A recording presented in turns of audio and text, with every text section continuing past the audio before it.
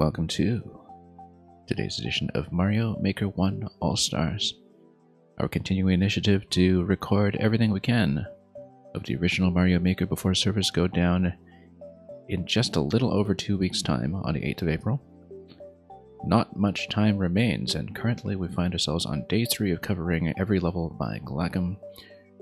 We're about halfway through the list, so it really has been a week-long initiative to get through this profile in particular, and who's to say how many more we're going to be able to continue to cover completely after this one, given that, again, the game is going down very, very soon. And streaming hours are scarce.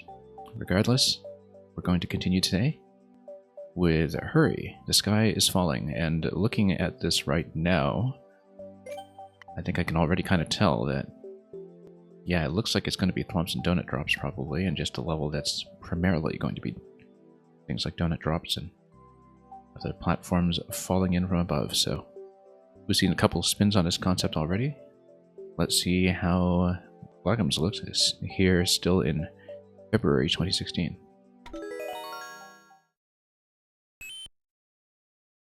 And Mario, welcome. And well, let's not go right away. I think you do need to take a moment to read this as the Thwomps get in. And then we'll try to find an ideal path here to suspend ourselves over that next platform. Yeah, shorter jumps all around, actually, just to get ourselves from platform to platform a little more efficiently. Probably help. Look at a door that's out front as well, with the muncher blocking the door, which tells me that it's probably some kind of reset later in the level, perhaps. Okay. Doing a little better now. Just need to pace ourselves through it. There's quite a bit of screen shake to deal with as well, of course. And yes, here's a door. Oh, and you need to grab a POW. Why would you do that? Oh, you take the POW back. Yes. Okay, and let's not go like that, obviously. We take the POW back and we kill the muncher and we go through the first door. I see. Wonder why there are 2 POWs there. Probably... well, we'll see. I'm trying to figure out what the purpose of having the second POW there could possibly be. Oh, making a bit of a mistake here. Also notice that time is fairly short on this level, starting with 100 seconds for the panic music immediately. But yeah, obviously we want to scroll to the right as soon as we can and not slip off the side of a donut block the way we just did.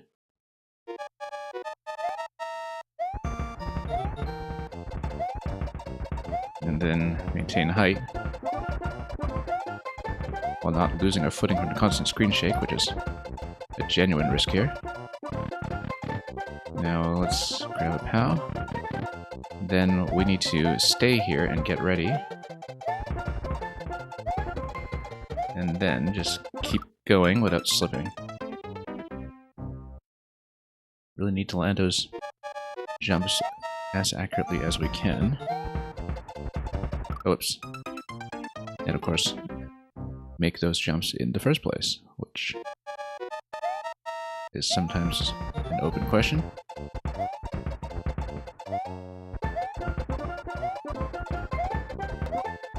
Okay. Oops. Once again, just feeling very sluggish on the button. That's been repeatedly an issue that we've had coming back to play here on a Wii U.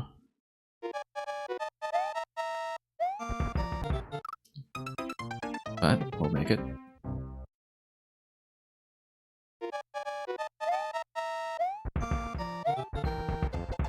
And yeah, just need to stop slipping off the edges every single time.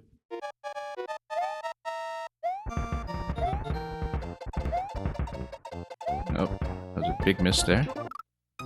And yeah, if you have a big miss like that, you start losing tons of height, which is the risk factor here. We want to Stay relatively high up so we don't fall off the camera.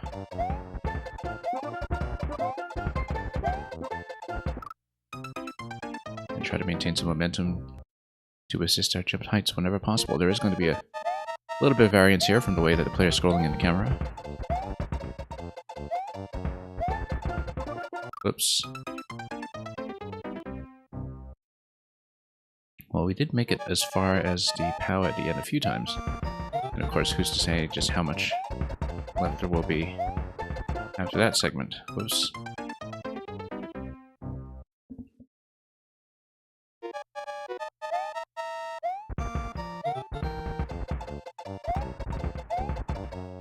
We've seen a couple of makers in the course of our series make use of the falling donut blocks. There was quite a variety to that as well. Some people using it as platforming mechanic the way you see here. Very popular level, very popular concept rather in many respects. Sometimes also just used as a visual effect. But it seems like there was a certain point when this was discovered and was just spreading everywhere. That's something that people realized they could do with donut blocks, and that's... okay.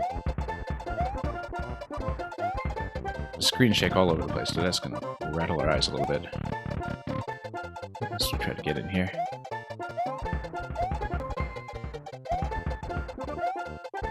Yeah, just need to spy these accurately, and whoa, that's the right depth effect for sure as we tumble all the way down. Yeah, need to make pretty good guesses as to which platform you should be going for at any given time. And if you guess incorrectly, well, we know what happens.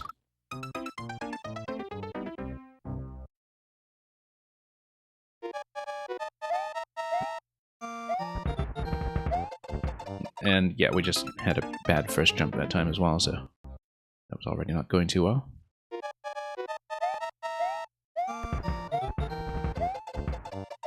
We'll run on ahead and... oh, yeah, once again, just kind of slipping off the edges we were trying to make the jump there.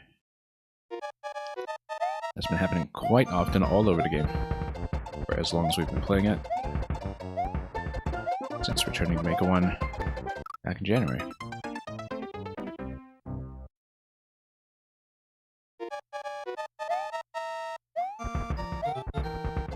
And, yeah, thought I could get on that platform. That was not so.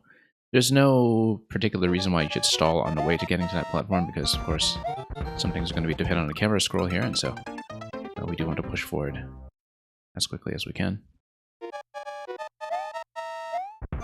Oops.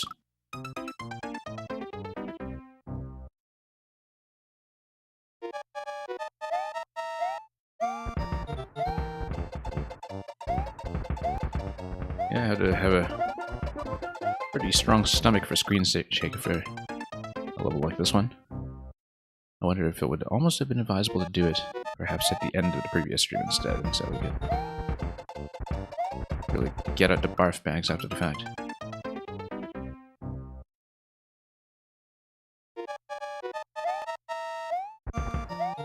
Yeah, so we're as far as the POW so far. It's just a lot of good improvisation is required to make it all the way up, and just being able to read accurately when you're actually successfully landing on the platforms, which sometimes can be a bit uncertain with the falling speed of the donut blocks.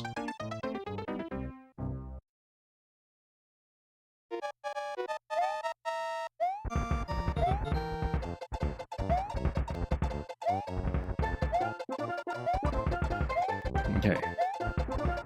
Nope, that was going to be a problem. We could tell at that point that we're rather behind. We came to everything tumbling down.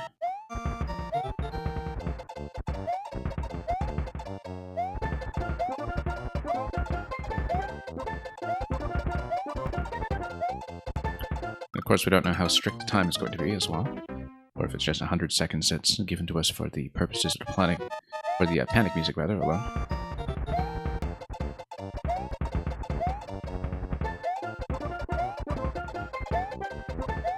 Yeah, just need to make all the landings very confidently. That's pretty much the whole trick to this. And of course, right to left is always a bit of a tall order with anything Mario.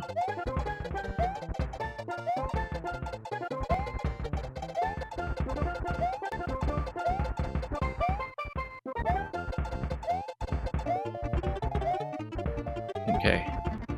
Getting this far is going to be useful. Now what? How much do we have to deal with here? Fair bit, but how staggered is it going to be? That's the question. Yeah, there's going to be a certain amount of time before the swamps refresh. And that's it. That was pretty much the entire level. 0.8 actually seems very low for this, but I guess that's because everything is doable with standard technique, and so perhaps you would have a lot of players feel like they were always just a few steps away from getting it done. So we can never tell very much from the clear rate alone.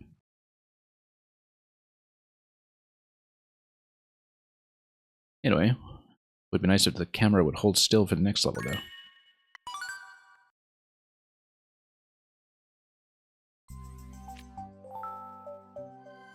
Indeed, the next level is going to be a revision of one that we had played in the previous session, near the end of the previous session. This was the one that had the blue skull platforms everywhere, and required a fair bit of momentum control. This version seems to have a higher clear rate. We don't exactly know what that will be coming from, but this was quite a lot of fun the first time, so let's see how gentle it is this time. Yeah, everything's just going to preload. I feel like the previous version didn't just preload everything. Or, oh no, yes, it must have, it must have. Oh, I see, there's a little stump there to give you a safety platform now, too. That's purely there for the purposes of giving you a safety platform, in fact. That's the biggest change here. Just to give you a nice little recovery location if you want one. Because we did find ourselves falling quite a bit. Anyway, yeah, it seems like we kind of loaded these a little differently in the previous version. We kind of wanted to go down that way. Actually, stomping on this, I think, is also a bit of a difficulty nerf that we didn't previously see. We do want to cycle around that, though, and try to make it over. Or maybe, yeah, no, that's not going to go directly over just yet. And we're going to take a bit of a spill anyway, which is unfortunate, but that's okay. Yeah, that was the trouble spot the previous version as well, I think.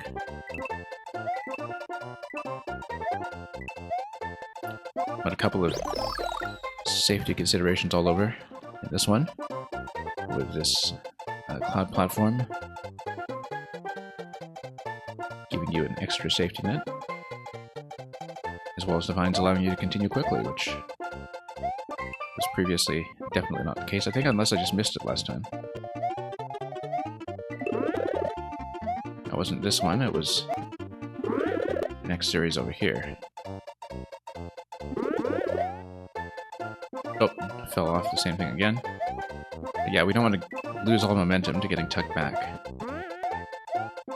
over here. That's much better, except we need to, of course, finish the jump. And there we go. Okay. Mushroom check, and down we go.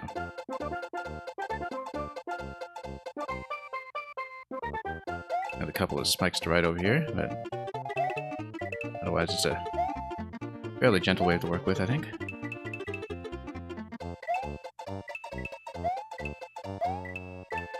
And then that's the goal right there.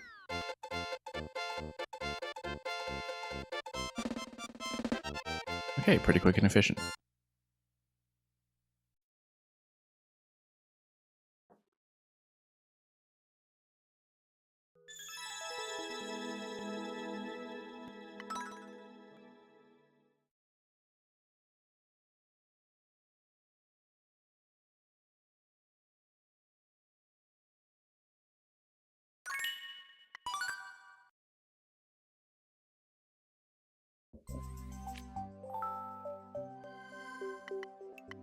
Vinefall Valley 2. Was there a Vinefall Valley 1 that we had previously played?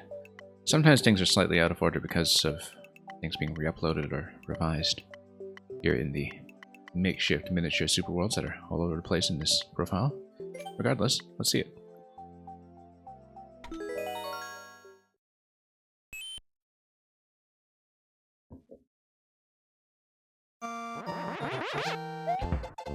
Anyway, oh, whoops, didn't even realize I had the cape there. We were just going for the shell. And then, yeah, pretty gentle throw. Oh, I say that just as that comes down to shoot me. Whoops. Let's try to jump a little more accurately here. Too bad about losing the helmet so soon. We have a spiny hat over there. That's after we go through the door, though. Oh, whoops, no. It's okay, that's what Divines are for. Looks like we're supposed to hit a P-switch and then spin through that bit in the right side. Unless, of course, you just decide to go like this.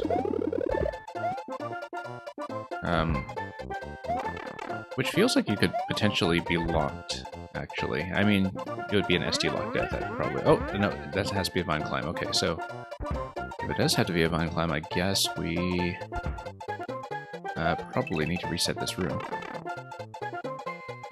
Glackum really likes using the classic super mushroom on these levels. Oh, yes.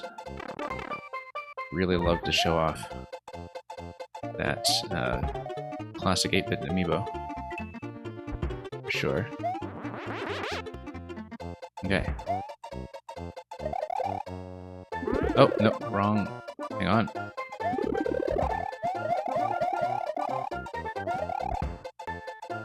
And then let's just...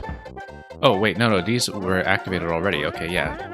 We could have actually climbed through them as a shortcut. So I think it's sort of an intentional speed route, but if you miss it, you just miss it. I should have noticed that those were not, in fact, vine blocks. Yeah, it totally is just a voluntary shortcut route. Wow, that's interesting, that it would give you that big a skip if you decided to do it. This is a pretty significant sequence that we're going through without that.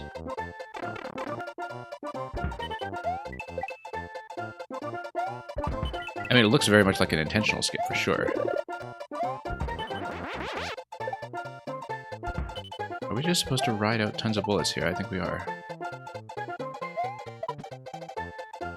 And then... Now this one here. And then...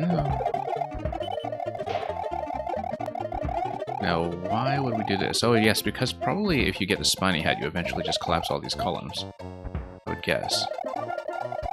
Oh, that's a bad idea. Interestingly enough, it seems like we needed something like red bullet to land on it. Oh, no. That's the Maker 1 shell pickup for you. Oh, P-switch, okay. That changes things. Yeah, those Maker 1 shellmet pickups. If you're just slightly over the top corner, things kind of go south, but it's okay, we'll just get in. Oh, do I have a leave? Oh no, we just wait for the P-switch.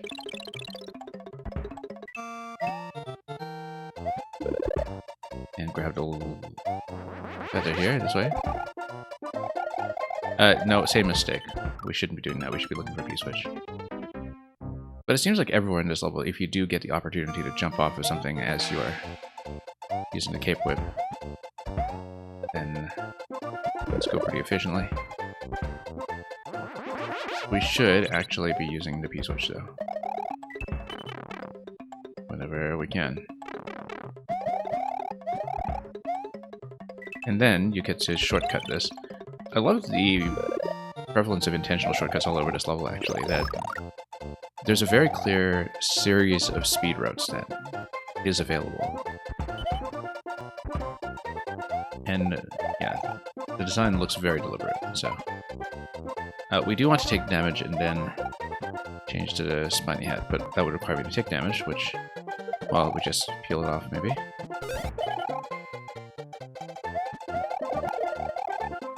Grab this. Then that allows us to just knock down all the blasters we want. And look at that, coming out of here and just busting this immediately. Does that work the same way in Maker 2? I kind of have my doubts. That you would just be able to make a pipe transition with a spiny head and destroy it immediately. I feel like we would have seen that in Maker 2. If it didn't just block you off the same way. Because, you know, this interaction specifically, I feel like we don't see it in Maker 2, but maybe I'm wrong. Anyway, notice now that because we spawned... Oh, no, that's a mistake. Didn't want to hit them both here. Notice now that because we spawned from checkpoint, that this was down. But that's okay, we have a spiny head, so we don't care anymore. And of course, question blocks are not useful to me now. We'll check what this is anyway. Yeah, we could have just gone the short way through. That looks like a POW, unless you have to maybe bust down this hard block. Doesn't look like we're gonna... Oh, there's the POW, okay. And then we could just bump it like that. I actually don't even know what a P-switch is taking me, but...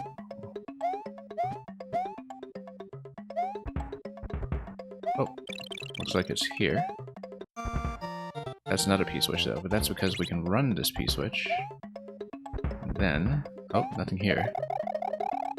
I wonder what this is all about then. Yeah, generally all of the big mushrooms here are just basically used to signify a bonus. And we have to figure out where we're going.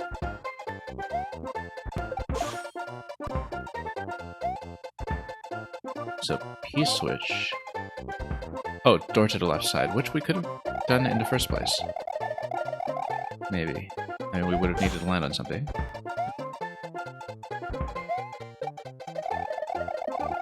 Because we just go over this way and entered. And then... Ah, okay, and then you climb all the way up top, that's what it is.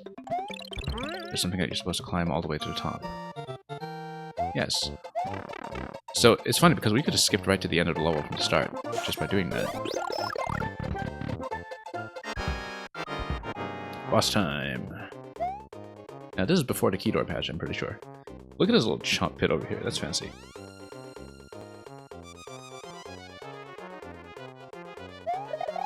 And... Oh. There we go. And then we drop that, but then what happens? It gives you a door. Very neat. Yeah, because if you drop it into the pit, then you have to reset this room, basically. But if you drop it on top of the belt, then you get to exit. Or do you? Or is it just a reset? No, that's the goal. Very interesting. And you even get to take these, because we don't have a spiny head anymore, and don't just destroy them immediately.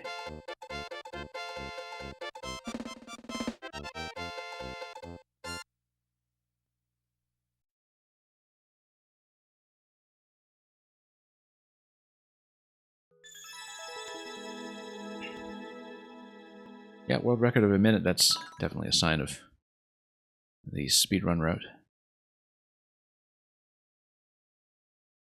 That just pushes you through directly. 1 minute actually seems pretty generous for that. I kind of wonder how close the speed route is. We're not necessarily going to push against this, but... Oh.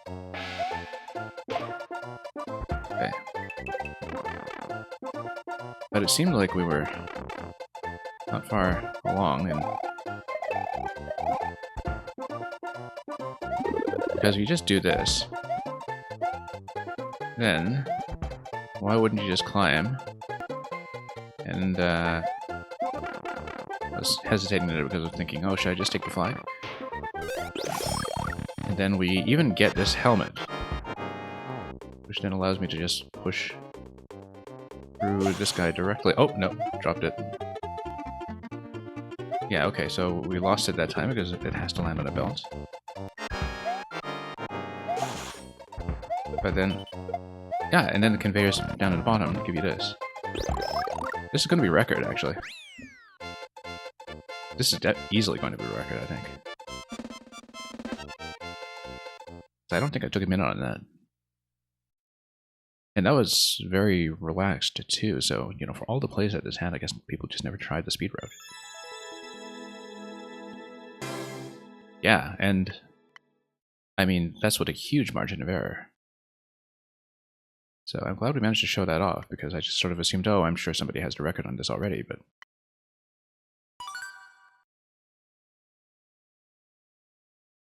You know, looking at that, there was no way it took a minute just to get it in, and that's with flubbing the boss fight the first time, and sending the blaster the wrong way completely.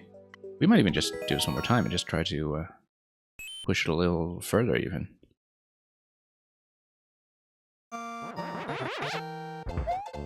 Okay,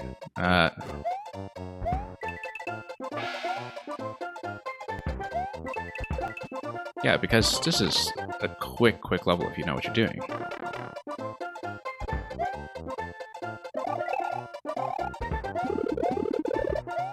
Because... Oh, hang on, let's not do that. No, we can just send it up. And then look at the way that this is set up, that you get the spiny hat if you take the speed road. Oh, uh-oh. Okay, now we need to whip it. For real. That's annoying. Okay, that's not going to be fast anymore. Let's just redo it. Yeah, because I can easily beat my own record of this. Easily.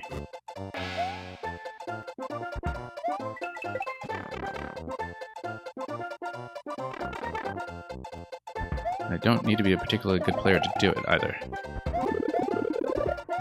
Whoop.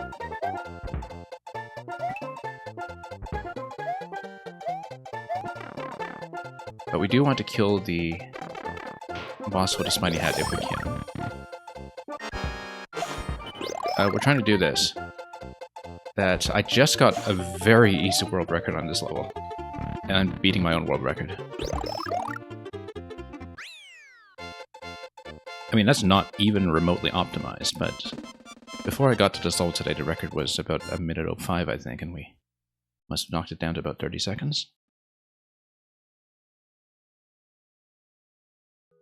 So yeah, there's very clearly an intentional speed run in this level. And, like I said, right about 30 seconds. Anyway, welcome, Enoria XOXO, if I'm pronouncing that correctly. But yeah, I mean, you know, decent amount of clears in this, but apparently just nobody bothered to try the very obvious speed route back in 2016.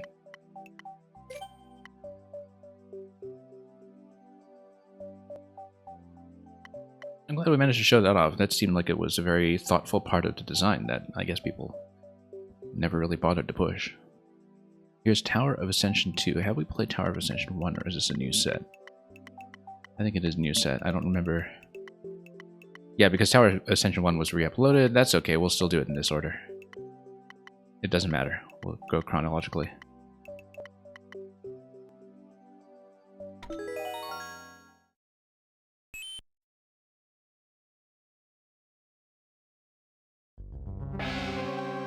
We snagged a couple of world records in the course of playing Maker 1 again.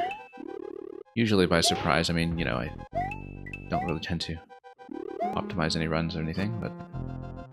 Now, why would we want to do that? Notice that all of this stuff, by the way, is still before the key door patch.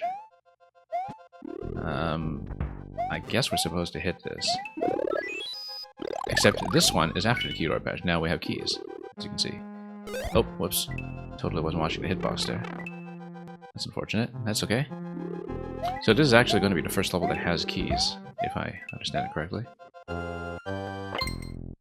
Because that would have been patched in March 2016. And we'll take it slowly.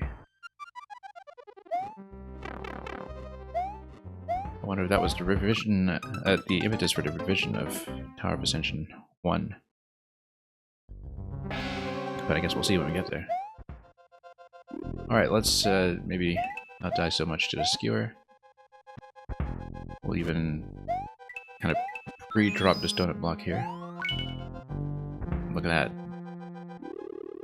Just right. And, oh, one moment, just need to fix something quickly. Okay. There we go.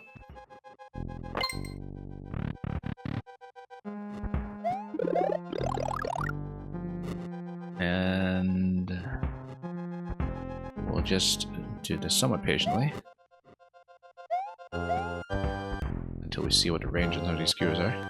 Look at this little back and forth in the spike top here. Now we know we have 5 pink coins at some point, and well, here are the coins. Let's see how they do. It looks like it's just collecting them for this segment. And, oh, whoops. It's got chopped by that thing. Twice. Look at these little buzzy rides over here as well. Okay, we know that one coin is down here. Let's stand out of the way of everything. Then we'll need to loop back down and around, probably. We haven't checked the top layer yet.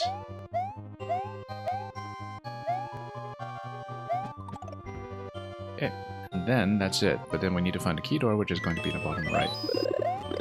Exactly as expected. Oh, whoops. Too bad about that hit. Let's wait. Just to take things carefully.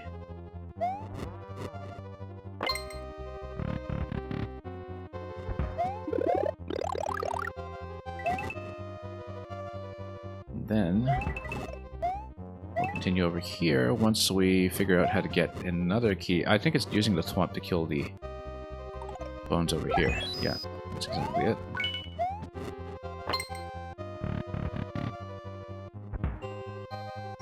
Yeah, it seems like a lot of this level is sort of early familiarization with how key doors are going to go in this game. Whoops. There we go. That takes us through. Then I guess we will take this. Oh, whoops. I guess we'll lose it too. Let's just check the left side. And see what's going on. Whoops. Thought I could make that jump, but I was a bit optimistic. Okay, it's the boo room. Magic Koopas galore. Oh, I see it's binding it into place. We'll have a key out here. There's another key room on the right side as well. I guess we have to do it. Maybe. Or maybe it's an optional path. 2 paths to lead you to the same room over here. That's neat. Wonder what we missed on the other side then.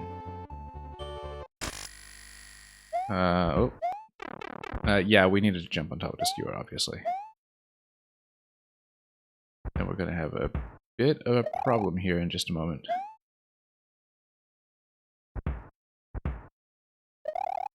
Nope, that was going to be an issue. That's okay, we'll try the right side room this time. And look at that, gives you the key right at checkpoint. We'll go for the Buzzy Helmet first. And we'll just see what's on the other side.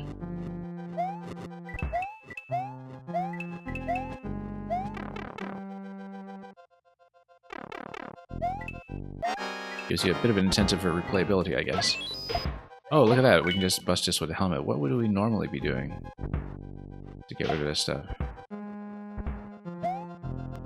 Oh, I guess that probably is a helmet dispenser. It is. Then we can just go left.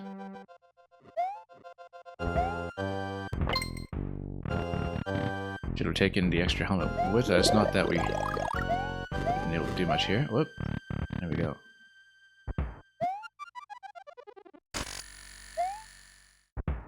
Anyway, we better let this guy walk. And that's the axe right there. Yeah, usually these are just aesthetic types for connecting different parts of the makeshift super worlds. We know that from experience with playing this list already.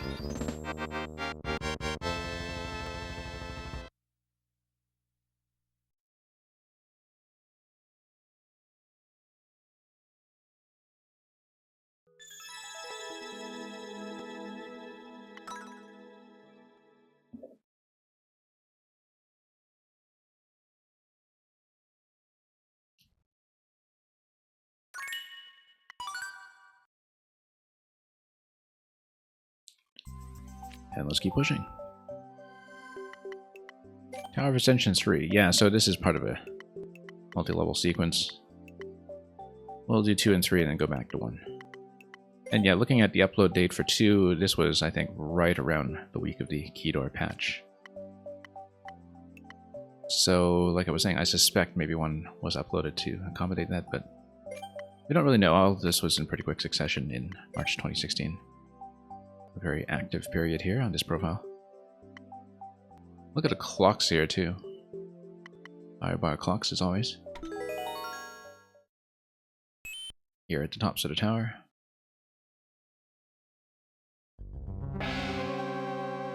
Tower of Ascension. I mean, what else are towers for but ascending? This little coin box here looks like... Yeah. Oh, I thought that was going to be it, and then the Magic Koopas just turned the mushroom into a Koopa, which is unkind. Oh, and those blocks got busted down, which is also unkind, because we missed that opportunity, but that's okay. We do need to kill somebody. Is it going to be a Magic Koopa or somebody else? Let's... Oh, totally didn't see that. Well, we'll see. E over here. Okay, that's good. Let's watch our heads on the way up, of course. Limited amount of time to deal with that.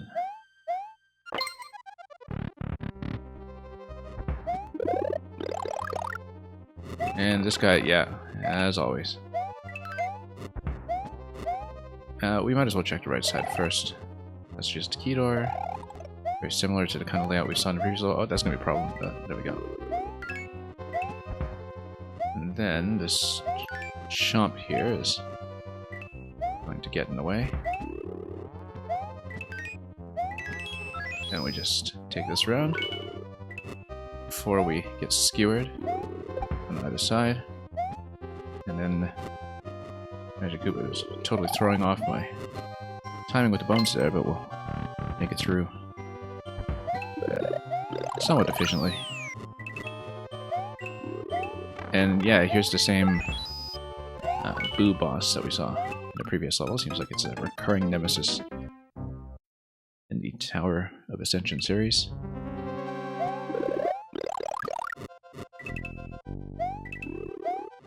Oh.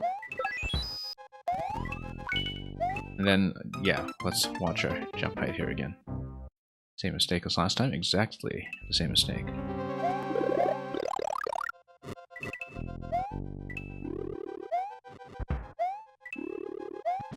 Oh, nope. Everything's just kind of slightly displaced here. And we'll just freeze the Boo a little longer. Nope. Timing relative to the skewer is not really in a good place right now. There we go.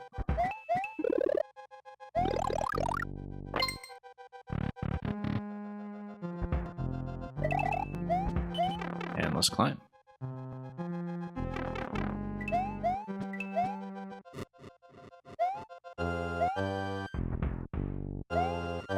And yeah, just one big tower climb that we should be watching out for here.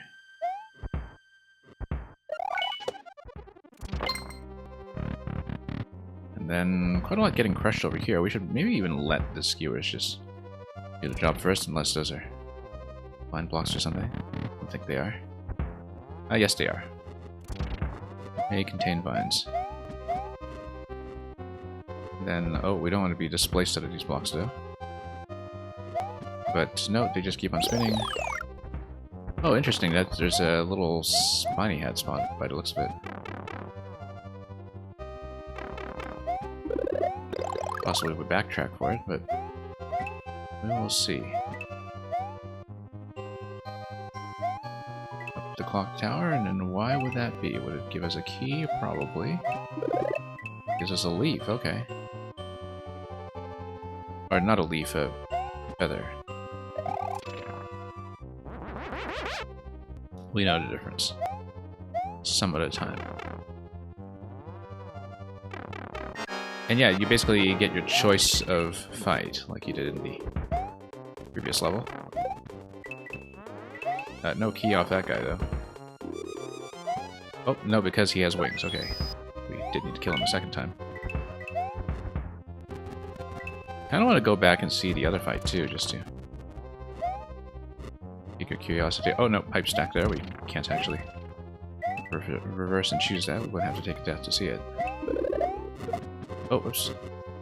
Okay, that works, too.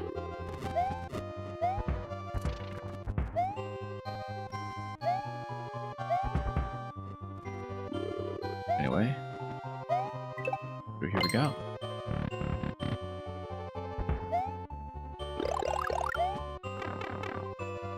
And back down. I guess we would need to crouch here, and yeah, this pipe stack is not something you can re-enter. Whoops. Let's get off of that. I actually kind of wonder... Oh, here's something. I actually think I'll take a death here just so we can see the fight on the other side, because otherwise we just won't get a chance to see it.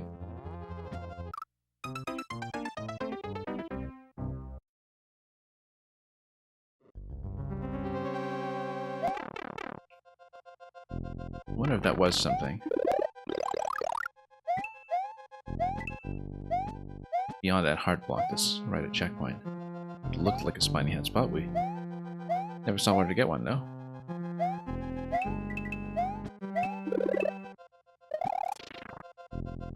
Anyway, let's grab this, and then we'll check the right side this time, just out of curiosity.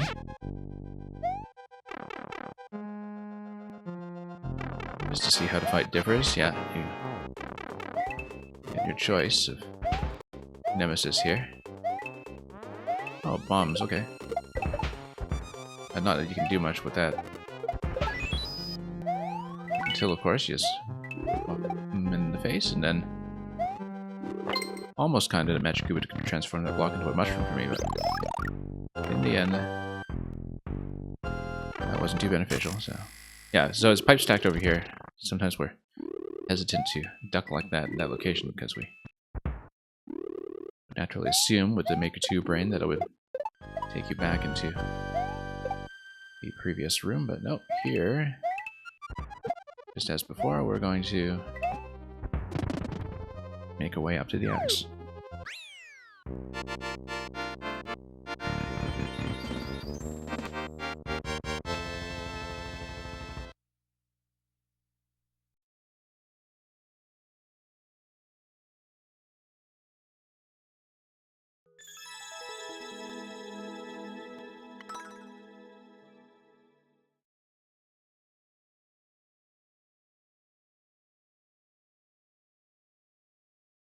Well, that's parts 2 and 3 out of the way.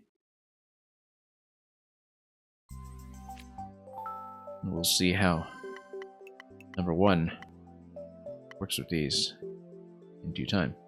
I guess number 1 is the exterior of the tower. But first we're going to see Yamamura takes back his Bowser. Now with the pigeon costume in hand. And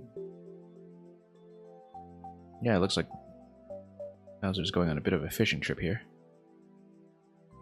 Well, we'll see what this is all about.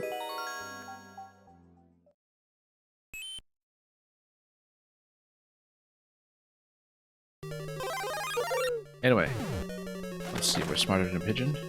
Look at the beautiful little snack over here. With the blaster on a track. Enjoying its overlap.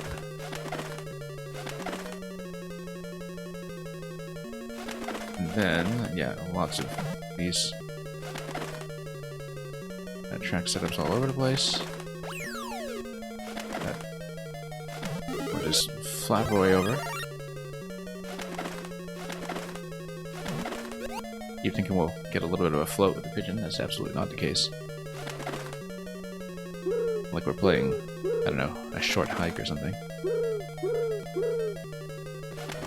Oh, whoops. Not our proudest moment with that jump. Let's grab the mystery mushroom again and get back into Boo form.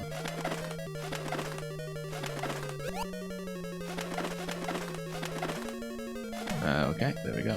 And then we just need to watch the stacks over here. Yeah, it's sort of interesting that on the track you have the overlap still carry the muncher back and forth. Anyway, how exactly are we going to take back our Bowser here? I guess... Whoop. Oh, is that it? Okay. Well, that was unfortunate. No, I was just trying to get to the other side to see if we could do anything there, and that was also not our proudest moment. But I guess we'll try to get the clear with the pigeon, just to do it properly.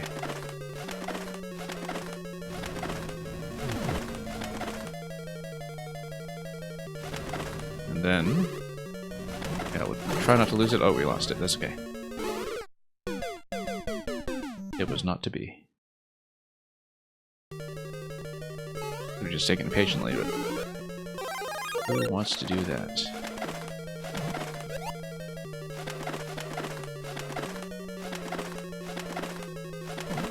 It's very stylish pigeon platforming. Anyway, let's let him do his business. And grab the axe properly.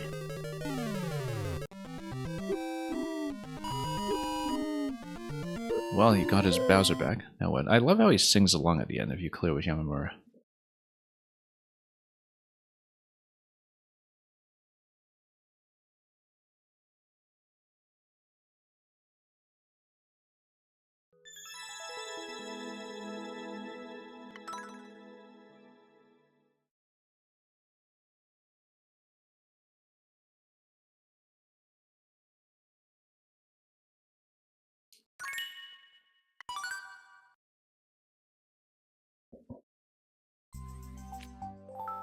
Alright, next. Power of Ascension 1. This is 2.0. And so we'll see how exactly things were established for this series here.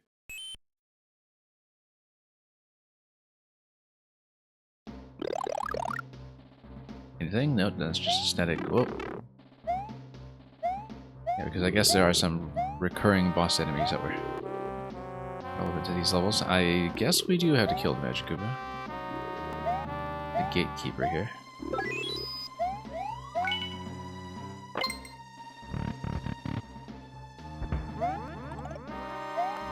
And up tower we go. Bone throw timing always being a nuisance. That's just what they do.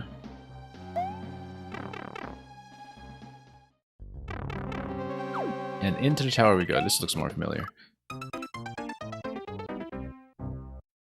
That also looks familiar. That particular kind of death. Anyway. If you really wanted to speed your way through, you would take a few extra bounces. Now is this progressive? Yes it is.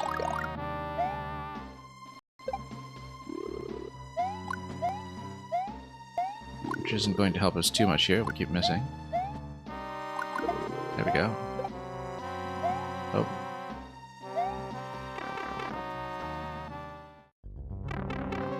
Get a double snipe in. Yeah, this guy's just here to stare at us, I'm sure. Maybe he'll be relevant later in the level.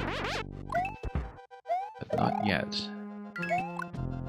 And then this sequence here is just going to be 5 coins.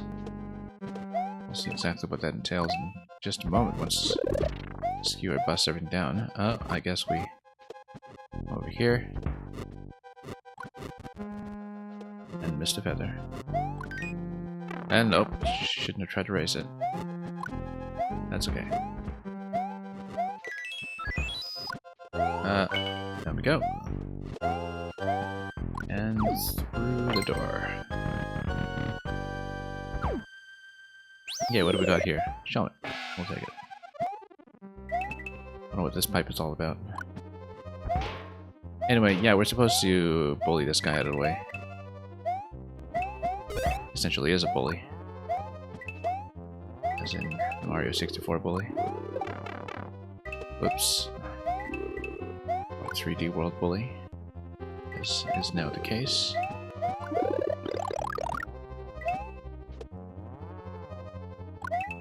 we do need to eliminate that flame somehow, but let's... Oh no, probably not, just a key then.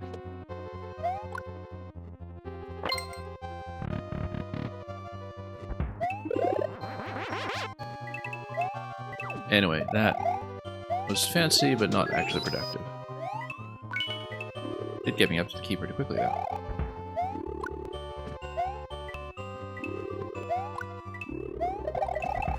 Then we're not going to get over to the bones too quickly here. Thought that was almost certainly going to be a feather, but we'll squander it anyway. And yeah, you can, of course, get the clumps to do some crushing, but then who needs that when we get a cape feather instead? Oh yeah, this little bit here seems to match some of the later zones, maybe. I don't know what that door was all about, actually. Oh, I guess maybe it's a choice of boss room again, like... Yeah, because each of these levels has had a choice of boss room, and so we'll try to beat them both again, just to see what we can do.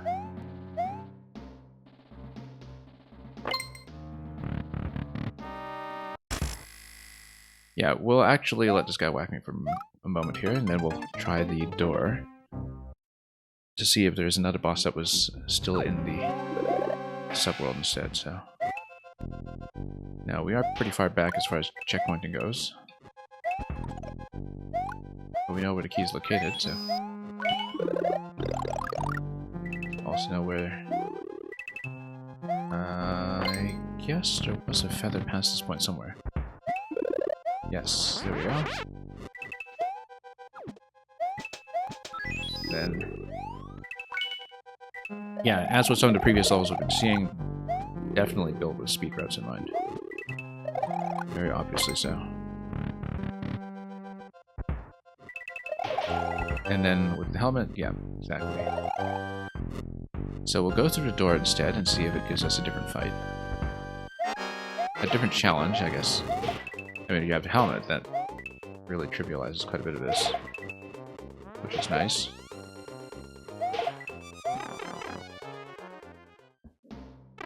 Yeah, the branching paths here are quite nice. Lots to work with. Wonder what happens if we do a bit of cape flight here. Nothing, and then... Yeah. I would assume, too, that this is just something aesthetic. Don't know if there's anything for it flying above the goal. We can try it. As long as we try to miss the goal tape. I doubt there's going to be anything, though. Yeah, didn't think so.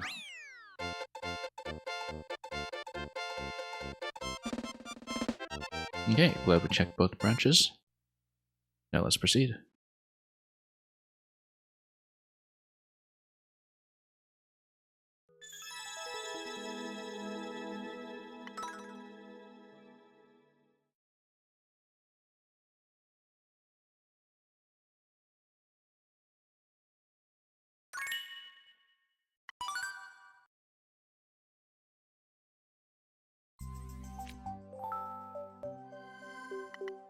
Inside Jaku's belly, I see Yata and I'm thinking this is Kaizo.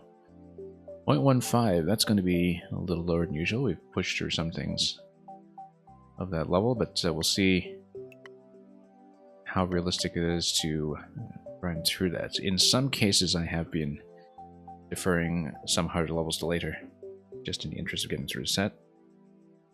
Sometimes we've been pushing through, but it really depends on how familiar the mechanics are. I mean, you can never really tell much about clear rates in Maker 1 sometimes.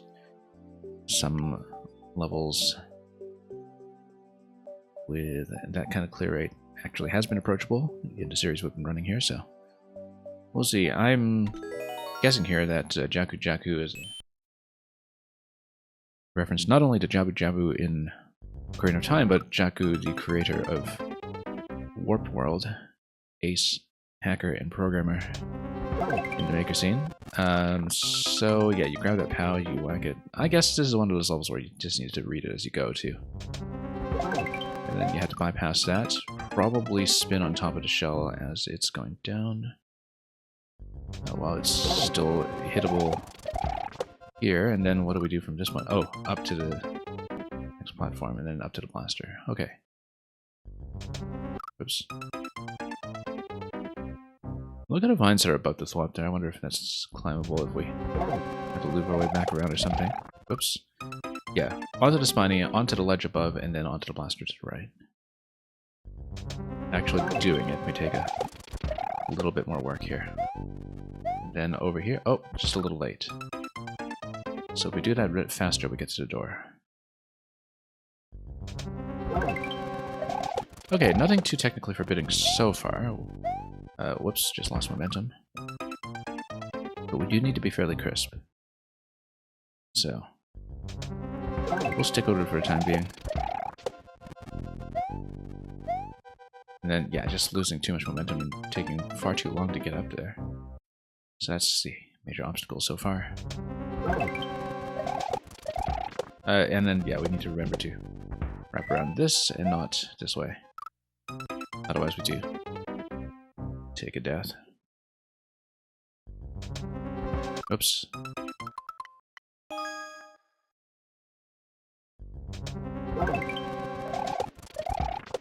Nope, nope, too long. You do need to get up there right away. Have any chance. And you do need to release the power immediately.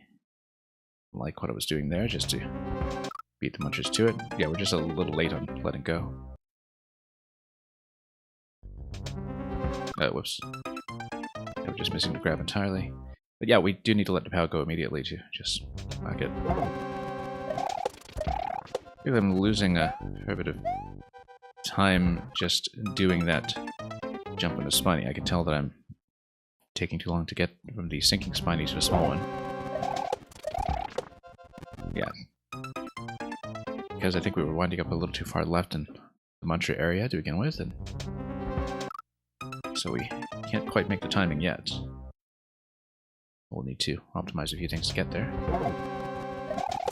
Yeah, I'm standing too far to the left, I think, at this point, and that's affecting my ability to get it there because we're about a tile too low by the time we get on top of the blaster. So. Oh, nope. Bonked ahead. We'll see. Let's try to get past the first room and we'll assess how we're doing. Yeah, that's got to be a lot cleaner.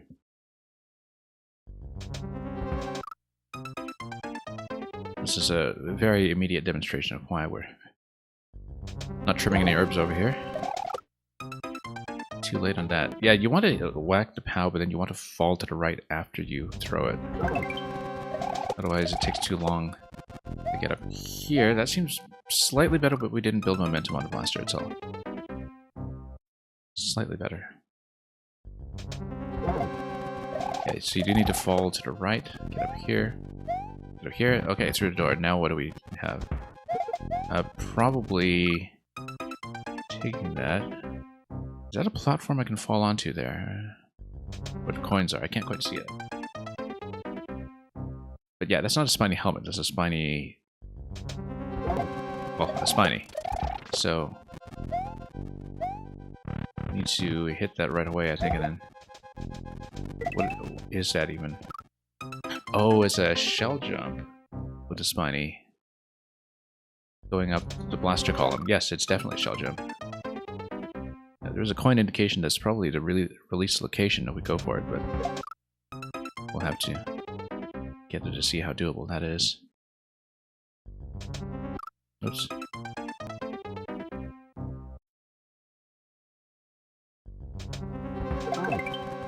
And, yeah, let's not take a spill like that.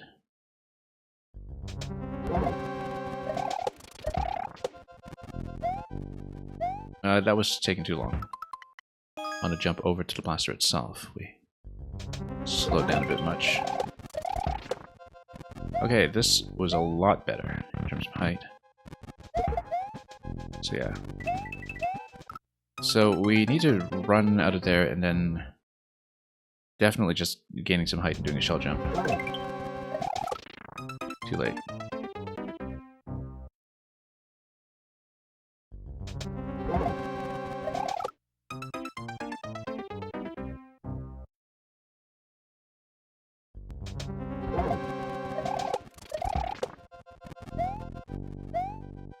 Alright, let's grab this. No, we just want to lean right here, I think. And then that's probably a late release, just given that position. Also have to mind that muncher at the top of the shell jump as well, so we don't lean into it too hard. Yeah, we'll hold right over here. And then, oh, missed a door. Yeah. I mean, that's the first time we saw that door uncovered, so nothing was going to get me over to the munchers. Or through them, rather. Oops. But if we can get as far as that door, let's see how we progress.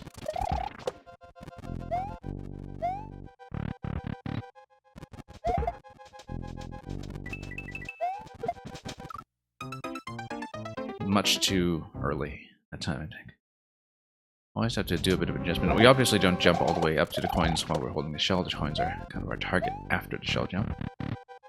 So yeah, here we just hold right with the shell. And then we just need to find the right pocket of timing there. We'll do that. Find the right location. We'll try to keep it going through the door. And what is this? Oh. Okay, so you need to make contact in such a way that you hit both POWs. I'm thinking about the POW stack. Does that mean we... Yeah, we just sort of throw immediately so we can hit both at once, I think. Always have to think a bit about the POW and stacking logic when it comes to the hard stacks. In terms of how you take out two with one POW and which one you're hitting to make that happen. Hitting the top probably because POW contact is going to take away whatever's on the bottom stack. So that's just very much a release timing check where you just need to let go of the POWs immediately upon pickup so they go slightly up. Okay, this seems surprisingly approachable so far. We don't know if that will remain the case. Or what the other tricks will be, but there's no technical trickery so far that I can't do in isolation.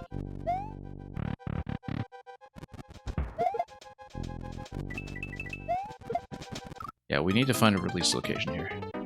I'm just trying to watch which tile we're jumping towards when we let go of the shell, so we can find something consistent. Oh.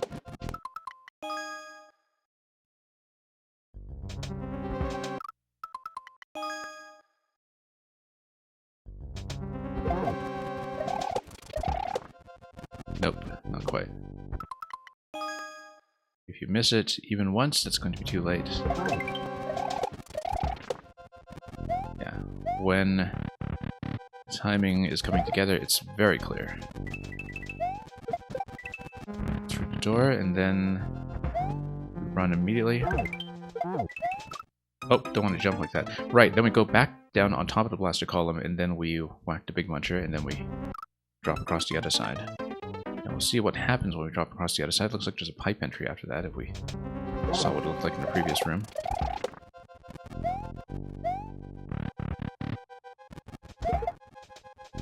So let's do this. And then... yeah, the release timing has to be something really consistent for me here so we can... very crisp about actually getting through both stacks.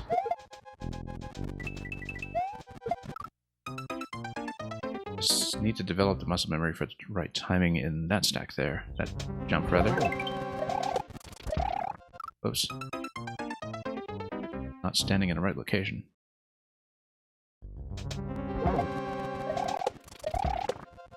Nope. Just need to make that curve a little more consistently. Sometimes even if we throw to the right, we actually can unstack the munchers down below in time. Well, let's not be too complacent about that, though.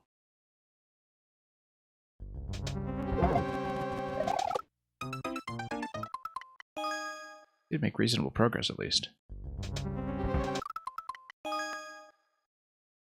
Yeah, let's drop. We we have time? Yes, we do. Usually pretty clear when we do. Through the door, and then we have to go quickly. So am I releasing too late or too early? It's very hard to tell. I think I need to walk in towards the munchers a little bit to get that unstacked. Because there's a particular moment in the Pow's row that we need to catch there. I need to find a window of timing. Maybe we actually do want the Pows to somewhat overlap with the munchers as we're running over. So they really do make double contact. Might actually be going too soon on this row then. That'll take a little bit of trial and error until we find the appropriate location.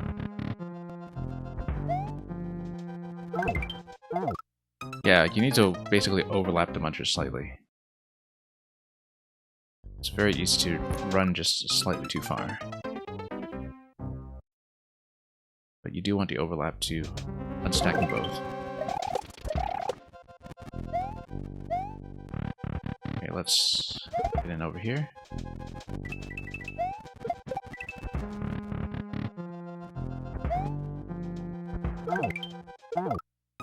Not quite.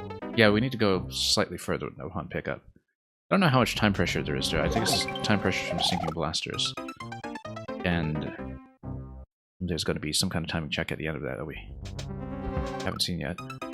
We don't know how relaxed it is currently, so that will affect whether we have any flexibility to slow down to position Pow's over the munchers a little more accurately, instead of just playing on instinct.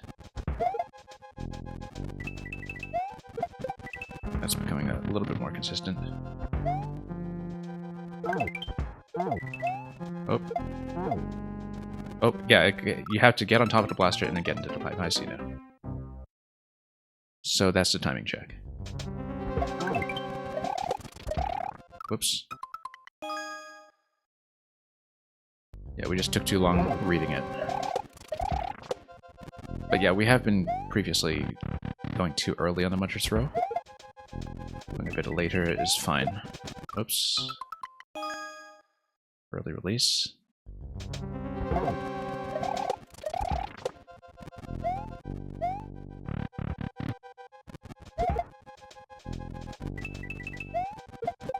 Okay. That seemed late at first, but no, it was fine. There's this blooper on the track that... I wonder if the blooper on the track is going to work as a bit of timing gate on its own. I'm not exactly sure. It seems like... well, the blaster sinking are already a timing gate, so... Oops, it's way too early.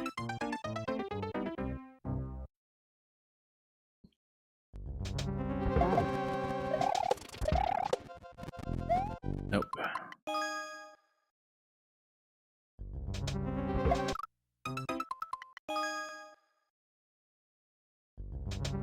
So yeah, unstacking the munchers is actually the thing I'm most concerned about at the moment. We'll need to get it down consistently if we want to push further through the level.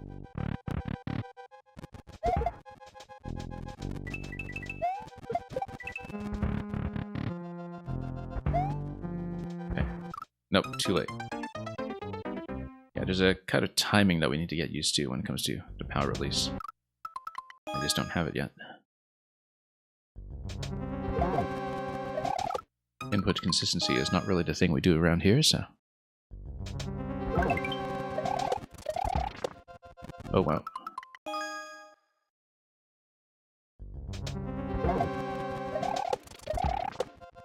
Okay, let's run over and over.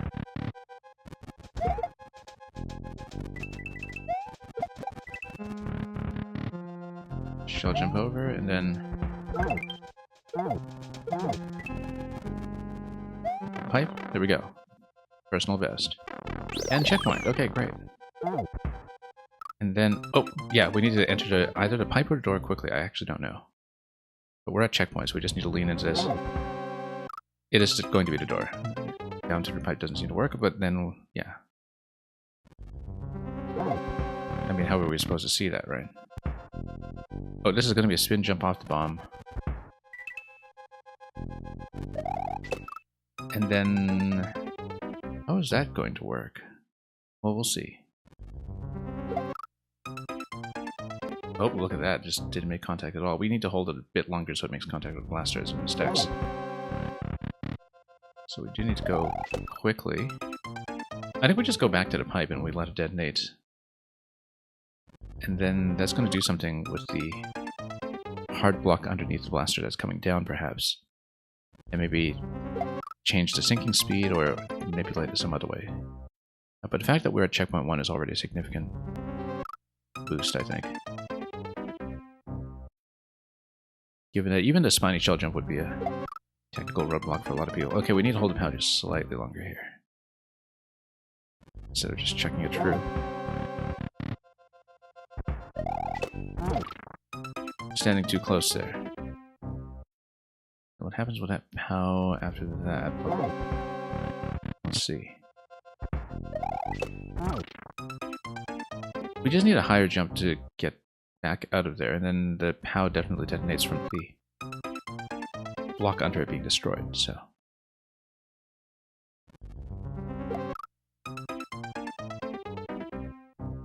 Well, being past checkpoint is nice. Just... Oh, and then, yes, this bomb kick to the left side. That'll hit the other POW. Then we need to get on top of the blaster and get on top of the falling platform with the muncher. I see it now.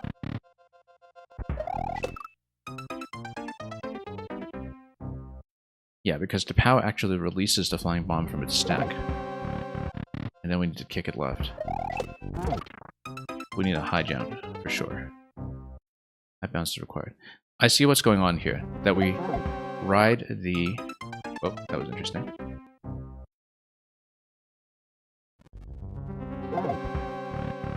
We ride the blue flimsy lift. Once the muncher has been destroyed, we get up on top of it and we use it for the pipe entry in the bottom left. This is a problem, yeah. These head bump collisions in Maker 1. They do catch me off guard quite a bit.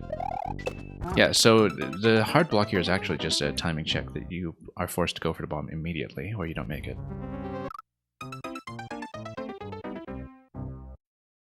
But we'll see if we can fix that up. Yeah, nice high bounce. Oh, and then... Okay, you jump on top of that, then you kick that over, and then... I don't exactly know how to proceed from there, actually. Yeah, you get on top of the blaster, then the spin jump on top of the bomb is what gets you up to the flimsy lift. I see.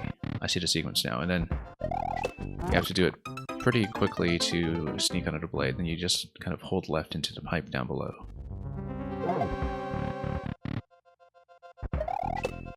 Okay, immediately. And yeah, you need to go a little bit faster off the blaster. And then on top of the platform without hitting the muncher, a little bit faster on this would be nice. Oh. Nope.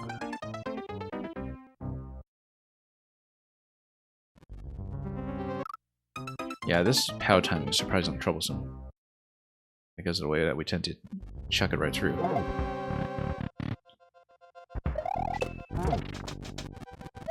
Oh. Going a bit early. I knew I needed to go just a little bit earlier to get a bomb kick, but that's perhaps just too much. And we need to go faster every time on this jump here, as soon as we come out of the pipe. Maximum bounce. And then, yeah, we need to kind of bend back on that one, because the POW is going to get rid of the muncher just in time for us to sneak into the bottom left pipe. Okay. Still need to find the right timing for that so we can just turn around on the blaster immediately. High bounce. Late. Yeah, we don't want too much forward momentum going right to left towards the upper bomb, of course. does mean that we need to find a very crisp timing to sneak between the bomb and the blaster. We've been going a little bit early. Yeah, you actually do need a little bit of momentum towards the bomb, I think. We can't just get on the blaster and jump back towards it from stationary. We do need to run a little bit, which will require some momentum correction going back up to the platform. Too soon. Right into the wings. Which are not really part of its hitbox, but, you know, it's got a big hitbox regardless.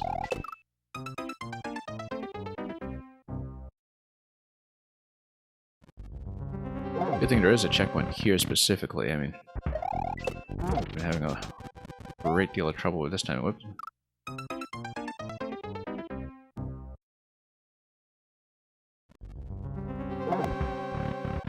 Yeah, you really clip that upper bomb. And we did get on top of it once, it's just that we hit the muncher while we were doing it. Electro Dude, welcome.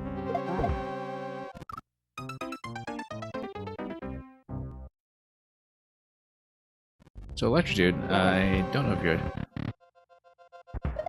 up to speed on what I've been saying about this, but at this point, we are getting close enough to the end of Maker 1 that there are a lot of profiles that will not be able to play completely, but if people send me a handful of their personal favorites of their own levels on the Discord, I'm going to have a session at some point where we'll just do not exactly viewer levels from the chat necessarily, but viewer levels in a sense of, you know, we'll see who's here and we'll just casually try to go over a lot of highlights and other suggestions as well.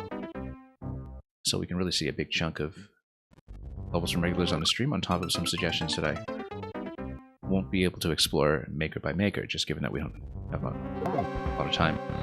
There are only maybe a few more makers that I'm going to be seeing end to end, but I do want to see people's levels if they are people from this channel.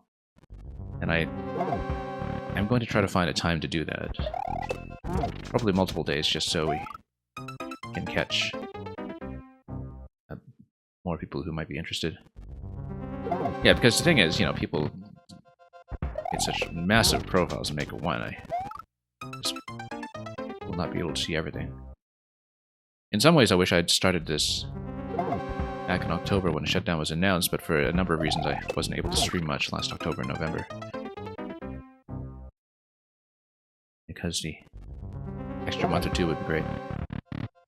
Yeah, I already have one of your level codes just to point to your profile, but what would help is if you have specific suggestions that you think would be a good fit for the stream. That I'm particularly proud of, I want to see, or which have Maker 1 mechanics, or which you think I can do in a realistic amount of time.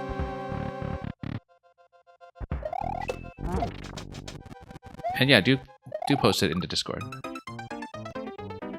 I won't be running them today, obviously, but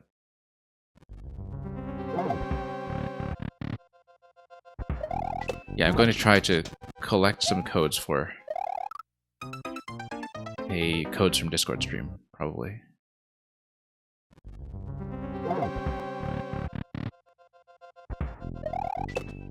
Hope you've been doing well, regardless. We've been pushing through this level here, past checkpoint 1.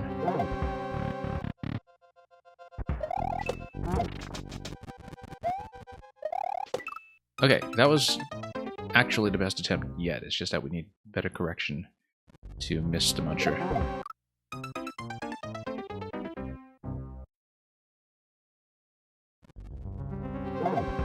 Yeah, these crazy displacements from how carrying objects. Whoops. Oh, yeah, this is stacked. You can't actually go back down through the pipe.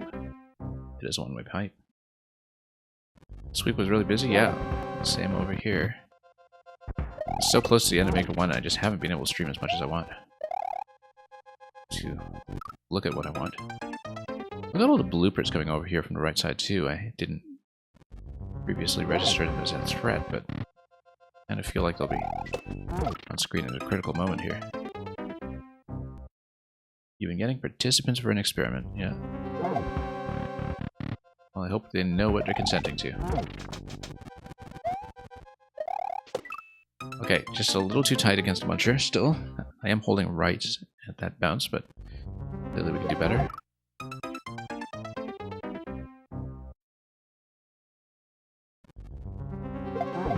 Oh. I see, it's actually the muncher coming from the blaster that's been sniping me there. We stand a little too far to the left.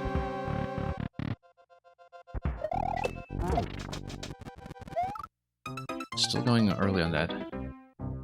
I'm trying to jump when the bomb is in the middle of that column and centered in the middle two tiles of the semi-solid. But we're too slow on reversing from the blaster. That's the issue I'm running into currently.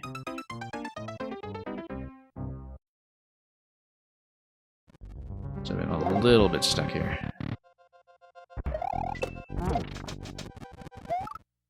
Oh, still too early.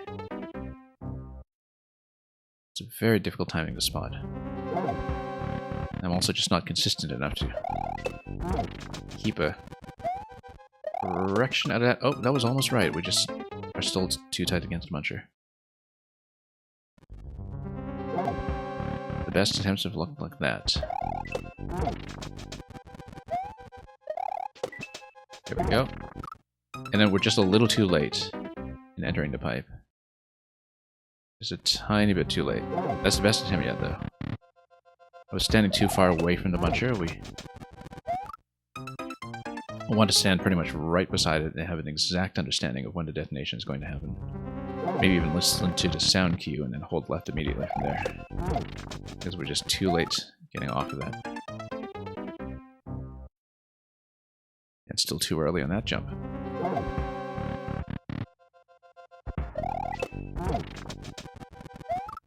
Nope, still too early.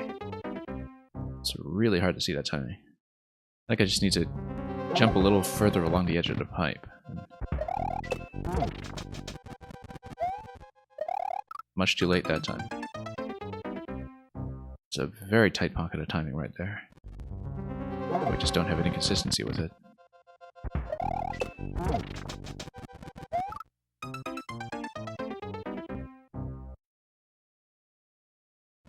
Probably jumping too early off the pipe. The angle is becoming a problem. But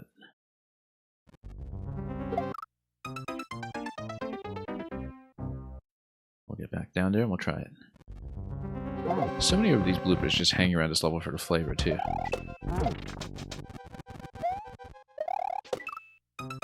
Almost right, too far to the left, though.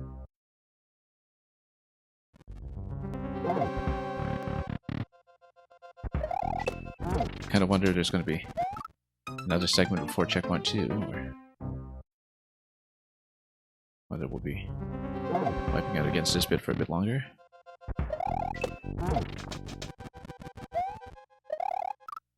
Yeah, too much of a jump.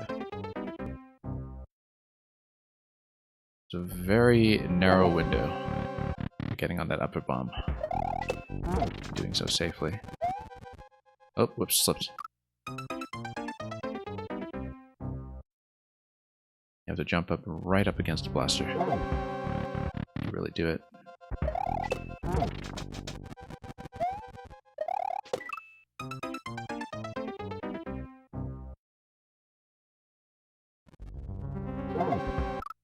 Yeah, there's maybe a particular intended timing there too. Oh, wow. Hadn't died like that before.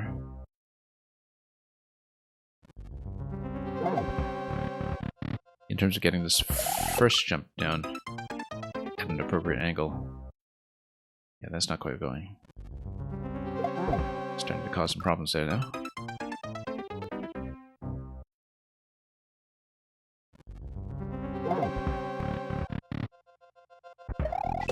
Okay, nice high jump. And then, yeah, still too far to the left.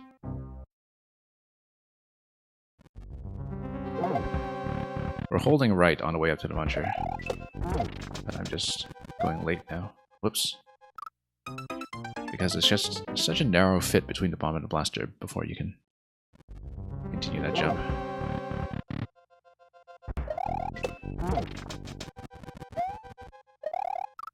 Nope.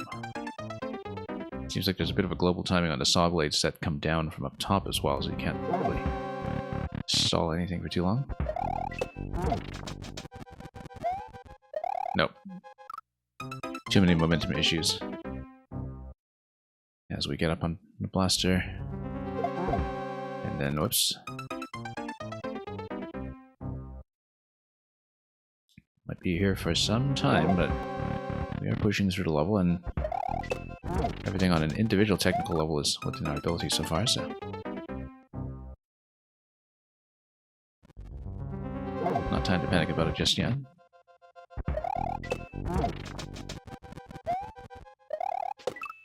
Too late.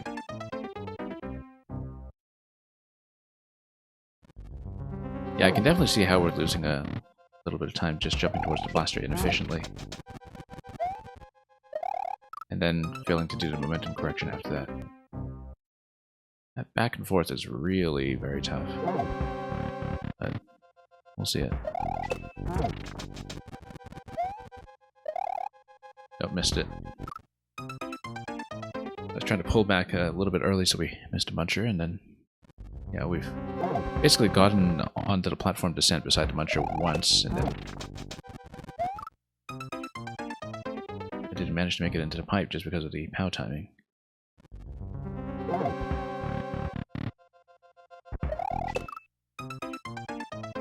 Not a good angle. It's funny because from a technical perspective this feels easier than the first part, but the deaths are a lot more frequent.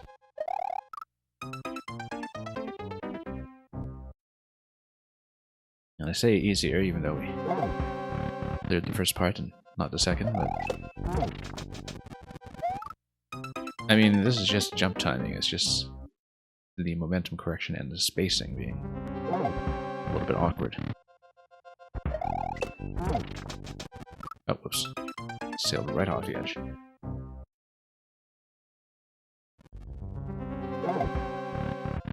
Yeah, I feel like we're not doing a very good job of getting on the blaster here, and then... There we go. Oh, that was comfortable, actually. And then, oh. Huh. I don't even know what this is all about. I have not been able to read that segment yet. There's a POW. I don't know if you have to whack it right away, but it seems like you have to keep the shell for a shell jump. Probably, so... whoops. We just haven't had a chance to read it.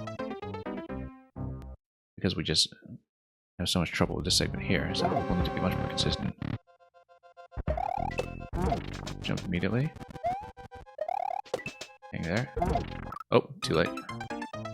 Yeah, really need to commit to holding left. As soon as we think that gate is going down. The fact that we got up to the platform again so soon, though, is definitely a plus.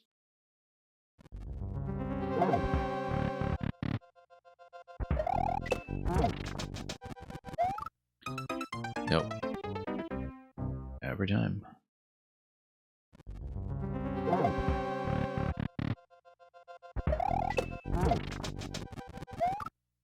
Still too early. Yeah, it's very hard to guess that timing.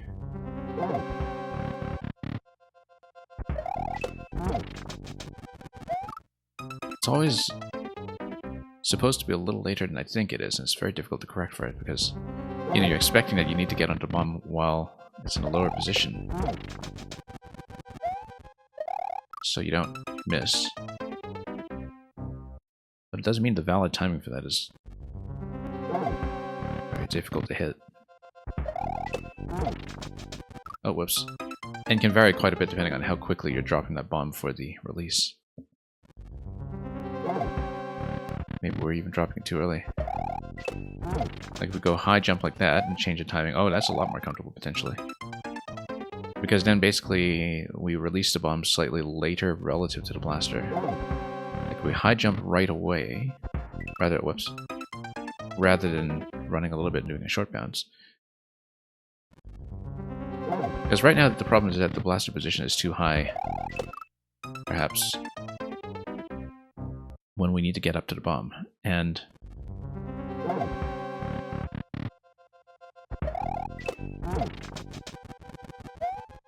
yeah, that's way off. So we release the bomb slightly later relative to the blaster. Maybe that helps.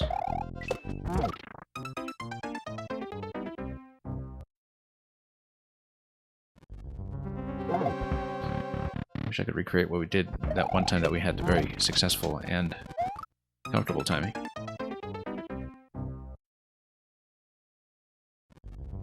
We posted 9 codes. Yeah, thank you for that. Whoops. Slipping right off the edge.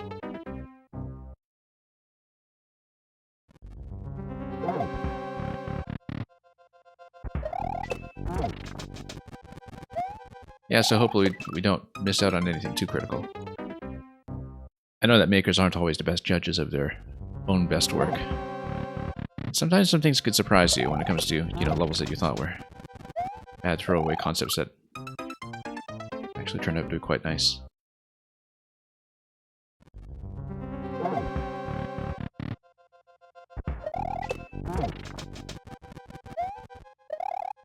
Yeah, too much height going towards the blaster. It's really hard to fit this in, and the thing is I haven't even had a chance to read the next segment yet. Having only reached that once. Too late. Wish I could figure out how to get back into the pattern that was successful. Too late.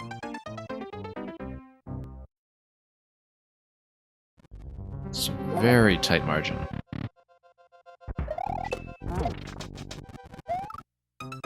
Too early.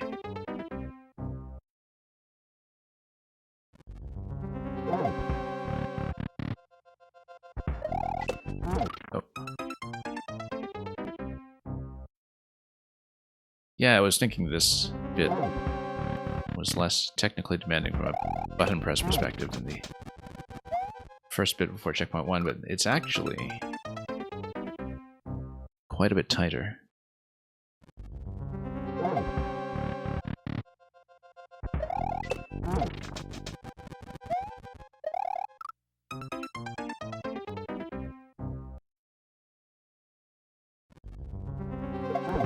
And yeah, welcome Tetratargs. No, we're currently just kind of determining what the plan will be in the final weeks for the stream, because at this point it's not practical for me to get through a lot of maker profiles completely that I wanted to, particularly maker profiles of people who come here to the stream. And so there is interest in doing some kind of viewer level or Discord level session soon, so I can cover people that I would otherwise be missing. Because we won't have too much time to be doing individual makers past this point, just because Glackum's list is massive. And I have 1 or 2 makers that I do have in mind for this week. Oh, too early on that. But we'll have to see how long I spend grinding on this level first. Oops.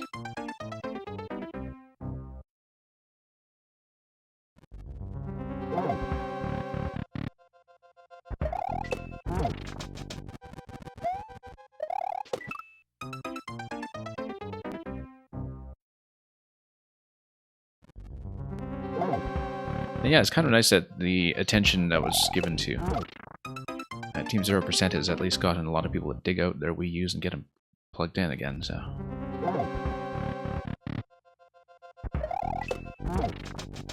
Wasn't really the case even a few weeks ago.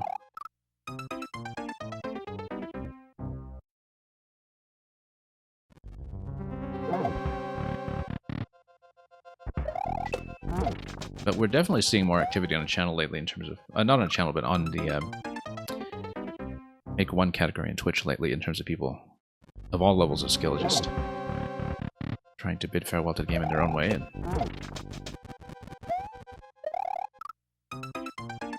And Tetratarix, incidentally, I don't know if you ever keep up with Mr. All Games All Day who ran all of the YMM levels over the course of some of the previous weeks in the last month or so. But he has taken an interest in puzzles, including some of the ones in perplexing puzzles. And he has no idea what he's in for with the return of Ichigo Mole. But just so you know, there is somebody who is potentially interested in streaming that. And possibly some other mega puzzles as well, if you can fit them in. But too late. Yeah, really need to understand when to hold left there. We're getting on the platform at least.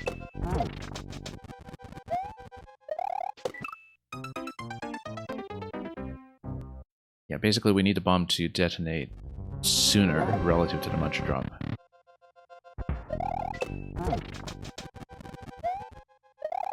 Which means, again, we need to jump on the bomb sooner. The problem with that is that it's really difficult to get up to the blaster in time to do that. Whoops. I don't know when he'll get to it. You might have to check in with him, but he'd been talking about trying to fit in some of the perplexing puzzles levels.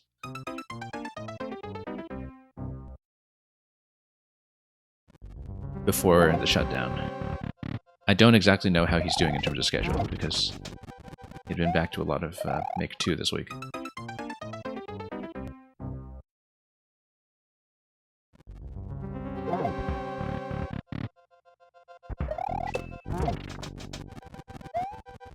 But yeah, I think he recently did play Plumber in the Walls and enjoyed it quite a lot, so... I think he did get through the full set. For the original YMMs, so... Okay, that's a really comfortable timing on the muncher that time. Unusually so. That's gotta be a shell jump, right? That's gotta be a shell jump, unless it's an up throw. It's gotta be a shell jump. No, you have to proceed past a pipe. For sure it's a shell jump. So maybe use the POW as a shell drop. Maybe. I'm not sure. Can't see what else it would be for.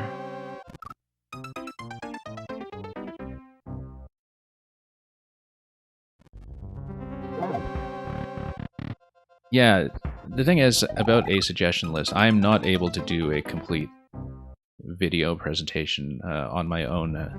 If it gets to a situation where it looks like it's infeasible to do some kind of big video recommendation, I will at least publish some kind of combined written list from the submissions that people have suggested, especially because I want to take some time to play them myself. And because I'm, you know, sort of busily assembling 100 or so levels of my own course mod as well, so...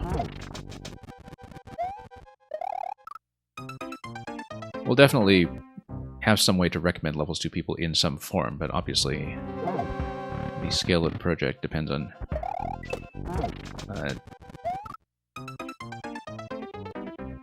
how many other people are able to work on that as well, because like I said, not a lot of time remains, and I do want to spend a lot of that time actually playing Maker 1.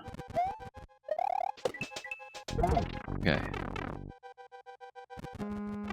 Let's see, oh, slipped right off. I was trying to go down to that POW, where you fire the POW, and maybe that does the shell drop so the shell isn't in a rolling state. Yeah, I think that's what it is. The POW just drops the Spiny, and drops it in a stationary position so you can pick it up without having to jump on a Spiny shell that's dropping towards you.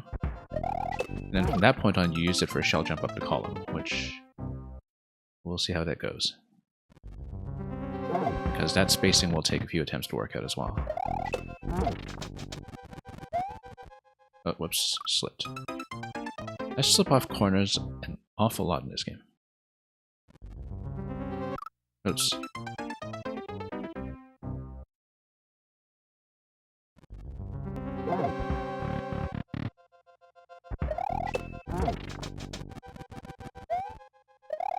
Okay.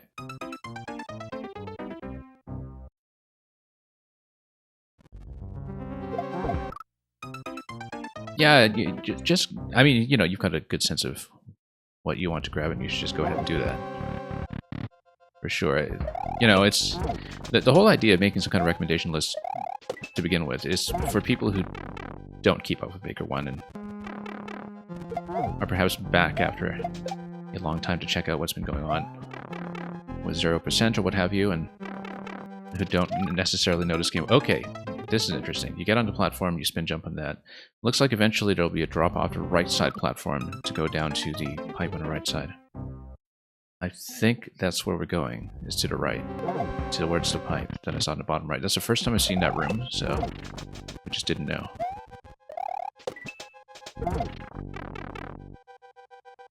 We're getting there. I was a bit fortunate to get this shell jump, I think. Because I don't always count on being able to do that. And of course we've lost timing immediately. Too bad we squandered that attempt, because it's not every day that we'll get the shell jump that cleanly.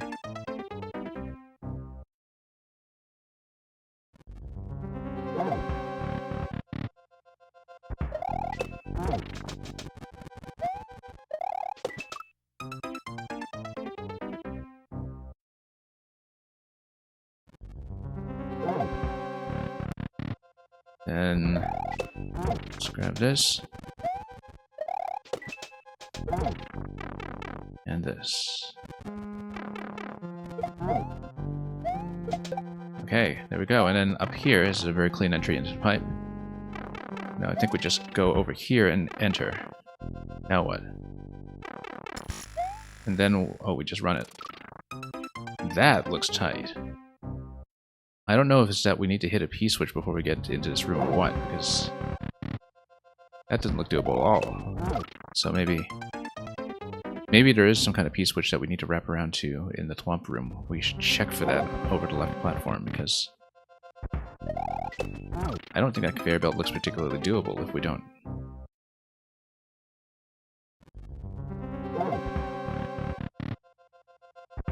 That was definitely seemingly not very blind friendly though, so we'll have to see. Okay, here we go. Let's go to the left side this time and spin jump. Oh, okay, I guess not. I guess we just have to run it then. Just hold right. Oops. Yeah, maybe I just reacted to the skewer timing too late. Or maybe we need to do some jumps or something, but looks like we're pretty close to the ending though.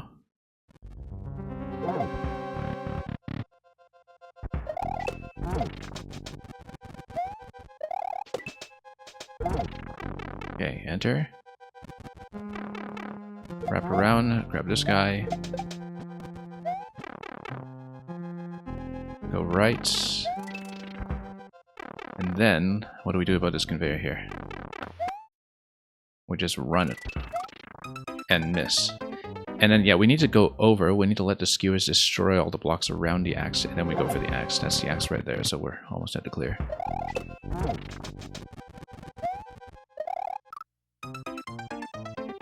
So yeah, I mean, that's my first time seeing what the conveyor segment was like, so as a blind read, we were likely to run into that kind of problem. Okay, we're getting this more often than we did before, though. Oh! I accidentally picked up the POW as I was throwing it. That was awkward. I threw the POW and I picked it up again in midair because I was thinking blaster. And that blew that attempt. But it looks like we can get the clear, which is better than I expected. Assuming no other surprises after the demolition at the axe. Too late.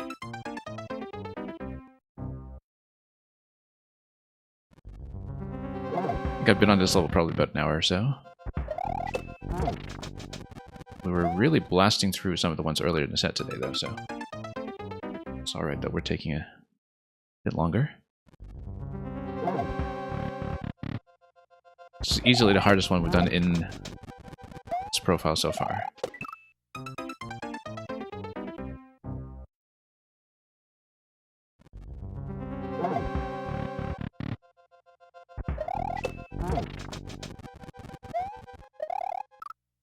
This is a very popularly played profile. Most of the levels have a couple hundred plays on them at least. This one has about 2,000, I think. And despite that, you can tell that some of them might even be a little bit underexplored. Just like how, you know, we found this world record route in one of the earlier levels we showed off today that was really easy to do, and which since 2016 nobody had bothered doing. So, oh, what a miss.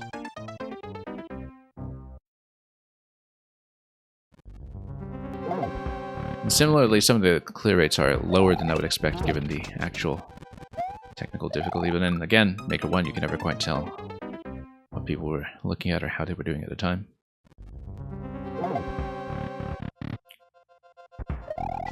Relative to how I was playing Maker 1, or at least how I remember it, and going back to this game has actually kind of shown me that I have sort of grown as a player when it comes to what I'm able to do from a technical perspective. It's nice to be able to say that you're a better Mario player than you used to be, because usually with any kind of reflex-based video game, rather, that's not true with age.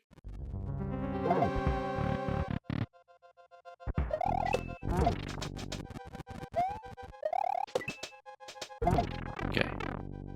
There we go. Let's do the wraparound with a POW, followed by a shell jump. Oh, whoops. Bad drop again, and oddly enough, we actually did manage to get the shell. I just reacted poorly to it because the POW didn't go the way I wished.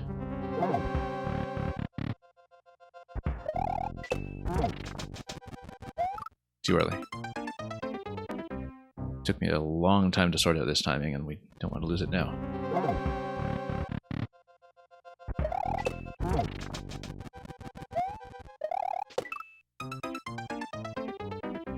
Not quite there.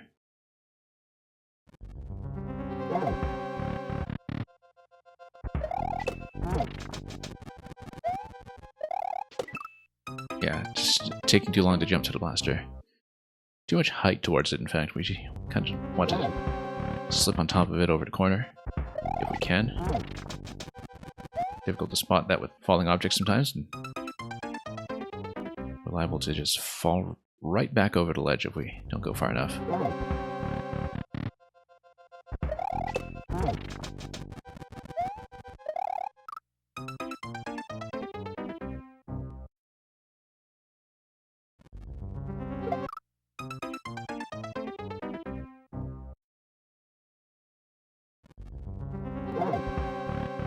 Okay, let's do this. Nope.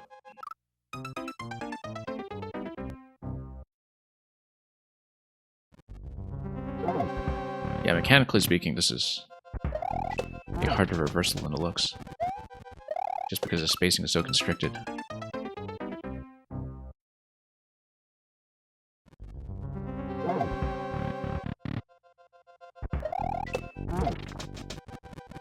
Actually, it does feel like the hardest element in this level is this bit here. Get on top of the blaster, get on top of the bomb. Feels quite a bit more precise than any of the other item trickery or anything else we've seen up to this point.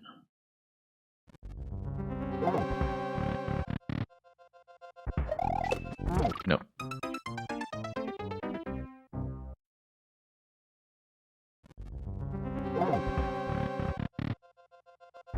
Almost went the wrong way at the beginning of that attempt, coming out from checkpoint.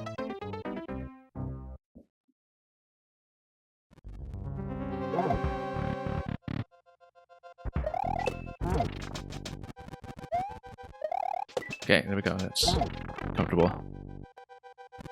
It's very obvious to me when it is going to go well. No. Bad timing. That was a late release. We're already going down a little too far along the jump trajectory. By the time I released a shell, we just need to find that timing again. After too many attempts of just missing it.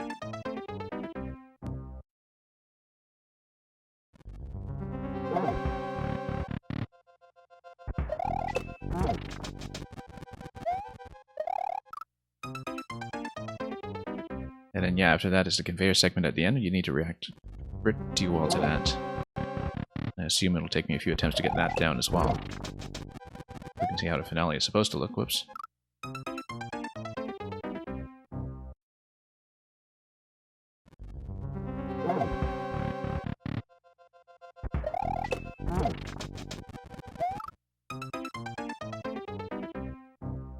Yeah, the bomb needs to be centered basically when we get up towards it, but going a little too late would mean that we just missed a bomb kick, so.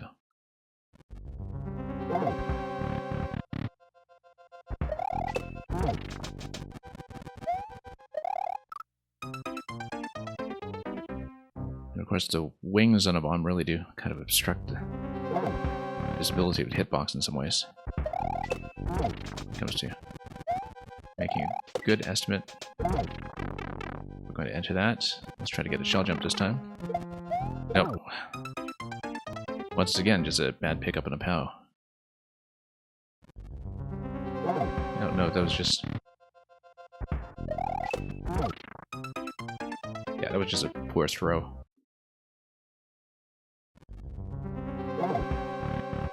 It's happened a couple times at this point. Put in enough attempts that we're beginning to see all manner of mistakes along the way.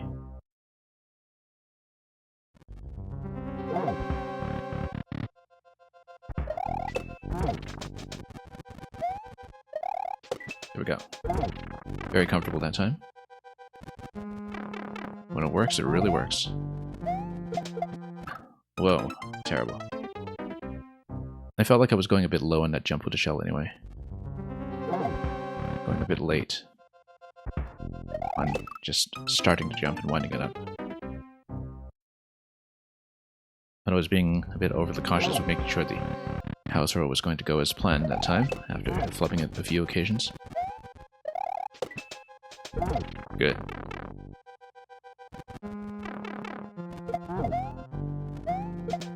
No. Yeah, we're really kind of off our game on that jump. After getting it so many times earlier. Just haven't been back there enough.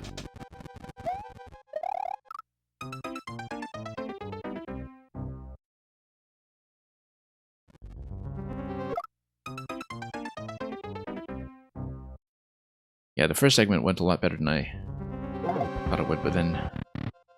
Now we know where the clear rate is coming from. Undoubtedly. So it was a 0.15 when I entered it. Over a pretty large sample size. Whoops. Well, I guess technically that was a shell jump, just maybe not the kind I expected. Or wanted. Oh, too late. You really have to go instantly. Oh, whoops.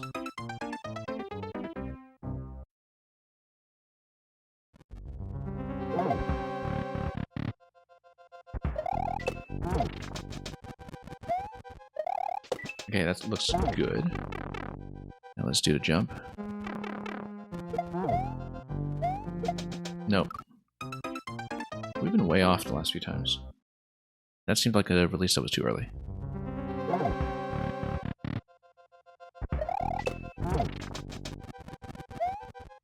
I'd say that the earlier attempts that we put into that shell jump were above expectations, and then now we've just blown it. Well, we've only been over to the X room with the conveyor belts twice at this point. We'll see if we can read it accurately on the third attempt now that we know what's coming, but... we need to get back there first. Before anything will happen.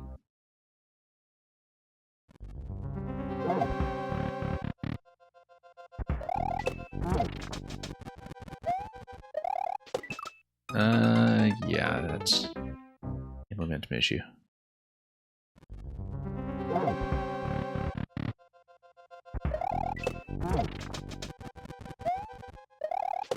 Okay, good. Had a bit of an accidental spin there, but luckily didn't compromise anything.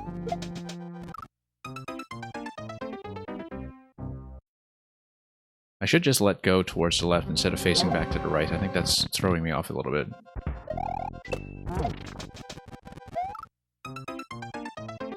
I think that's what we were doing it previously, because there's going to be so much deflection between the pipes anyway that, you know, actually making contact with the shell is not as bad as it looks over such a narrow column.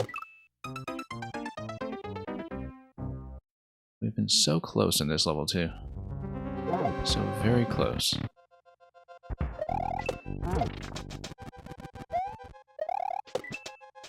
Very good. Very, very good at the time. Once again, just re-grabbing it by mistake. Yeah, because I think that's just not throwing it properly.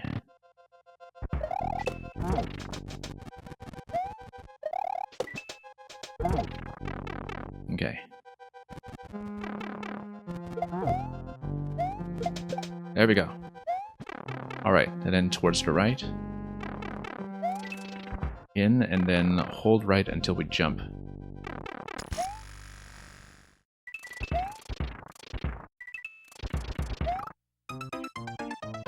I didn't account for the conveyor at the end. And even if we do account for the conveyor at the end, I don't know where the safe place to stand there would be. Yeah, I totally didn't see until then that there's actually a conveyor to the right side of the axe, and that threw me off completely. As it's meant to do. That's the closest we've gotten so far, though. So we need to work our way back to the left before the skewers come crashing down on the right side of the axe.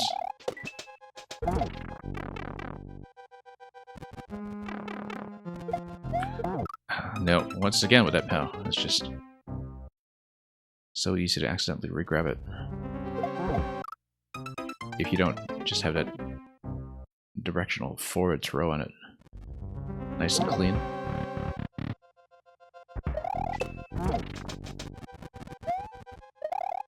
Okay. This part's looking a lot better than it did before, given how much trouble this room was giving me.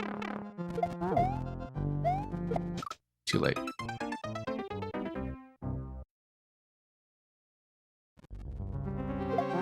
Nope.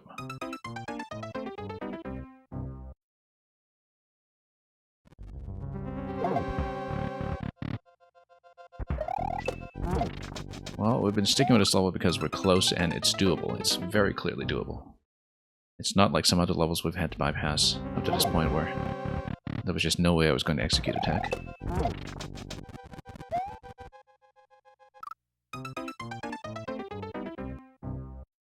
How recently did Mystery All Games All Day say he was intending to play perplexing puzzles? Last week. We talked about it on my stream last week because he finished 3YMM just in time to get to Super Boom Boom World and Maker 2. I don't know if his VOD is still up, actually, of Plumber in the Walls. It might still be because he streamed it recently enough. I don't know if you've managed to locate it.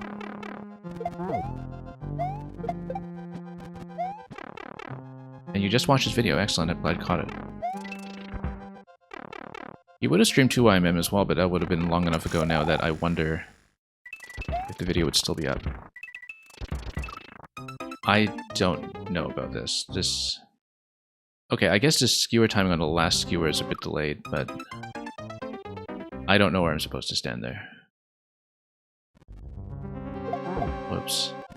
And we just haven't had time to read it. I think we need to pause on that screen next time to really kind of process what's going on there.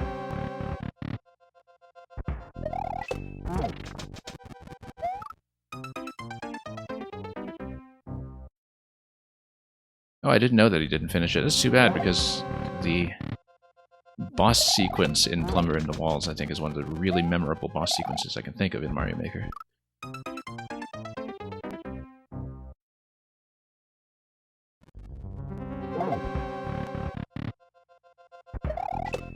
Well, I mean, he's not getting through that.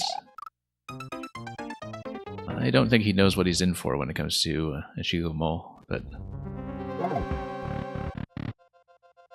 we'll see. Could be interesting. Oops.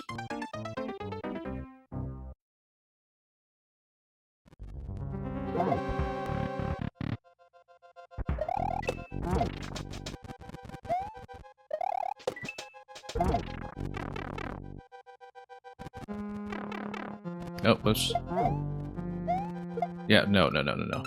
At that point, we were low enough I should have fired a shell to the left. But I just stumbled getting down to the POW that time.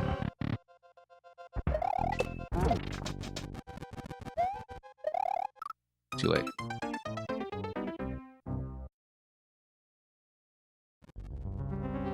Well, we've had longer runs in this.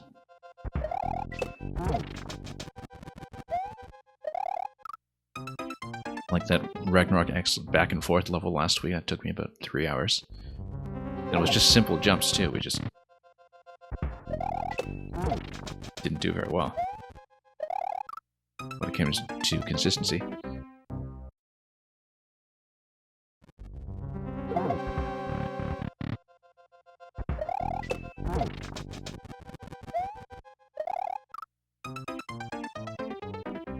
Yeah, I think the general rule of thumb is that if I feel like I can actually do it from a button pressing perspective, then we'll stick with it and grind it out.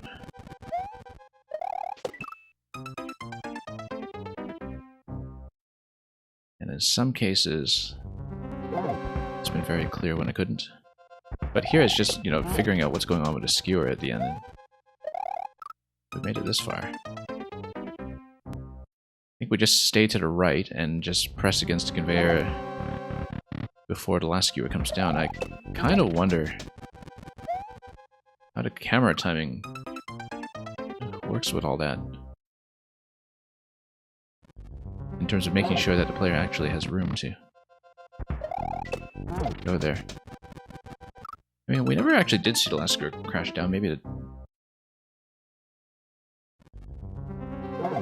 Well, we'll see.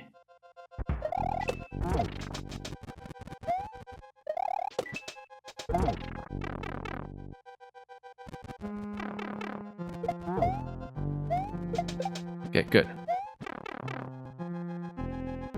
Right side. And on conveyor belt. Spin jump here actually helps quite a bit. We just stay nice and low, and then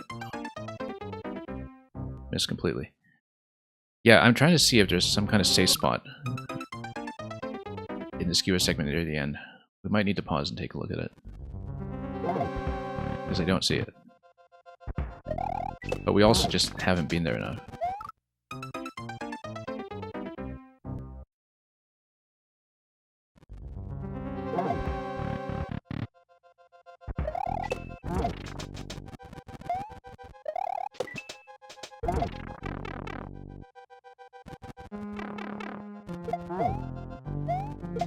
Oh, wow. Awful deflection on that one. That was just a late release. Of the kind that would usually just kill me with a shell immediately, but that time instead we just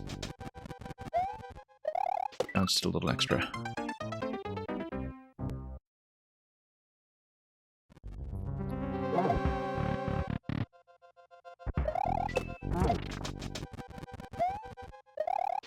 Yeah, the fact that our bomb spins look like this, even with big bombs that we're not throwing, tells you just how much or how little trimming we're doing. I mean, this is the closest we'll come, I think. Whoops. Came off that one a little too low.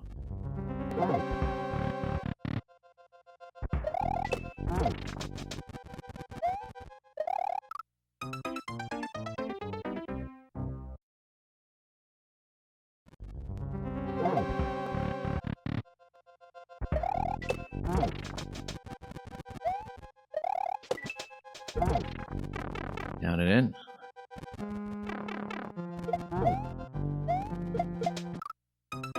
Same mistake as last time, actually. Yeah, we should just fire to the left, but I find going right to left to be really kind of tricky when it comes to shell jumps. This is a paradoxical thing about,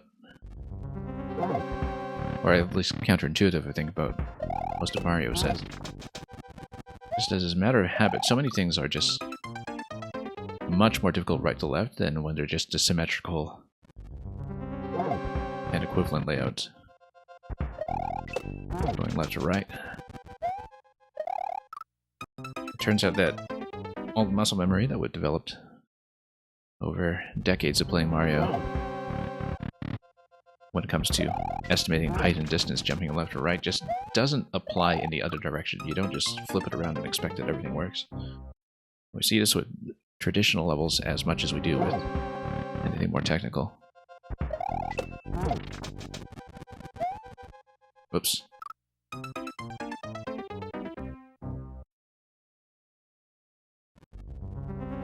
Well, we'll see if we can do it, but given that we actually did get within view of the X, just need to figure out what the method is for the skewer part at the end. I wonder if it's that we need to, you know, hit something additional to obstruct the skewer, but no, they always just punch through the blocks, right? So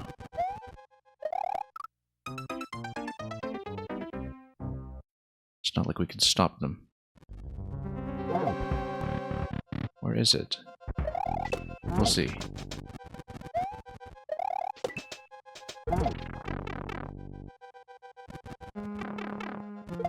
Nope. Once again with that power throw.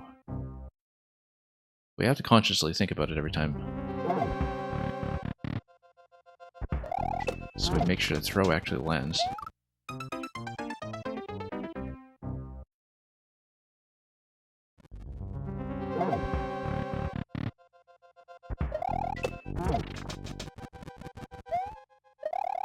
Way too late. Such a narrow window of opportunity.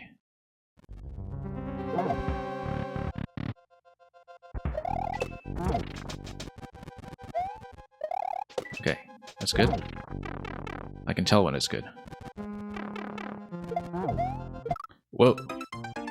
Oh, that's interesting that we didn't actually manage to activate it with the power drop, or rather, pacify it with the power drop before the spiny came down, so. Something with that power drop really needs to be improved.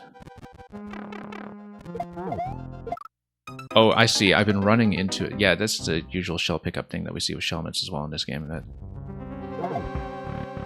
if you're just slightly off angle compared to how it works in Maker 2, you kick shells rather than picking them up, even when you're trying to pick them up.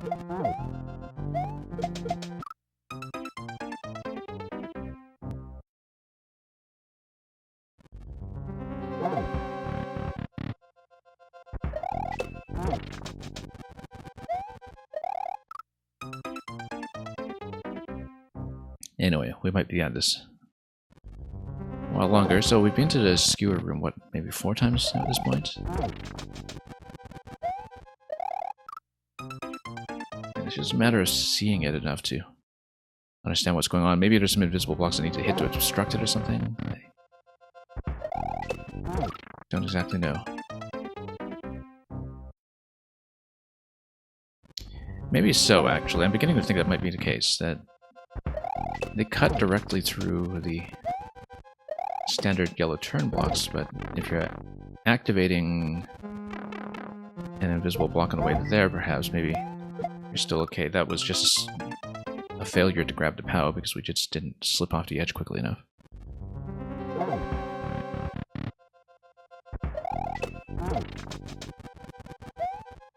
Too late, and too high jump.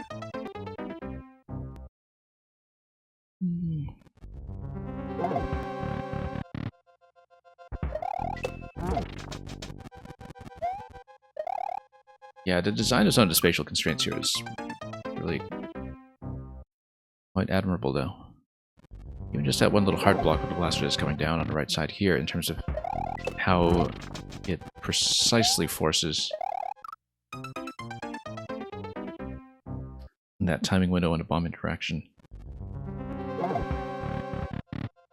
lot of things in this level line up just right when it comes to forcing certain jumping curves and timings. Got a shell jump, just not the right one. Felt like everything there was late that time though.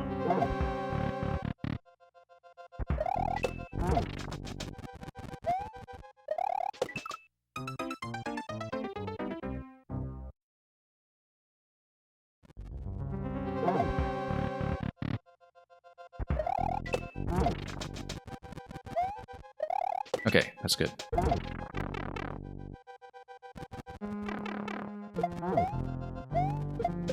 There we go. Right side into the conveyor room. Spin jump over it and we'll see what's going on. Okay, so we still haven't been able to do this.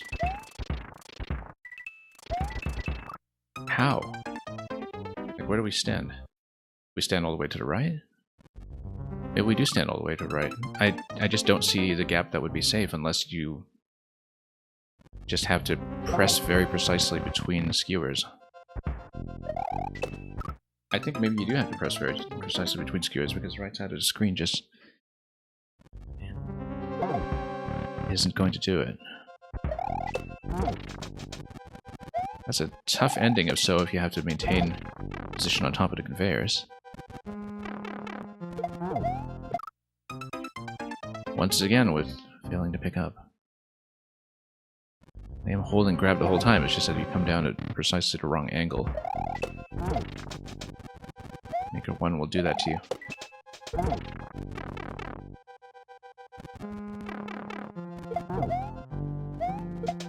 Okay. Let's make another attempt. Yeah, maybe you just need to maintain a very exact position and fit into a gap between skewers. I think you do. I think you just need to fit right there. And I think that's the only place you can go. There's nowhere else that you can go in time, so you just need to maintain position until the skewers go back up. I think that has to be the way. We've looked at it enough now that it seems like it's the only option that makes sense for the kind of timings involved. Particularly because everything else up to that point forces you to scroll the camera a certain way when it comes to how the skewer timings are actually going to be aligned. So, whoop, failed to get off the POW once again.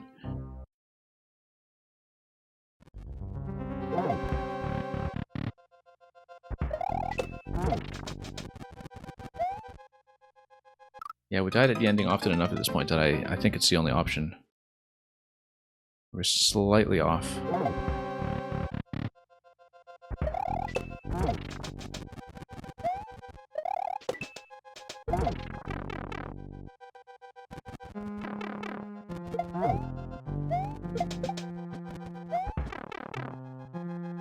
Okay, let's get back in.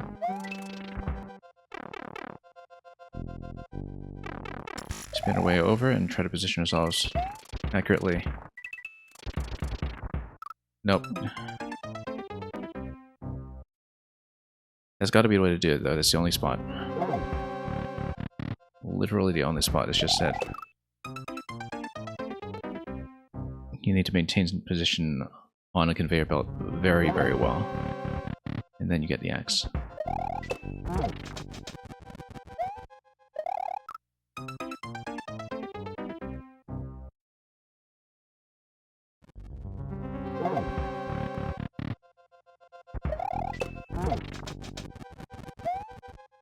Whoops.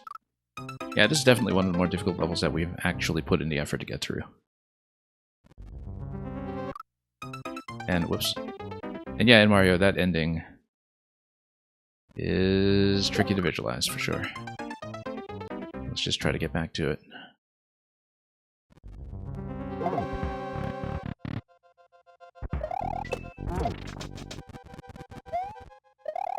Too late. I mean, we've seen the whole level at this point, we just need to stick to landing.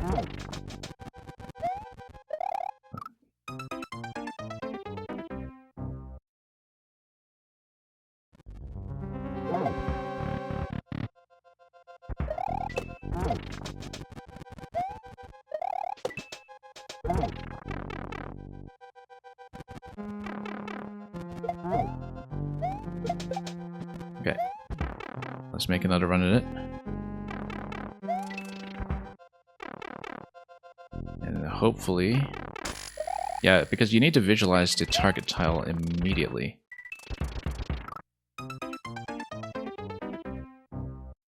And maintain position for quite some time while the skewers come down and go back up. I think that's the only way to do it. There's clearly enough room to do it. It's just that you need to stay very still. It's clearly the right way, I think. At this point, I'm quite confident that that's the thing we should be trying.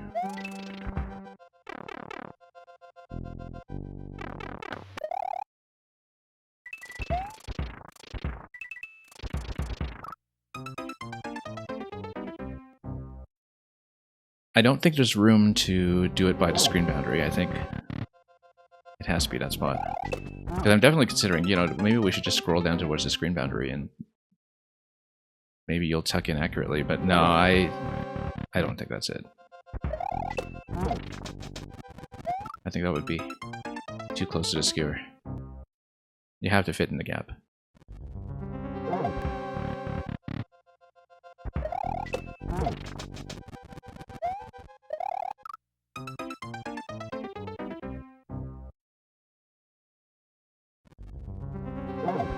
As usual, it's just sunk cost fallacy talking. We've worked so hard to get up to that point. What a shame that we couldn't close it out.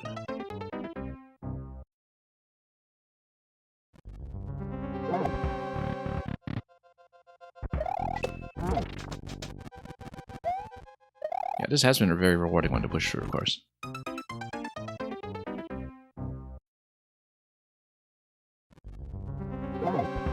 It's funny because the first bit up to checkpoint 1 didn't take me that long at all in the grand scheme of things. At least compared to what would come afterwards.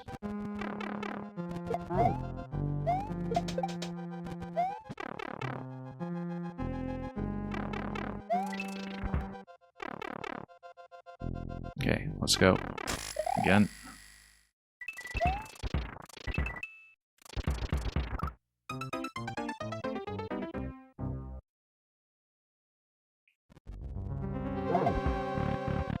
It is specifically not something I'm good at. Maintaining speed on top of conveyors like that.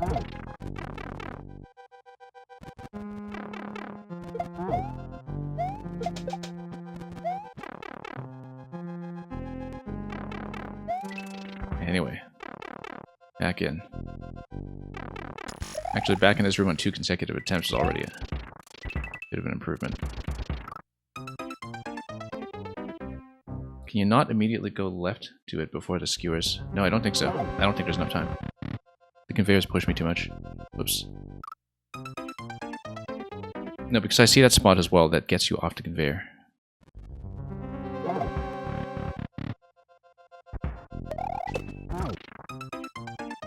I don't see how there's enough time to do it. But maybe I should consider it. Maybe I'm not looking at it carefully enough to see that as a possibility.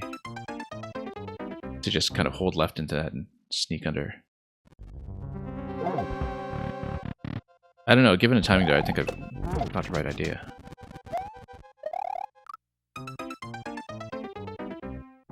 Because there's skewers that cover the whole way over to the axe, right? And basically, if you're getting off the conveyor, you're going to snap right off of it and launch too far to the left before the skewers are coming up at the part where the conveyor meets the axe platform from the right side.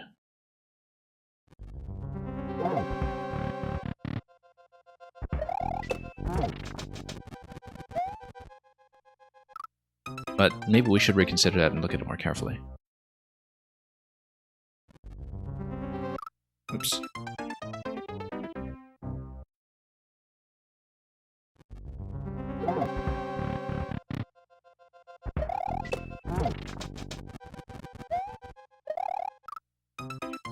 But yeah, the choke potential on this one is fairly high.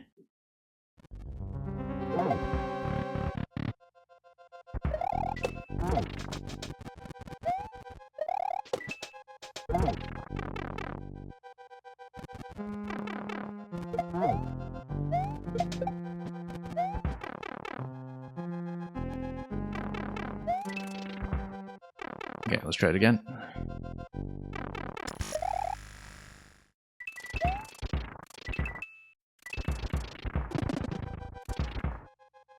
And Mario, look at that collision. where you actually just barely hug the axe. It's right under the skewer, and you touch it when the skewer is down. I'm glad I bothered to try it, because yeah, I totally was writing that off as a possibility. Doesn't look feasible that way at all. Did we only spend half an hour past checkpoint 1? That surprises me. I felt like that took much longer. Maybe it took longer in the first half than I thought it did, because yeah, this level took like an hour and a half, I think. Anyway, we got it. Inside Jaku's belly. Thank you for the G cheese. That was really satisfying to push through. And yeah, like I said, one of the hardest ones that we've actually successfully pushed through so far, so very satisfied with that.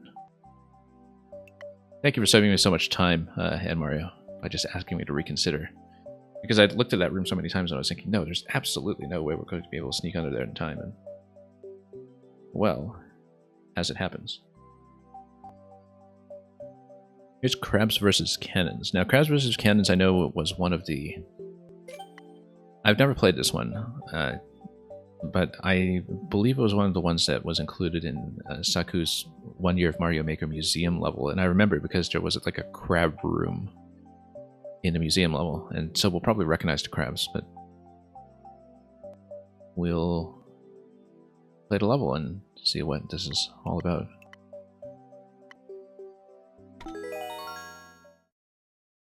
It was pretty satisfying to get that spiny shell jump down much more consistently near the end, I will say. Hey, we get to be the sidestepper here. Sidestepper, right? From Arcade Mario Brothers. These guys actually made a bit of a comeback in, of all places, Origami King, after having been absent for so long. I was actually very satisfied to see them in play again, because for a long time they weren't. Well, what do we go above? Oh, look at this little skull drop over here. Anyway, we need to... oh. Keys at some point. Too bad about losing the boot. But... we'll be... oh, no, so much for crab.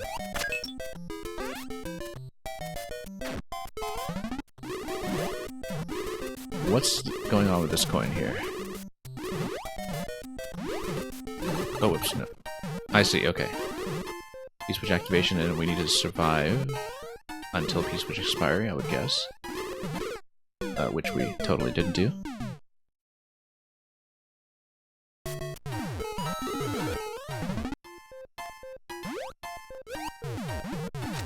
Oh yeah, we need to get the key. Yeah.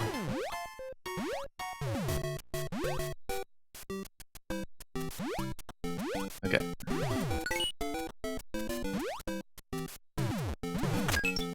A lot of stuff going on with the blasters on a track slayer, of course. Which is something that we've seen repeatedly over several recent levels in this set.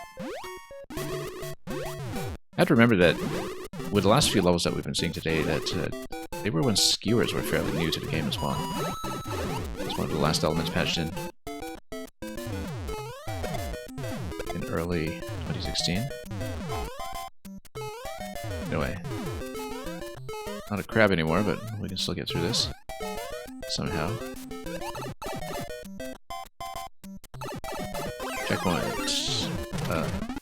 Okay, we're luckily not going to get smushed because we're able to break stuff. I guess we should be going over, yeah. But we can leave the boot and drop back to it on the other side if we don't die like that. No, I was hoping to go over and reclaim the boot and have it available. But not anymore.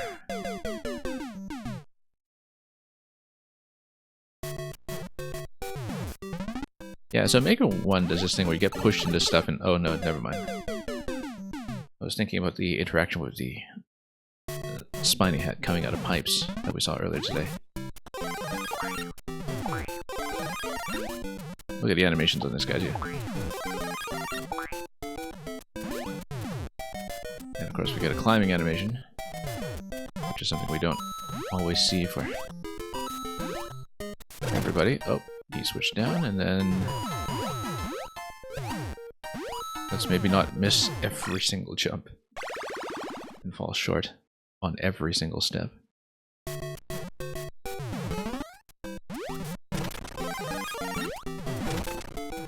Okay.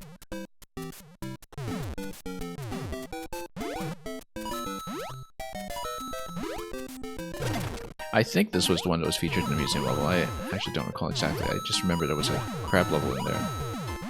Someone had mentioned Glackum's level to me. Are we under time-sensitive conditions here? Not exactly. I like how the red blasters at least very clearly signify what you have to deal with here. This is just all crabs.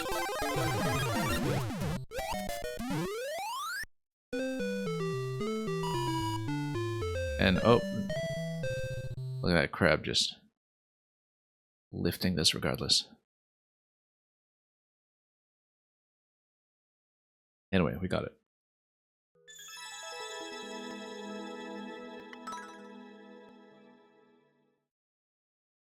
Yeah, we got through the earlier levels in today's set so quickly that I guess things evened out a little bit.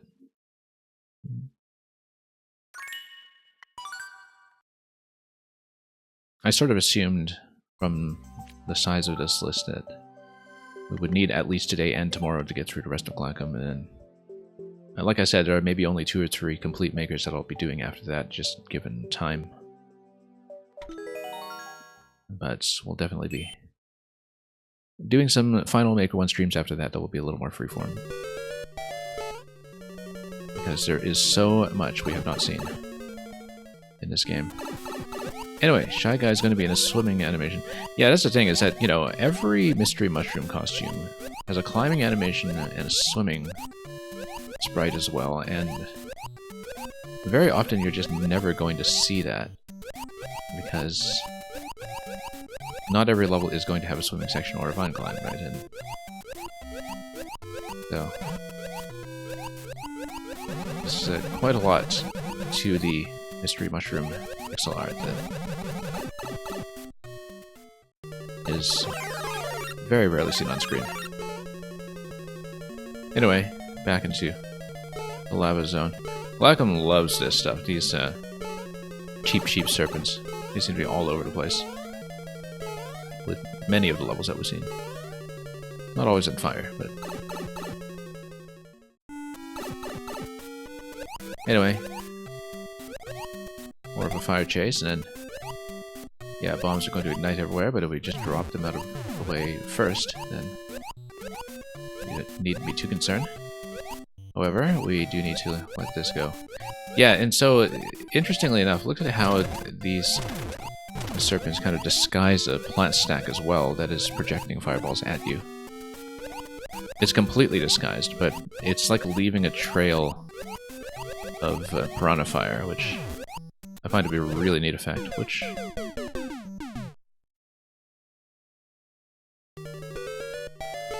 yeah, it's a purely aesthetic thing, and one that just works so well.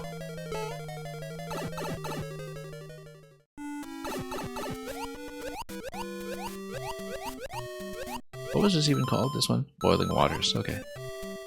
I was wondering if the boss had a name. I mean, it's basically a Moldorm. More or less. With more fire. Oh.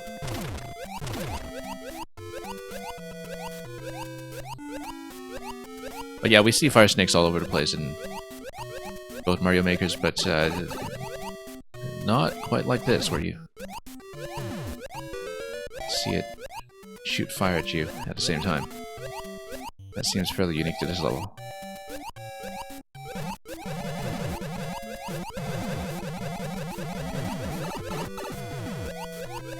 Yeah, we see so many boss creatures in Maker 1, at least with the makers I've been playing. It's probably just a, you know, result of this specific sample that we've been showing off here.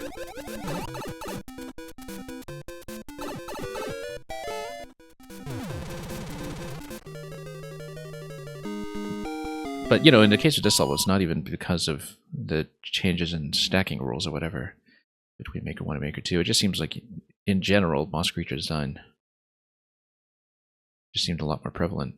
I know there are people who do it in Maker 2, obviously, but it has seemed a lot more frequent over multiple makers that we've run into again and again.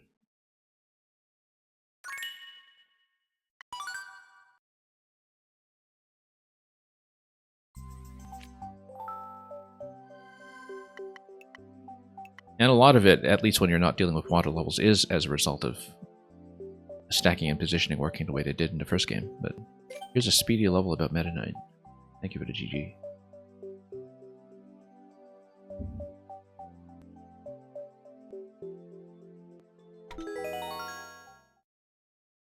I actually have to get back to Return to Dreamland at some point. I did pick up the remake, but didn't really put in the time to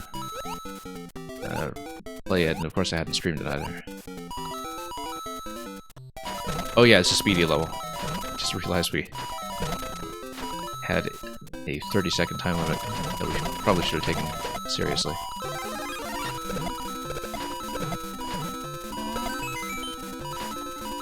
And we made it anyway with 5 seconds to go, so very relaxed when it comes to the speed requirement. I mean, that's why Meta Knight is in the, what, S+ Bandit tier or whatever, right? In Smash Bros. Brawl.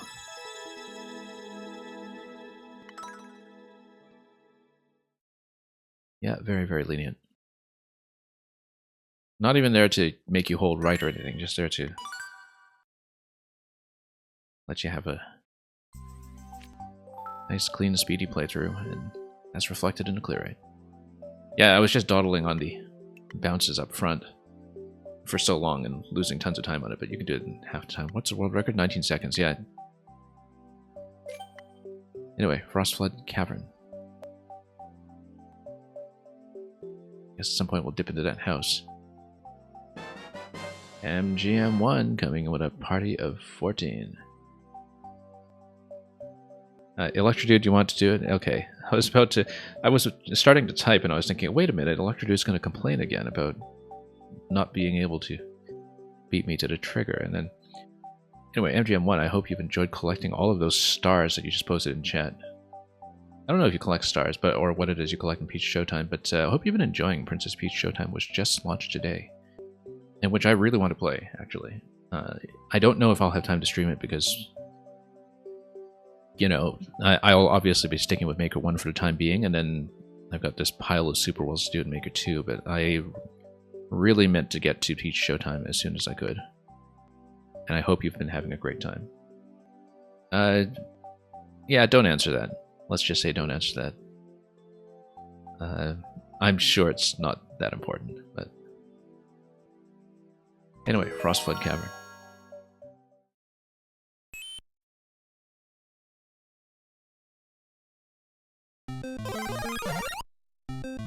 Okay. And sure, I guess we can try this. Nope, nothing. Just standard descent into the underground Mario pipe design. Oh, whoops. Okay. So much for the boot. I'll have to find out for myself. Yeah, like I said, I absolutely plan to play the game. So. I just don't know if we'll make time for it on stream necessarily, but...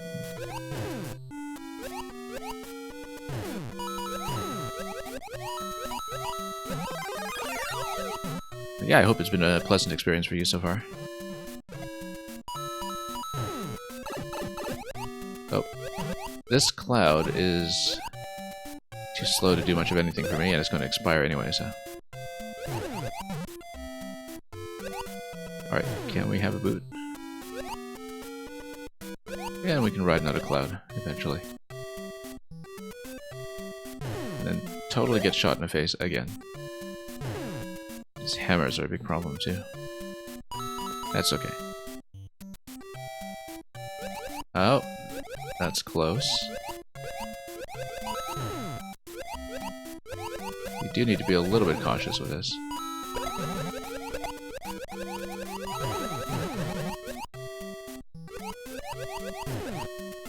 Dodge some hammers as you go. Whoop. And then we will sneak right out. If a boot is being shot at you, does it count as being kicked in the face? Yes, absolutely. Why wouldn't it?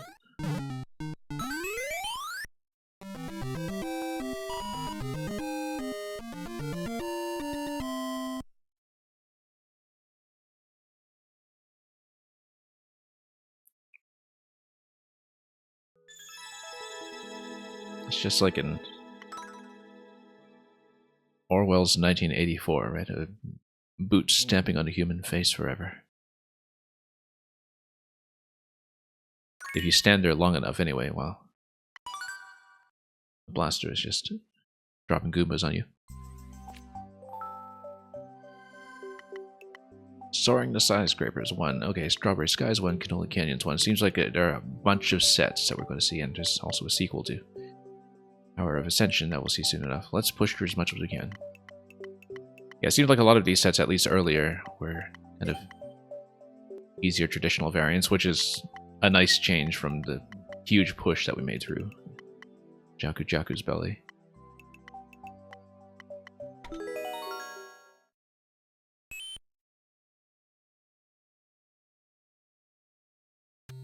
So we'll see how we do. Anyway, speaking of boots kicking you in the face, that just happened immediately.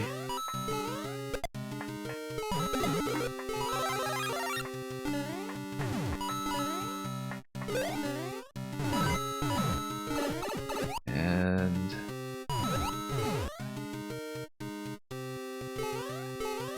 let's keep going. It's going to be a bit of a coin hunt all over this zone. Very early in the life of key coins here in 2016, and as we've been saying with many occasions... Oh, here's Meta Knight. As with many occasions, we've noticed that it takes a while for things like the safety coin standard of breaking key coin collection over multiple checkpoint segments to really be a thing, and so, you know, more often than not, we see levels like this one where the key coin collection is just limited to acquiring the key in one particular zone. We could have got the Fire Flower, but that would just made me taller. I'm not sure that's a good idea. Anyway, up we go, and then that's symmetrical.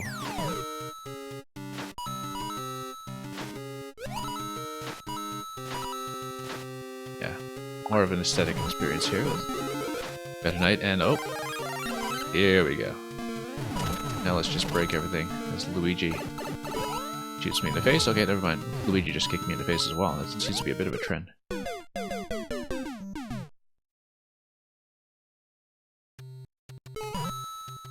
Alright, let's get the big mushroom again. It's always fun to watch the effect. We'll only see so much of it. Anyway, we knew from all the bonus mushrooms in the Super Mario World levels that Glackum just loves to show off the fact that he had the 8-bit amiibo. We could have gone right there, but I do want to check bottom to see what was going on. Oh, there's a key. Go. A little bit of light exploration. I see a chain chomp and a boot, which... oh. Oh, that's too bad.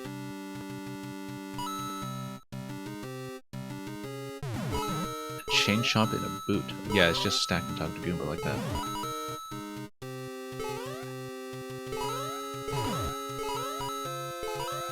Because of course it is. Oh. And then, yeah, this Goomba just manning the cannons here.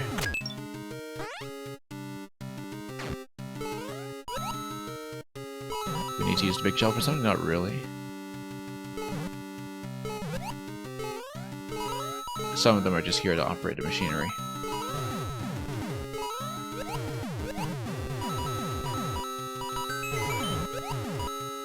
then I guess we should go for some of these question blocks before we go, and just in case there's something good like Lanky Mario.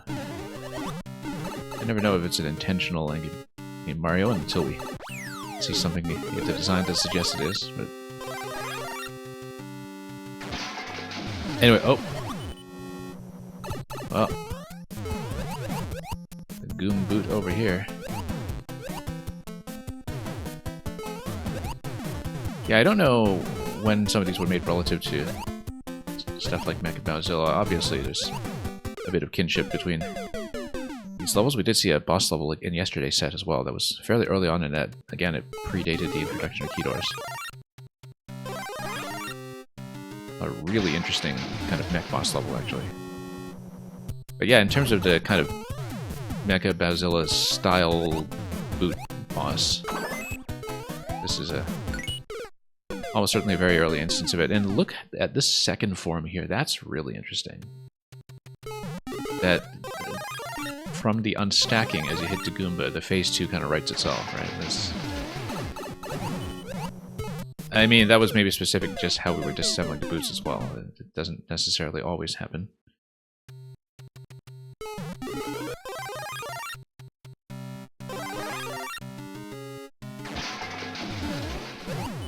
Yeah, we can just take it down this way, and then once that's done, I wonder if we can jump above and see what's up here.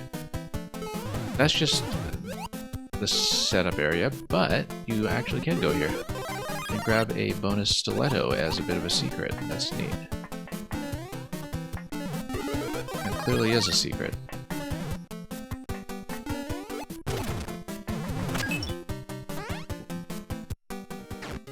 Yeah, really nice secret placement there too, I guess. Except you don't really get a chance to stomp through anything with it. You just have to take the exit and prove that you got the secret ending with a screenshot on Miiverse.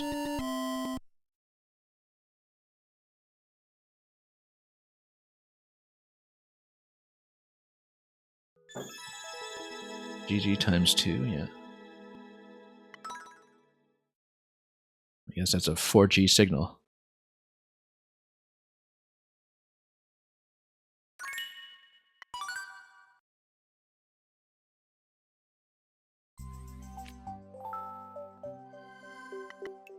Strawberry skies. Atlantis, welcome. Look at the pipe stack and the thumbnail here. And all over the place here, in fact.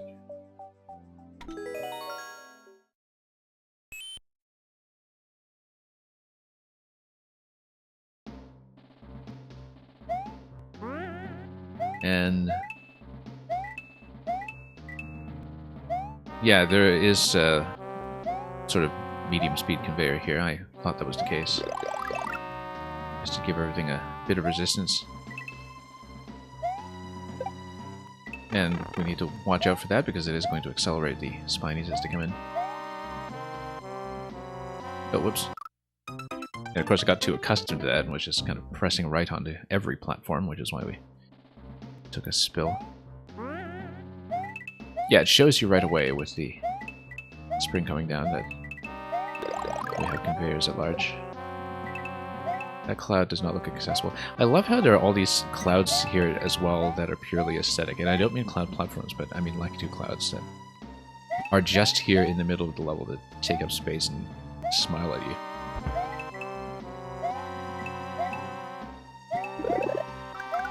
Okay, there we go.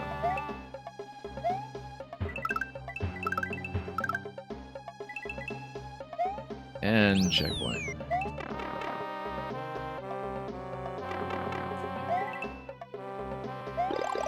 I can see why it kicks you at the right side. Because you'll notice that the pipe comes out, but then the conveyor stack still takes precedence.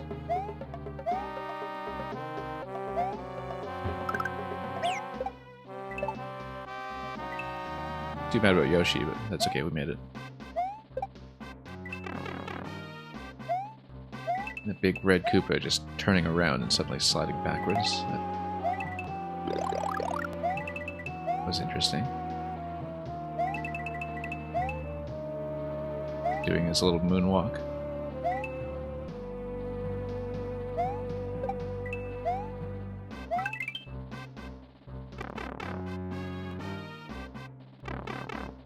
And yeah, I'm just checking this location here to see if there's anything interesting. Let's just grab this. Oh, I guess this just gets you to the top of the tape if you really care about that. I think that's the only thing it does. But yeah, part one of another miniature World Series. Not in the baseball sense. Because Lucky Mario doesn't do that yet. But you know what I mean. Yeah, these traditional world sets that have been interspersed throughout the profile have been fun to follow as well. This reminds me as well that as with Ragnarok X that we saw last week, Glackum I think was one of the makers who really did kind of fall out of Maker 2 early on because of the inflexibility of the stacking rules, that, you know, it was just not compatible with his style and what he wanted to do in the game. Which is really too bad. But here's Cannoli Canyons 1. Leave the gun, as they say. Yeah, Electric Dude, the traditional levels have been going by really quick, which is why things have balanced out when it comes to the number of levels that we need to get through. We've been seeing a lot more of the traditional stuff today, in fact. The last Glackum stream that we did 2 days ago had a lot of stuff that was more kind of medium range, you know, about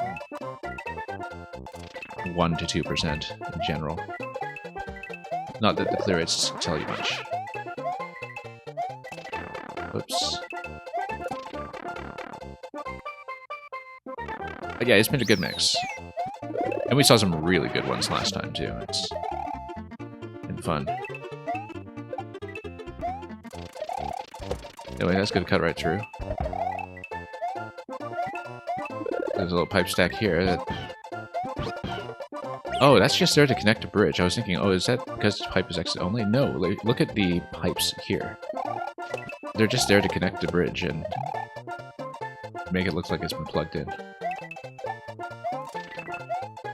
And properly reinforced.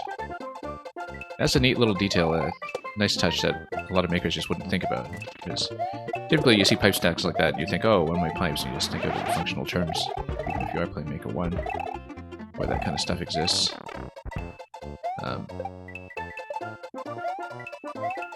But as a very subtle visual detail, that's something that stands out to me here. And again, we get more flexibility on the tape for all that's worth. Not really getting the rotating bonus room out of it, though.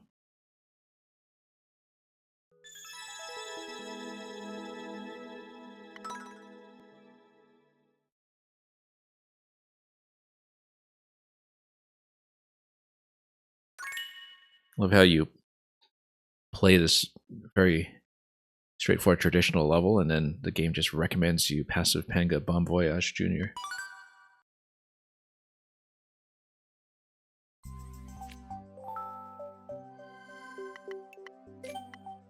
Cannoli Canyons 4, I guess we skipped a few of them.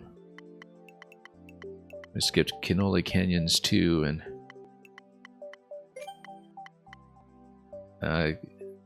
Cannoli Canyons recut as the death of Michael Corleone.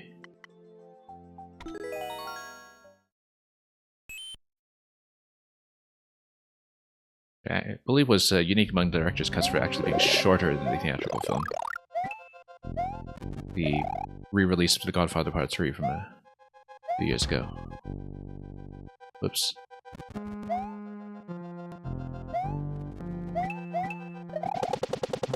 Okay, let's get over here. Oh, we've got plenty of flight room here. Not that that was a good idea.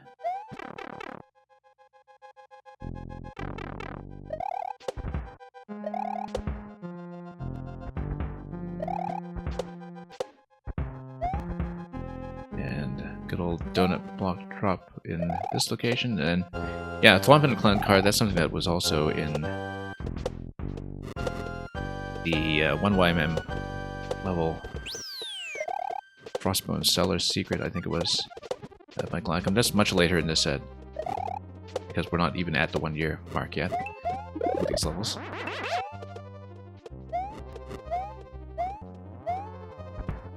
Yeah, this is the thing about Maker 1, is it's very clear as you play through a lot of profiles and pay attention to the dates that the discoveries happen quickly. Very, very quickly. And we're going to get a little bit of a secret over here. Yeah, it's just a bonus room. I guess... Oh, this is sort of interesting among bonus rooms in that we basically get to check the question block of our choice, unless, of course, we do this and just pop a bunch of them. Yeah, it's very much Super Mario World style in that you check the one that you want before you up throw.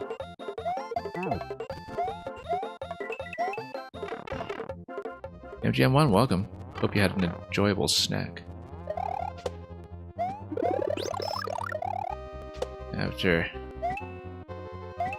whichever confectionery pleasures you already had in Peach Showtime, which I did see enough of the trailers to know that there was the pâtissière costume and everything for all of your baking needs. Oop.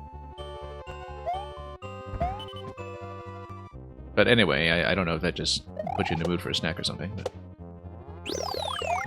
welcome back. And yeah, I feel like, you know, when you stream it out, the sort of post-stream drinking a meal is something that you always have to remember to make some time for. Oh, okay, we managed to do that. That's a pretty unique interaction, actually, using the blasters to crush the clown car, but only the clown car. That is something we never really see. Bumping the clown car is something we've seen many times, of course, just by itself. It was really one of the first things I played with when fire cars were patched into the game. So we do need to kill this somehow, though. I wonder... well, yeah, we actually just need to drop the donut blocks and let the Thwomp fall. Well, it can also just drop those himself, and then... There we go. And immediately it gives you the key upon contact. And I bet that if you kept the cape up to this point, that there's some kind of bonus here. Yeah, obviously I don't know firsthand how the baking bit plays. I know that the baking segment exists. But one of many things to look forward to.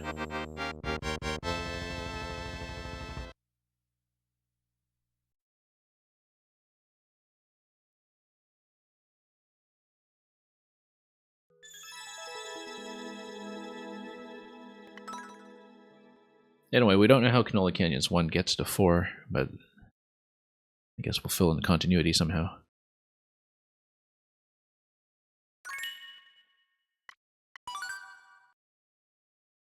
And thank you for the GG.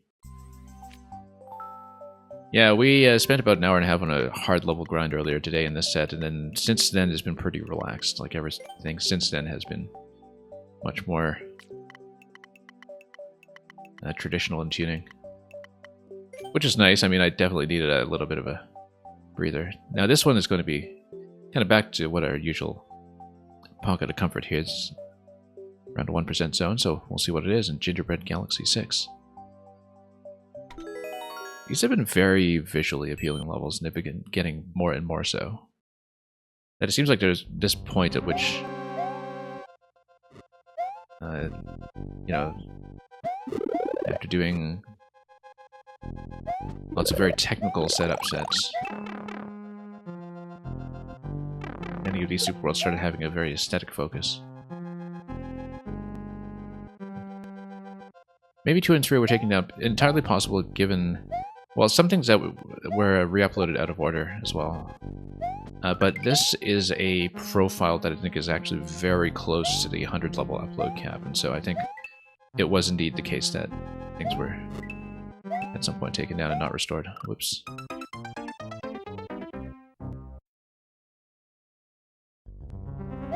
Yeah, we don't want to be crushed by any munchers coming up, obviously. That would be very unhealthy. Now, what's this? Shroom, okay.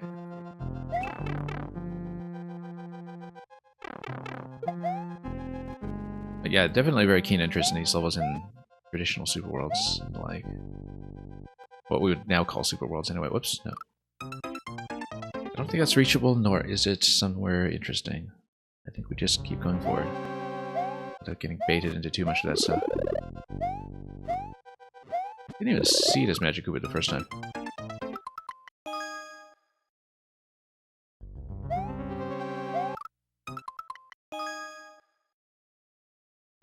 Anyway, let's not make this look harder than that 0.15 level that we cleared earlier.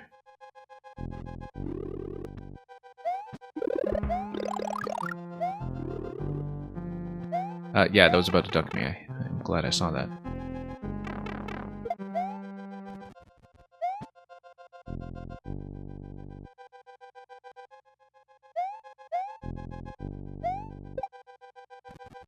But yeah, with respect to games like Peach Showtime, I definitely need to make some decisions this year about, you know, which games I'll just have to consign myself to playing off stream, because I absolutely won't have time to stream everything I want to play.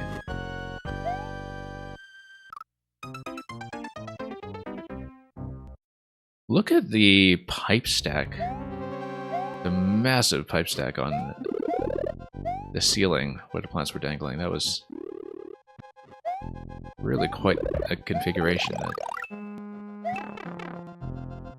again, is something so Maker 1 specific. Not just this one, but the, you know, the staggered one that comes next after that. Here. Like, look at this beautiful thing.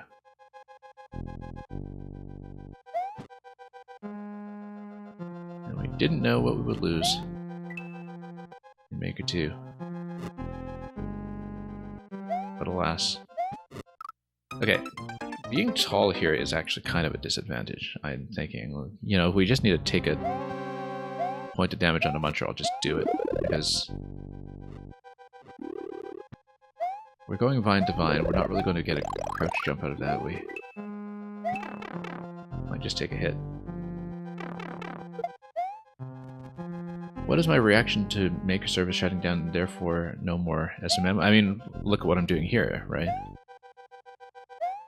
That's since January, it's kind of been an exercise in rediscovering just how much it is we're losing, and realizing that I'm only getting to play a fraction of what I want to play in Maker 1. It's true that most people had just kind of neglected Maker 1 for years, and largely moved on. You could tell that on Twitch for sure, but there's so much great content that I never got to see back when Maker 1 was active, and it's very unfortunate that we won't really have ready access to it, even once a future emulation solution exists for accessing the level archive. And there will be some solution. The level data does exist externally, it has been dumped. There are efforts underway to eventually provide access through alternate servers and homebrew. But, you know, the convenience is going to be enough of a problem that that's not really a good solution. Now, the thing about user content is, you know, you do understand that this kind of thing happens eventually. Deletions will happen. I think the regrettable thing simply is that, whoops, there is so much in Maker 1 that was lost with things like engine changes in Maker 2 and various other decisions. And so, you know, I'd say that like 1 out of every 2 or 3 levels that we see in Maker 1 is just like conceptually not portable to Maker 2. And I think that if you're not playing really good makers from the Maker 1 era. A lot of people don't realize that. Like, you know, with the looming shutdown, you've seen a lot of people who normally don't pay attention to Mario Maker and basically did a standard thing, I think, of buying the first game and making garbage for a month and then leaving. They're paying attention to Maker for the first time in years again. And you can definitely tell from the way that people talk about it that they absolutely don't realize that you can't just remake everything into. You know, apart from just the really obvious things like the Mystery Mushroom costumes. You have to be pretty deep into Mario Maker to understand just how different the games are and how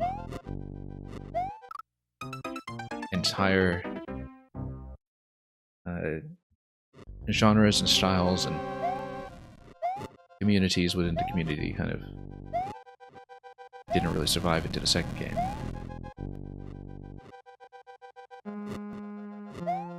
Whoops, no, okay, bad idea. We needed to wait on that. I always have a little bit of trouble, you know, getting from vine to vine swiftly.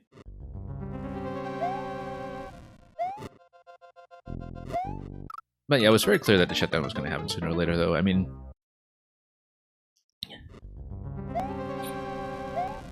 as I understand it, there was a major security breach on the old Nintendo Network ID system that is the basis for Wii U and 3DS several years ago. And I think they've been very eager to sunset the services ever since over at Nintendo. And if you look at the lifespan of Wii U online services, I mean, obviously a lot of things like Miiverse shut down very early. Same with things like, what is it, Swap Note on 3DS, although that was for various other reasons. Overall, though, the fact that we've had this last 11 years and a bit, a little under 11 and a half years since the launch of the Wii U, compares pretty favorably to the situation with the Wii, which was a much more popular system. Now, of course, that was under the unique circumstance that the Wii and the DS, which were kind of the first efforts at online play, had their online services subcontracted to GameSpy, which went out of business. And so they seemed to shut down Wii services over at Nintendo much earlier than they wanted to. And in some cases, it was a very different story, but, you know, it sort of gives us a general range of expectation for a timeline of how long services do stay up. And... oh, yeah, that's a bit of a tight fit there. Oh, we go up to this? No. Oh, wow. I got dunked by that guy.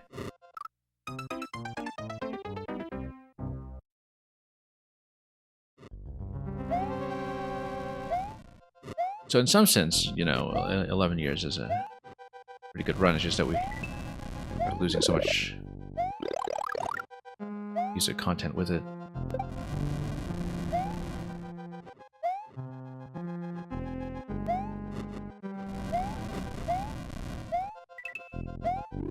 I mean, the thing that strikes me about Maker 1 playing it so much again is just how beautifully it's aged. Yeah, we need to not get dunked by the punchers, obviously. Just try to go to the safe vines whenever possible.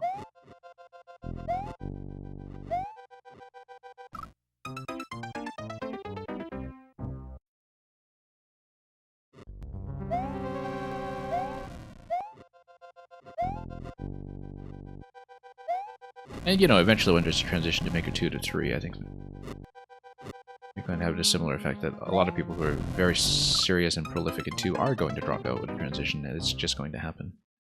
And sometimes it's just an effect of circumstances changing in people's lives and people aging out of a situation where they can be active makers.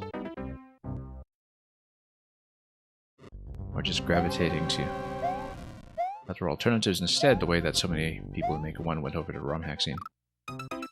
And kind of the basis of the big ROM hack renaissance over in Super Mario World particularly.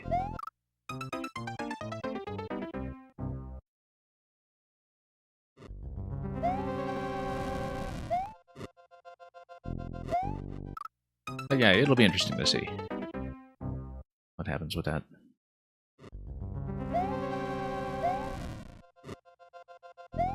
I think the concern at this point is that, you know, the sense that Mario Maker has already saturated its audience, where it has a very consistent audience, is actually kind of a bigger mid-sized Nintendo series at this point. Like one of the bigger ones.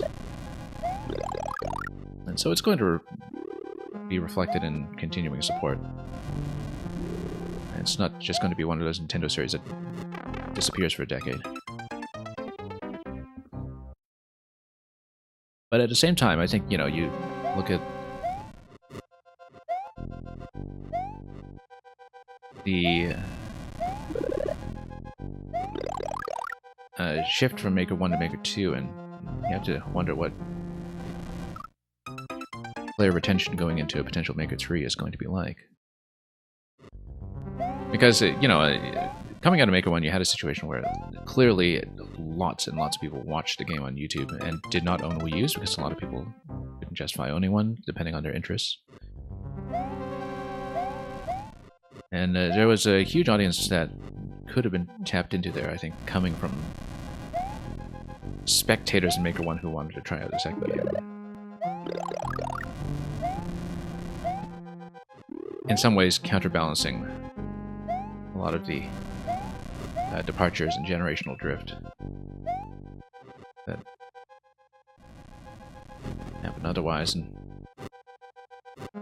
oh, okay, got it. That was tricky, but we did it. There we go. And I'll acknowledge Raid just a second here. Crazy Tone Dog, welcome.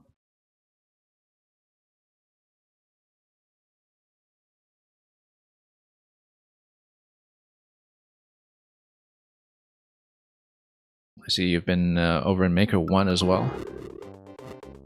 I don't know if you've been trimming or if you've been just playing fun levels the way that we've been doing over here.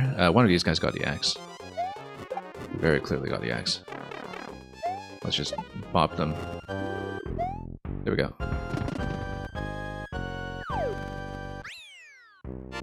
Speedrunning 100 Mario challenges today. Yeah, I've seen a couple of people do that recently, just get back into 100 Mario and put themselves in the clock, and I hope you had some good runs over there. I never played much 100 Mario myself. I actually looked at my player stats. I think, you know, I've put about 5 runs into it back when the game launched, and I just never touched it again. But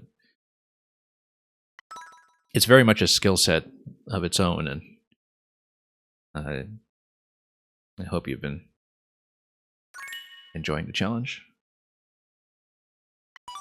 Because I'm nowhere near getting my Mystery Mushroom costumes in order before the game shuts down. There's just no way I'll do it at this point. But I suppose if you put in a lot of runs, you know, that's a consideration that's been dealt with long ago. Anyway, Electrodude, enjoy your thesis work as much as you're able to. And thank you for dropping by as long as you did today, and for dropping some of the codes in the Discord. Here's Soaring the Skyscrapers 2. Continuing the series that was introduced here. These uploads, I think, were all in pretty quick succession if you look at them. We're still at this point in, yeah, going from April to May 2016. So. And I see lots of boots, in keeping with the ending of the previous skyscraper level.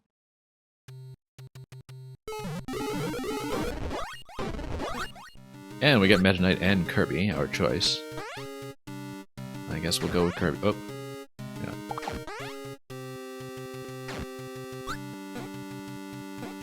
And let's get up here.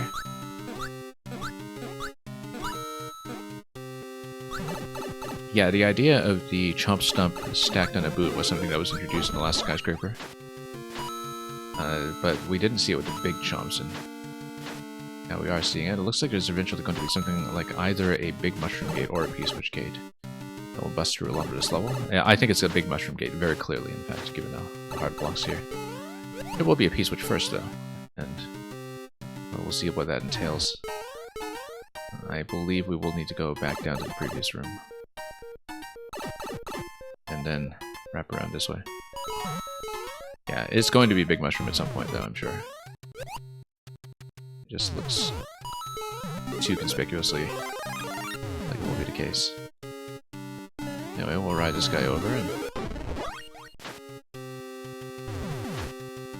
like this, a little bit of non-linearity to it as well. As we think about dropping through there, only to fail. Let's go with Meta Knight. And yeah, if you continue down room by room, you can in fact unlock other paths with the P-switches as well, which... Yeah, it looks like the object is very much to try to find a big mushroom to progress. Then we could have gone left here, but if we went all the way back down, we could have sustained a P-switch longer. And yeah, let's not pop too many of these costumes. We'll be retreading through rooms often enough that we want to keep question blocks available if we know that costumes are present. So, if you go down this way, oh, going to miss this slightly. Yeah, I think there is time to go down to the previous room before this one, but hard to say.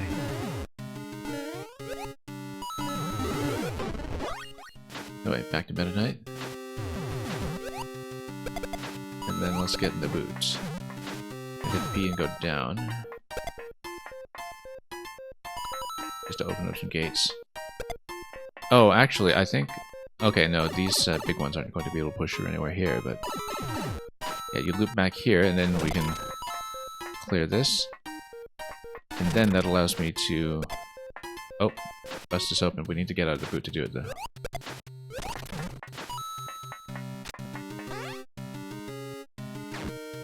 Oh, whoops.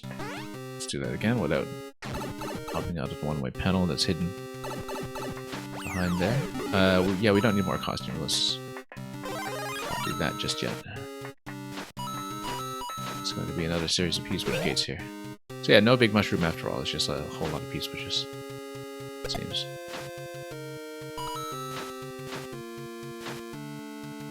The boot would have been helpful here. But that's okay.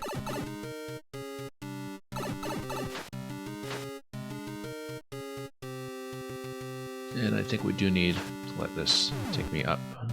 Probably over to the key on the other side. Or to the P, rather.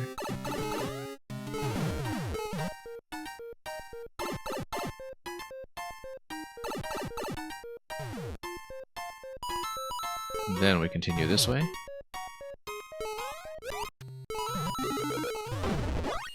This time we are Kirby. Yeah, there's a key located here. I guess we'll just go for it and see what kind of power-up awaits. On this side, Fireflower. I guess we should take it after all. Or not. Never mind. Okay, yeah, let's hit one of those at a time perhaps, and then grab the boots.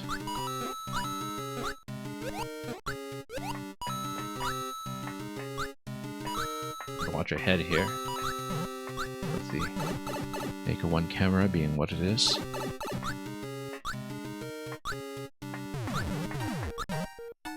Much easier with the boot. Should have just stomped the chomp there too, in fact, but that's okay.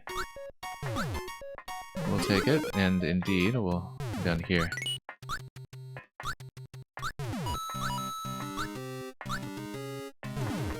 And look for a key door. Which I I think was in the next room. Oh, it's too bad. Let's grab another one.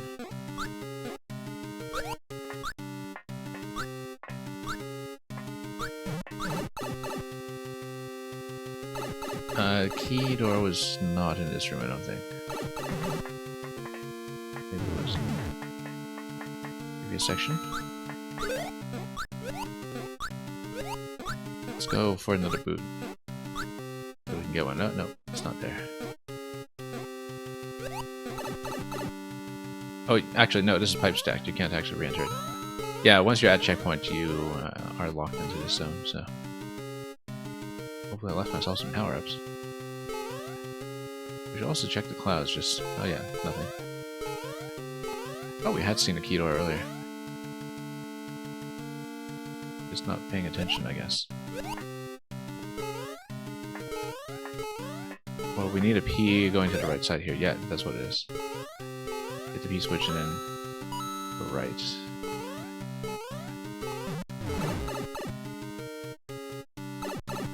Let's do this again.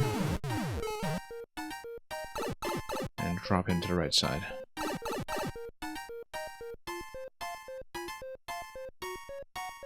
Nope. Just trying to jump there and just missed. That's okay. I mean, that's clearly the path.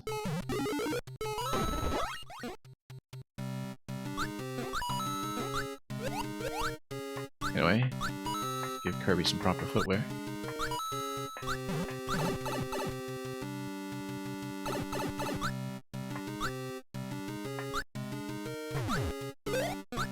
Should have just jumped out of that boot, actually, but oh, now we'll just lose everything. Oh, the key door is right here in this room. Okay.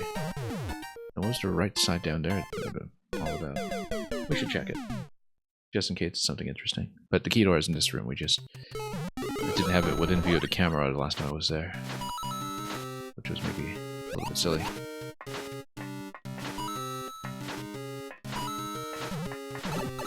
But yeah, we'll check the right side of this room as well this time around. You know what? Let's just do it this way. And drop down and open up the right. We know the key is on the left, but we don't care. Oh, bonus section. It gives you access to a boot, which is important. Maybe we get a different amiibo. Good Shy Guy. Yes, of course we do, for some reason. This jump here, yeah, let's open this. Anyway, let's go for the P and the key again.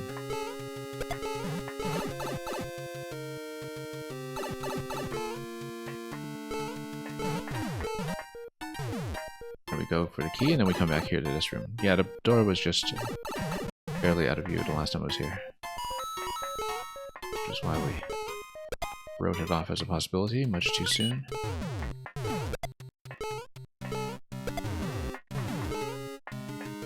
Then, let's go back up.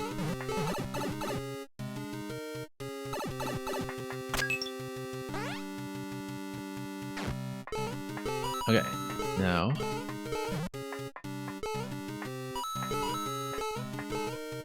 I guess it's probably fire. It is. We'll open... I think on the left side as well if we can. Nope, that's nothing. This is the only gate. We can, of course, stomp on a fire if we want to get that out of there, and then we do need to get out of the boot in order to push these guys, which we'll do. I think I didn't go to that room down there at any point. Ah, yes, okay, we need to once again get out of the boot here. Send that across. And we'll follow it across. Yeah. Oh, do we... Yep, we're going to cut across the early part of the level. As we hoped. Oh! Well, we hit checkpoint, that's alright. That was quite the slip up. That's how you know we don't play 100 man, we're not very careful about that kind of thing.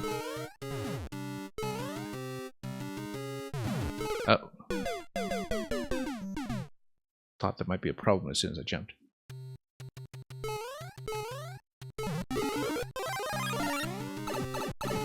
Yeah.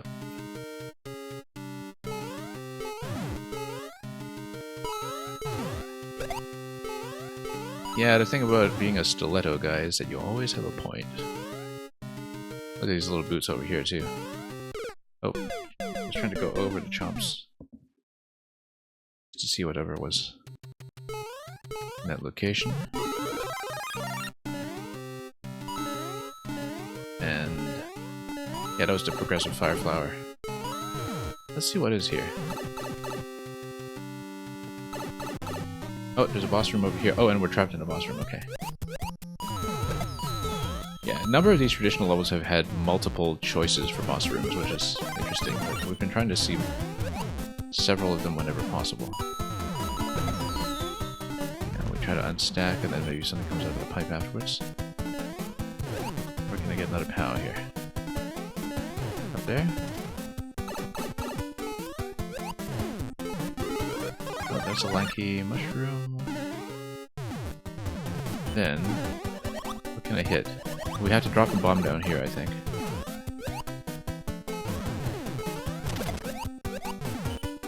Oh. And now we sneak.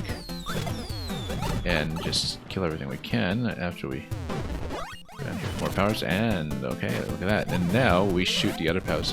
Yeah, so we basically disassembled this guy piece by piece, which is very satisfying. This has been a really fun profile to run, because not only are the levels nice and lengthy, but you have tons of these boss contraptions increasingly.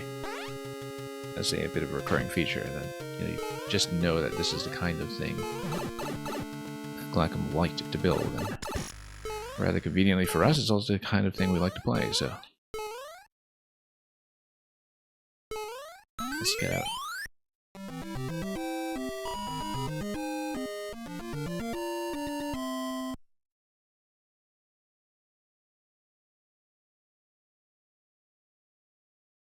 Thank you for the GG.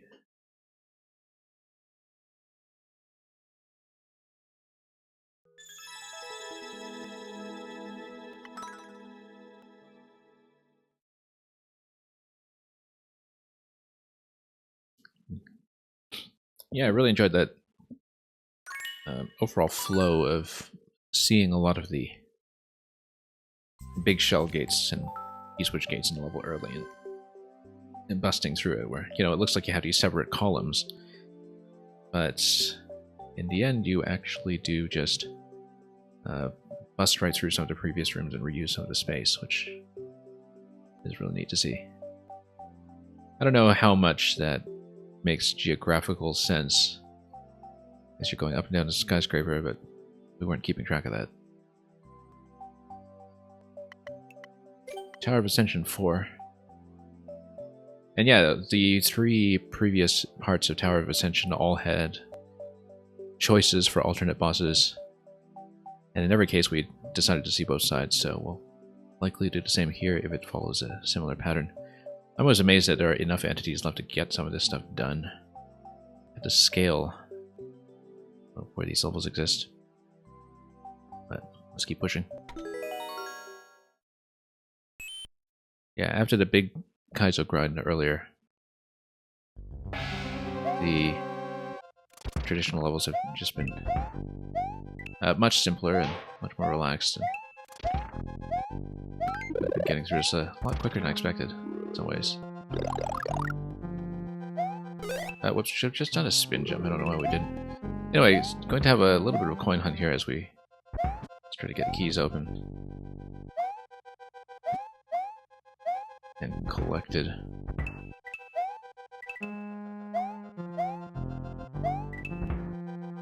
Oh, missed a coin over there. Skewer is going to open this up.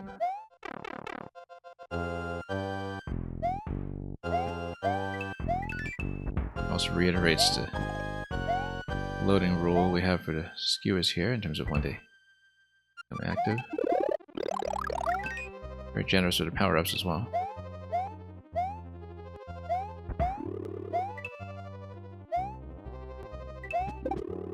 spot that, grab this, and go.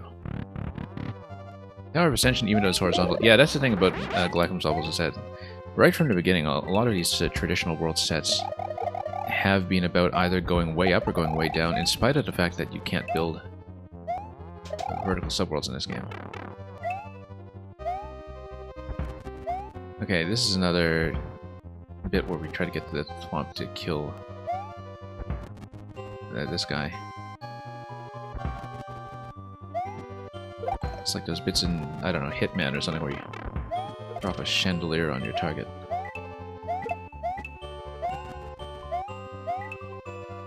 Let's,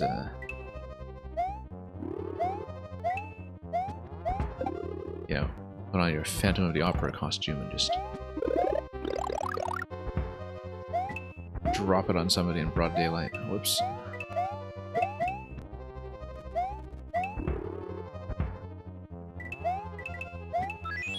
Okay, here's the key. Now to relocate the door. Not like that. It is. And yeah, another question block down here, probably worth checking.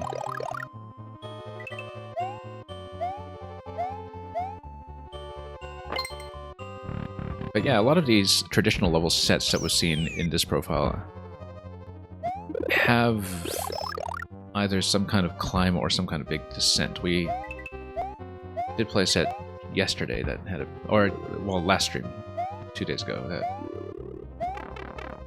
had a whole series of levels that was about going down. It was just segmented off within the constraints of the Make 1 editor, obviously, but... Okay, key door to the bottom right, let's try to remember that, and let's try to knock these guys out. Steadily. Okay, that's just gonna break right away, but then what does that do for me? Oh, whoops. Huh, interesting that that's available.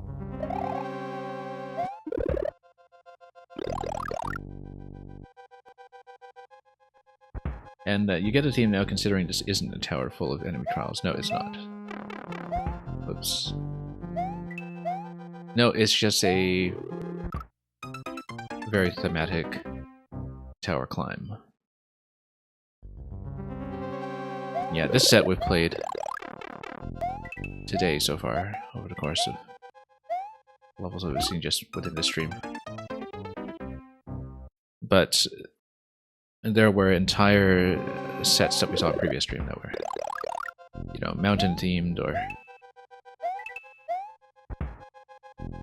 yeah, there was like a mountain climb set, there was another tower climb set.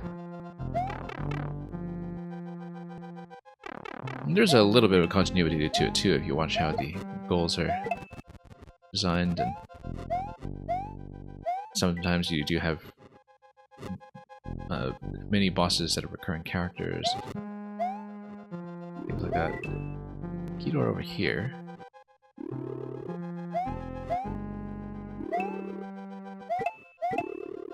Well, it's probably in one of the question blocks, and it is. Wait, the key door's over here. I guess it's just a power up. We'll take.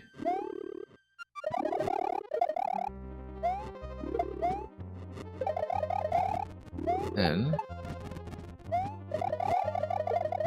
up we go.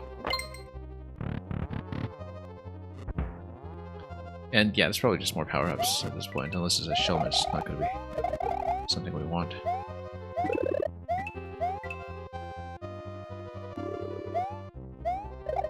Yeah, Magic Koopa riding over there. Not for long. Whoops.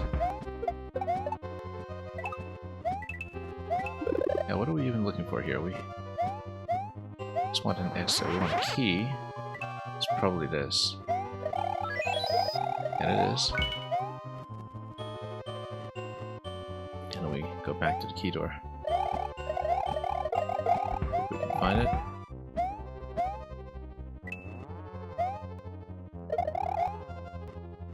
Yeah, key door in the top right. And then checkpoints. So, wonder if I was supposed to get through here right away. We can. It would boost through. But then at this point, we send it this way and that. Actually, just throw this.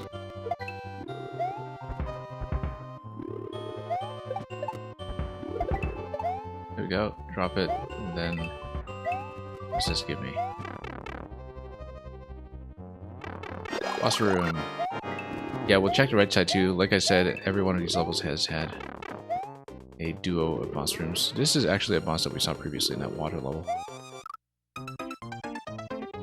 Except it's with Magic Koopa stacks this time instead of Piranha stacks, so it's firing Magic Koopa missiles all over the place. Yeah, we'll try to do both bosses if it's once again the case where you get a choice. I'm amazed there are enough entities to do that.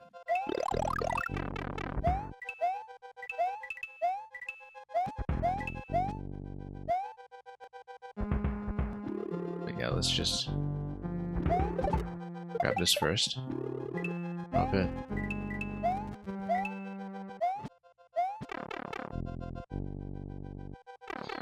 You get a mushroom immediately, and then we just need to survive this. I don't know if it's just time survival. I haven't seen the actual interaction we're going for yet with the POWs. But I think it is time survival. As evidenced by the clock theme in the middle here. Yeah. We have one key. I wonder if we're supposed to get something else, but it does seem conspicuous to me that the POW is accessible. I wonder if there's a reason to take it. And then, what does it even say?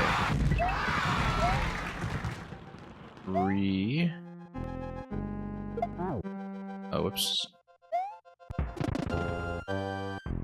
Actually, I'm... Oh, super. Under, but it's upside down. S-U-P-E-R. Now, unfortunately, we couldn't just take a death at the axe. But we could have if we'd taken a shell with us or something. So I'm actually going to replay this one to see if there's a right side boss room. I'll try to get through it somewhat quickly. Previously, we'd just been taking a death at the end to try to see that. Yeah, welcome to that silent boy. I hope you're doing well. So yeah, because like I said, every level in the Tower of Ascension set up to this point has had 2 bosses or final challenges. So we'll try to do things quickly to see that. Indeed. We can just come through here, now that we understand how the level is laid out. Oh. Rather careless, of course you can't go up there right away.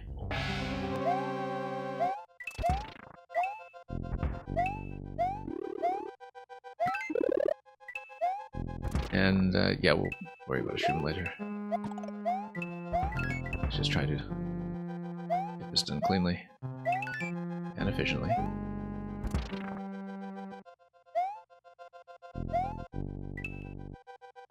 Then, oh, yeah, coins down below.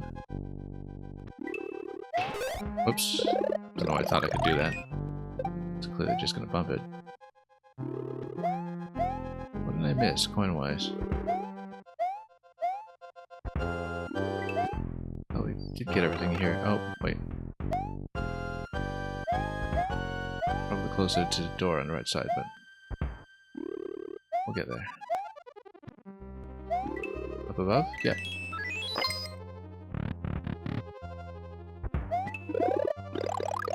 Okay. Alright, sure, that works. Whoops. Slid in a bit close. A little bit over-eager, perhaps.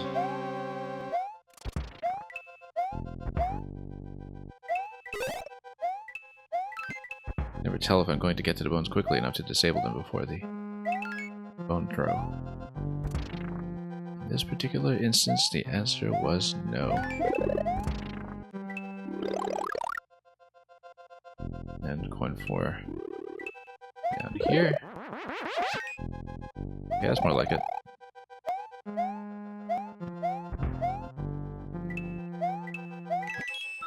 Grab this and go. Oh, oops, okay. Fine, we'll do it that way. I keep thinking I can go under, and not really.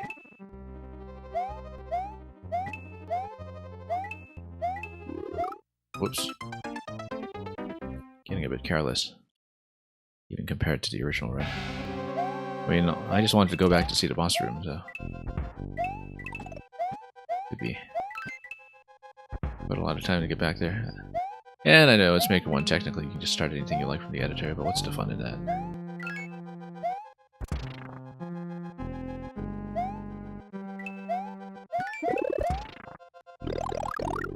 Oh, whoops. That's okay, we'll go for the leaf here. Not the leaf, the feather.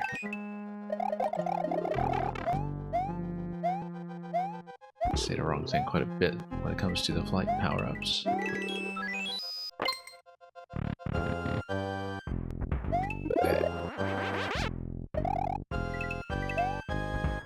Then we can just come right up and smash this up. Maybe this gives you a key? Or does it? Nope, doesn't. But... Oh yeah, key door I think was... Well, let's see what this is. Nope, feather. The key was on the other side. There's a vast explorable space. Okay, that did not work. Okay. Yeah, the swamp gates are definitely a bit of a concern. Oh, we're just back here. Let's redo this. We're doing so well, too. It is a big level to replay, so... Maybe this was not the best decision, but... We do want to see what we can.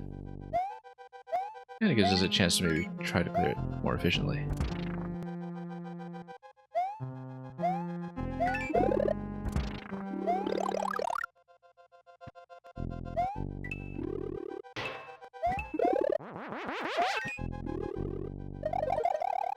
Anyway, let's do that.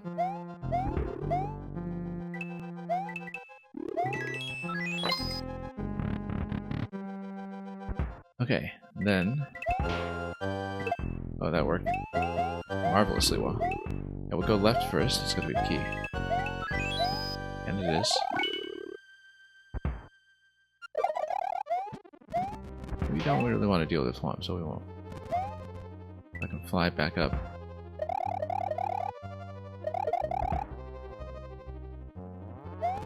Yeah, this is a maker who's very good about putting in intentional shortcuts. As we discovered. Doing a little bit of content for speed earlier. Okay, now we're in a bit of trouble. Let's just get out.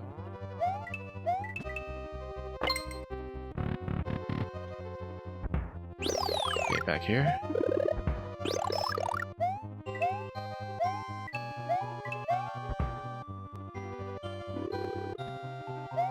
And then, up we go.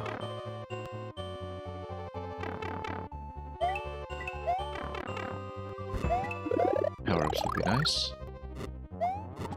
These would be even nicer. Here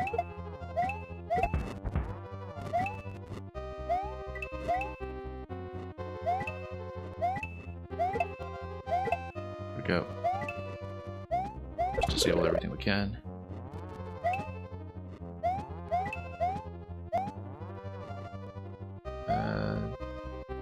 Can we go through here? Ah, yes, okay. I don't remember taking that path previously. Must have gone through a middle path or something.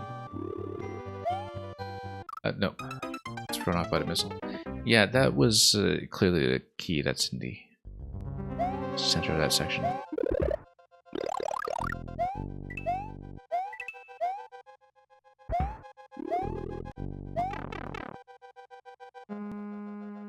we'll go for that our own way. Maybe a little different every time.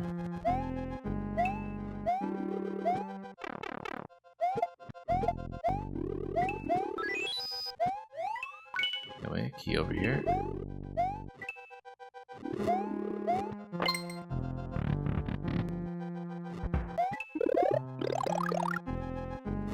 And then, oh, that was unfortunate.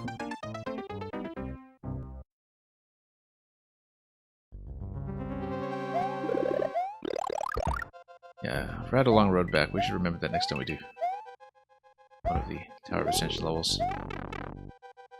That we do want the means to read the boss on command.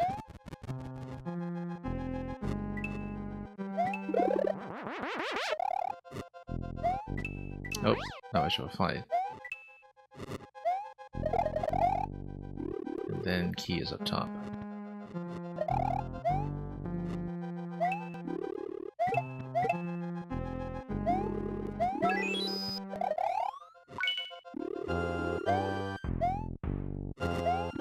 Anyway, up here.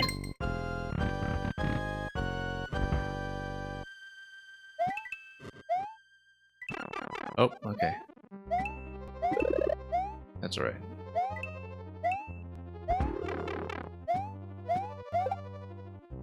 Above him, and then look for the key.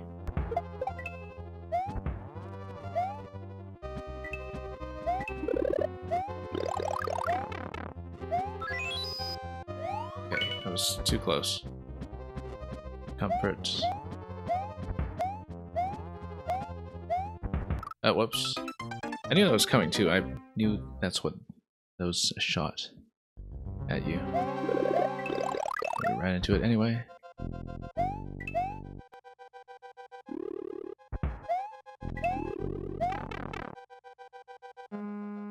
Now we do have to remember to go right at the branching segment so we do the thing that we came for, which is head over to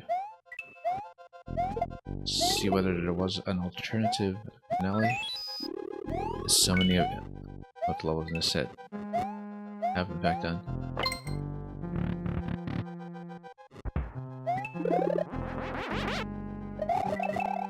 Oh, nope, this guy's gonna jump down at me. Precisely the wrong time.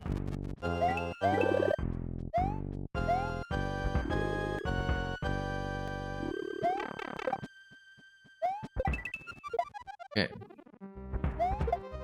Oh, I was gonna take a shell with me actually, but I missed.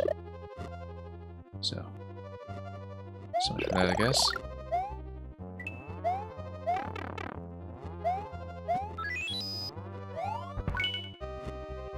Okay, not the tidiest.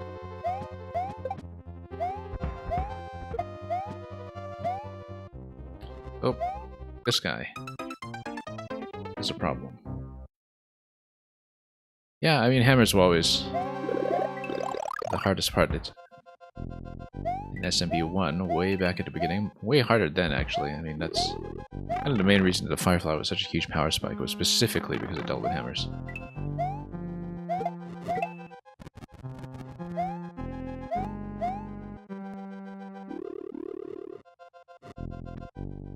Okay. Yeah, sure, we'll take it. I'll just stand back a moment.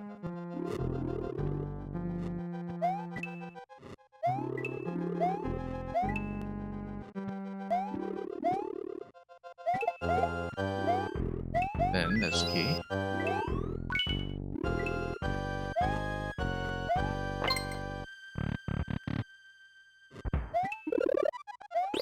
Shouldn't have expended this quite sorely, but I'll do it. We'll try to be a little bit careful about it this time. Oh, we need to get rid of the magic Koopa. Okay. Wow. Spectacular fall.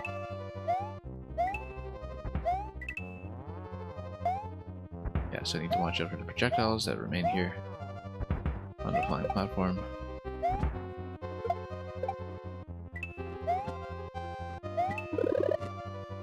Let's cautiously get through him first.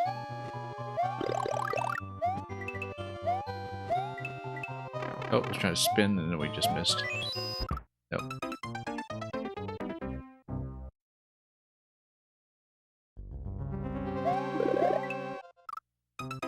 Missed a mushroom. Not great. I think I took longer on this so far than I did just playing the level originally, just because we wanted to check one room at the end. That's okay. It pays to be thorough.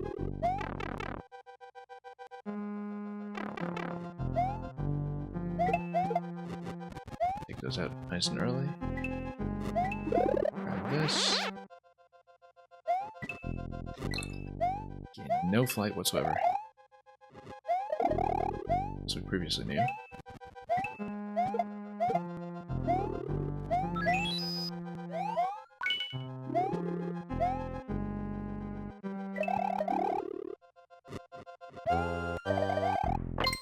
And then next segment.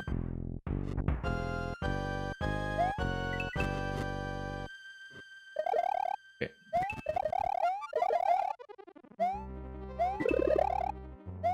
This down. This down. One of the more efficient runs we've had through this room.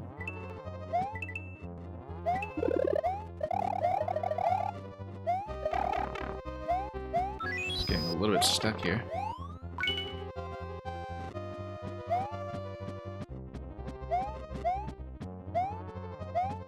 Oh.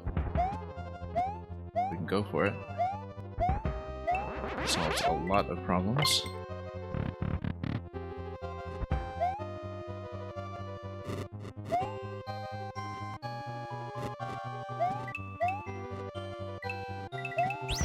Anyway, checkpoint, yeah, and then we'll go right. We'll fly up to the right.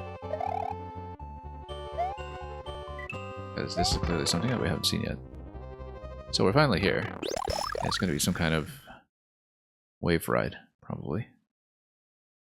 Or other skull pattern. Oh. Okay, no, that's just a mushroom check at the end.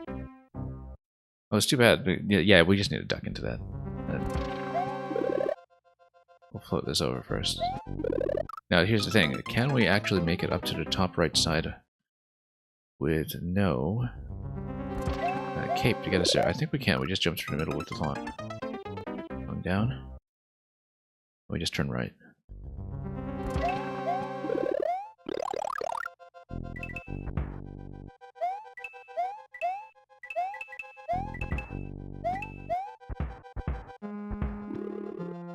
Okay, oh.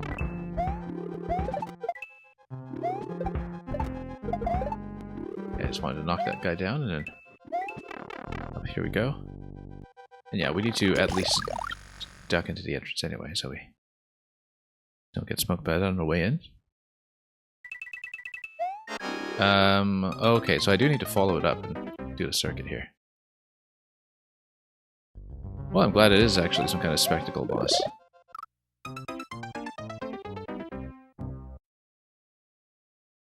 As has generally been the case for all these tower levels, it feels like it was worth the trip to come back here. Which is important to know.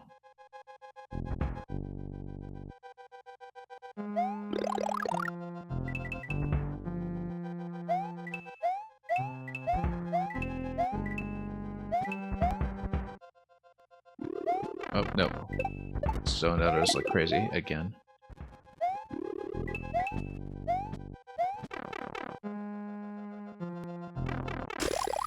Yeah, without the Cape Feather to give us a float, this is going to feel a bit riskier. That's the idea. How do we even do it if you're tall? I don't quite get it. You're tall. Maybe you are supposed to have the cape float. It doesn't look like we'll get it. Oh, lost that.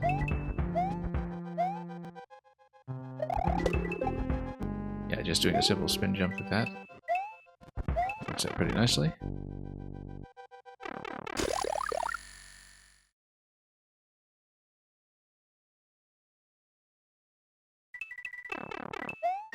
I don't know how we... Oh, okay, I see the coin in the middle there. We actually should have enough momentum if we hold left and slide into the run.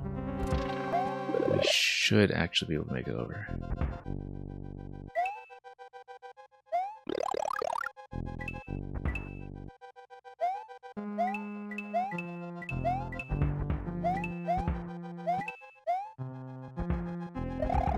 Nope.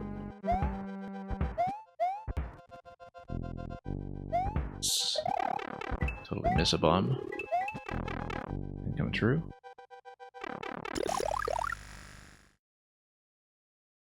Yeah, so we have to run left a little bit to follow the coin trail, and then we crouch, and then too high.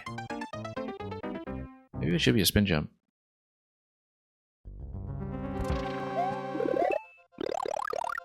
Actually, the cape wouldn't really even help there because the flow would be too slow.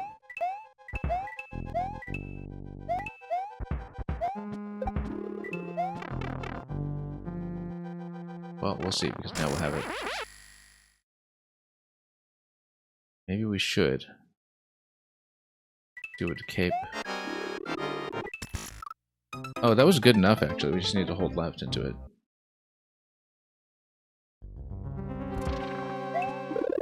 Okay, if we saved the mushroom with us on the way over without losing it in this bomb segment here,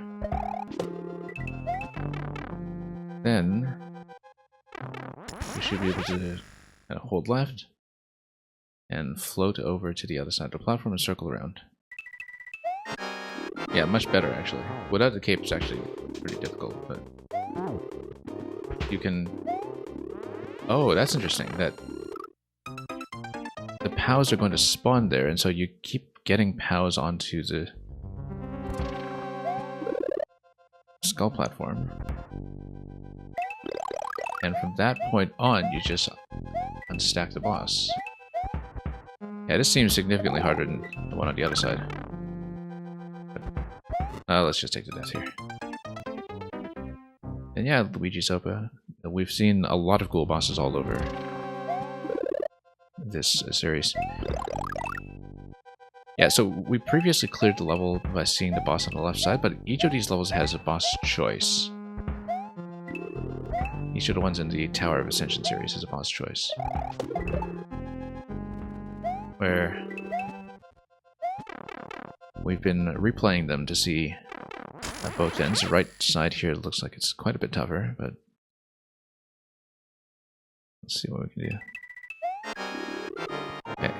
Yeah, that saves you a little bit of grief. We should actually stay here and then... Oh, now we're in trouble. Now we actually need to ride.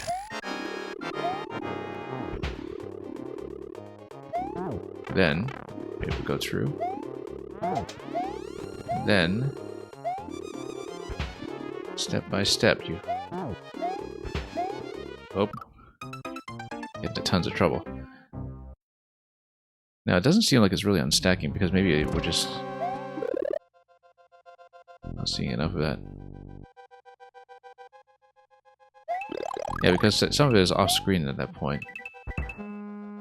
Maybe we're failing to do the unstack because of it, because we're not actually killing the bottom of the stack if the bottom of the stack isn't on screen.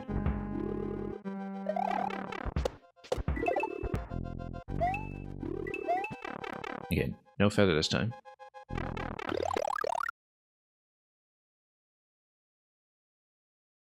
So we'll actually have to jump well.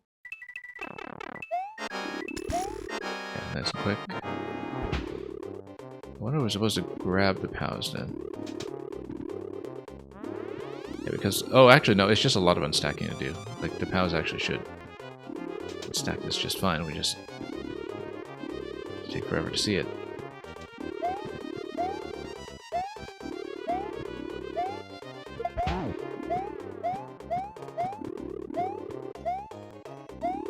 Yeah, you stay above here, then you don't get hit by the missiles, but then you also don't unstack. You have to see the bottom of the stack first, I think, to really ride this down.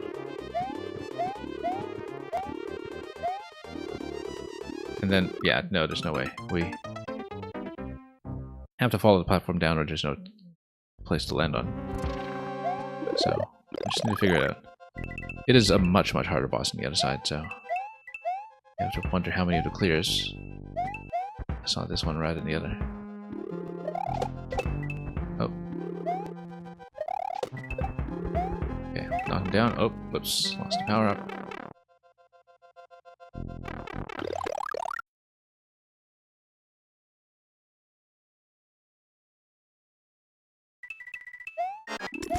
Yeah, just a nice short jump there. We'll do the trick. And yeah, we're not unstacking because the bottom isn't in view. The bottom does need to be in view, as we know. And then we gradually unstack.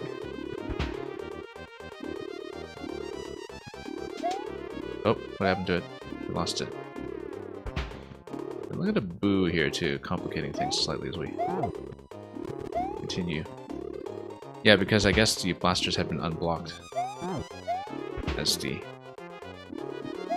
Magic Koopas have gotten out of the way. Oh, too bad about the boo position there. That was unfortunate. Felt a little bit blind. I mean, probably because I forgot I left it there.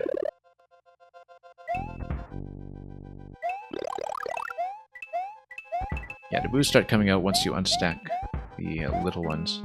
The little Magic Koopas at the bottom.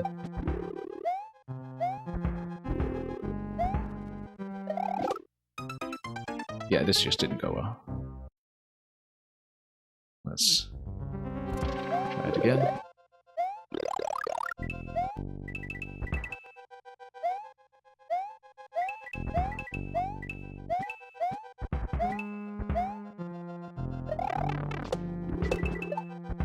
Okay, that's good.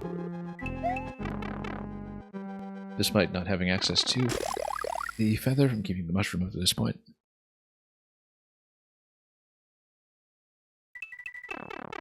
Nice short jump. Yeah, that's a lot of incoming damage that I see. To watch out for with all this. And we need to kind of catch up to how it landed too far this way. There we go.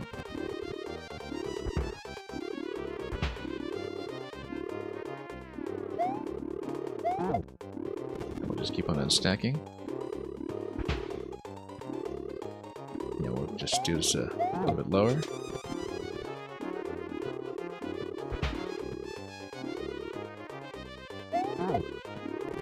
Where did that boo come from anyway? Oh, it must have been just from a transformation, actually. Oh, I understand now. Yeah, previously the issue... Oh, he's gonna come out and play.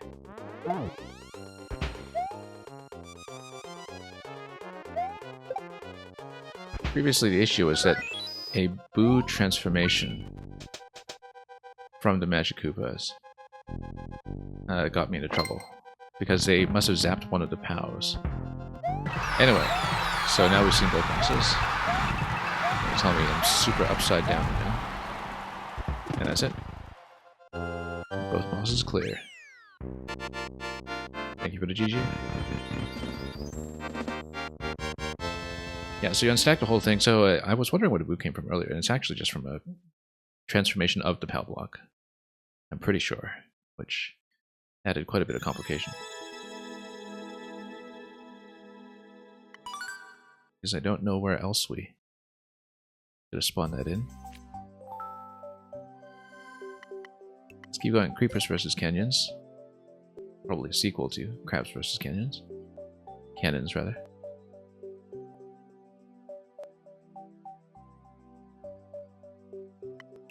Yeah, we've got a lot left.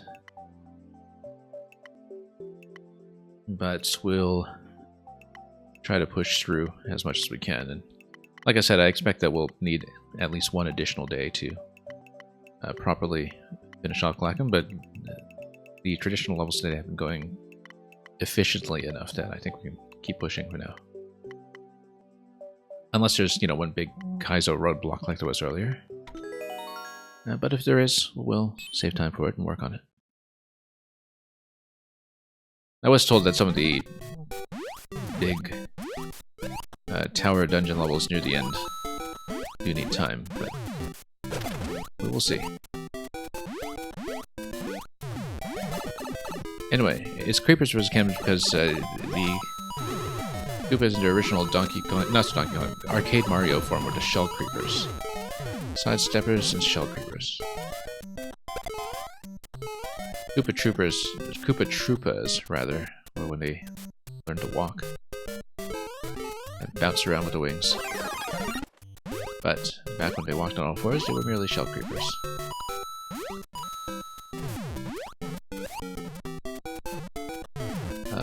Yeah, we need to not get crushed, but that's okay, close enough. And then key switch is going to open this, and then where do we go? Into the door, on the top of the face. Ooh. Yeah, I love a lot of stacking that we see all over the place here. Interesting too that the rocky wrenches sort of drop out because of the way they spawn.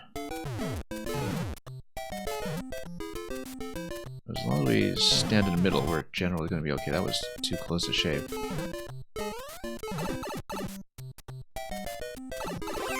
Checkpoint over here. We'll sneak under. At every opportunity. And then cloud allows me to get up through here.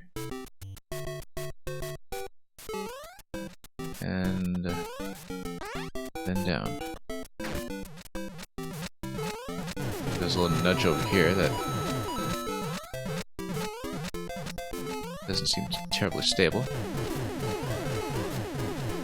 But let's stack that muncher. And then yeah, let's try not to hit the bumpers. That was a risk factor. And then all that will get pushed. And then all of this will just fix itself. Yeah, one-way panels constrain the blaster column, as you can see, where as we moved it to the right, whatever it is the base that's hopping around and following me. Oh, it's a shoe. I bet it's a shoe. The one-way panels constrain it so that we eventually lock those into position. So, okay, we've got time to get this properly. And here we go.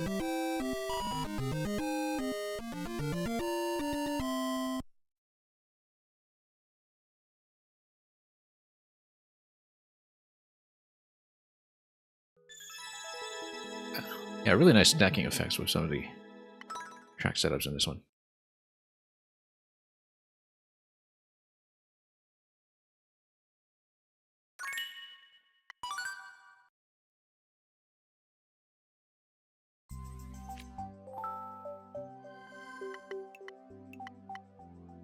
Soaring the secret skyscrapers. Yeah, so it's the secret level in the skyscraper world. Let's see it.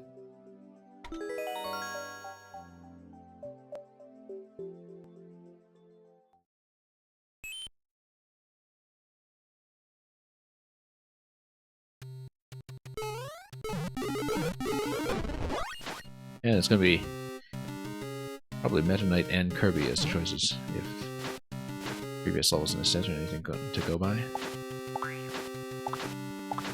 Now I don't see where that. Whoops.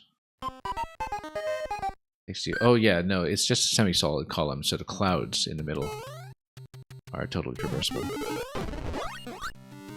I just need to see it. This is really nice aesthetically that you can see how this is put together to view what the location to enter is going to be. Then we need to drop in this way and enter the tower as we had done previously in other levels of the set.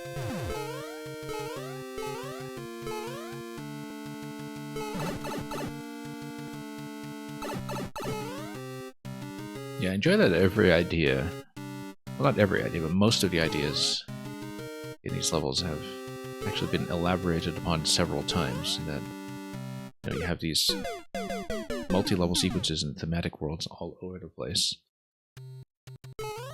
that are still mechanically distinct from each other. And I feel like that's something else that we don't see from very many people in Maker 2, with a few exceptions. Oops. You really see a concept or a theme iterated upon so many times over. Okay, going through like that is correct, we just need to not fall in quite the same spectacular fashion. We'll set Meta Knight for now. Thank you for the follow. Whoops. Yeah, we've been running basically Maker 1 retrospectives profile by profile since late January here. As our own way of experiencing the final months. We're getting quite close to the end, obviously. So we might have to focus a bit more on individual levels rather than makers as we head into the final weeks, but the objective has very much been to see as much of the unique flavor of Maker 1 as we can while it still exists. Okay, I thought I saw something up here.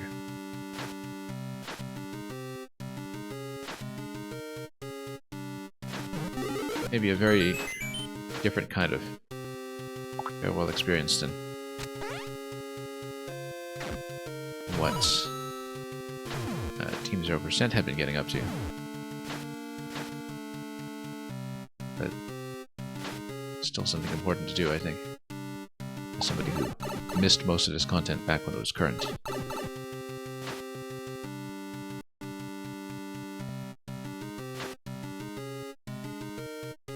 Anyway, let's keep going and not slip off the diagonal, which is something that happens to me quite often sometimes. Oh yeah, okay, so we need to not get trapped like that. Then we jump over like this and follow the coin trail by slipping a little lower on the platform every time.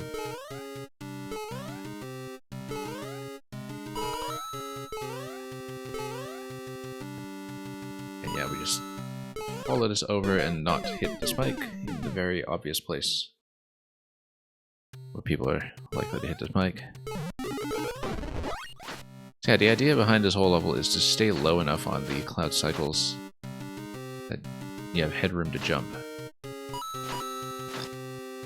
Every segment seems to be something of that nature.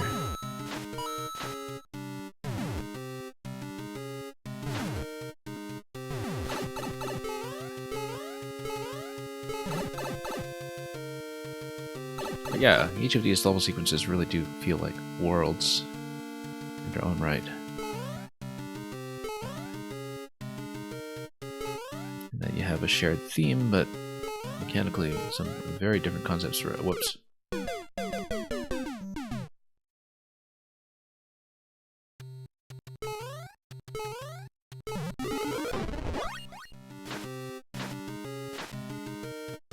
And yeah, we're just slipping like crazy. Let's be a little bit more careful here. It's a very spectacular opening sequence.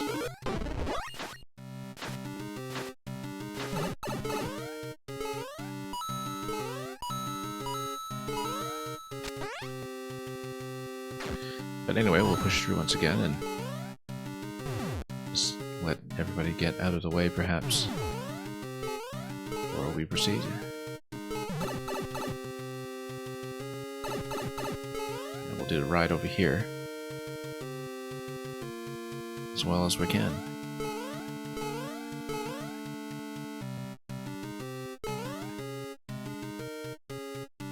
Yeah, we don't want to be too far forward. For the simple reason that there's nothing to land on.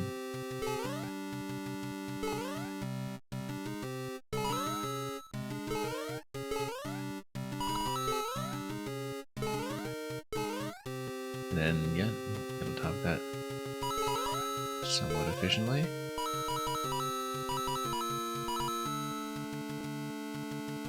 And we go through this area. Oh, whoops. Didn't reverse direction quickly enough. I saw that there was a reversal, we just didn't land it. I don't. You know, we're still here. I was about to say we could take another costume. We do lose the first one immediately, but alas, it was not to be.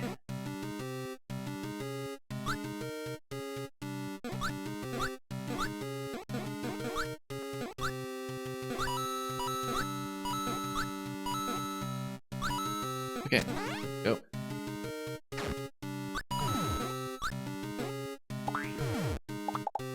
Just hang around until we had our fill.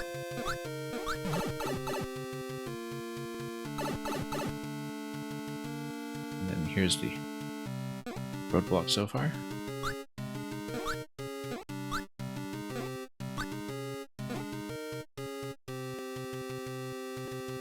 Kirby's a very good fit for this.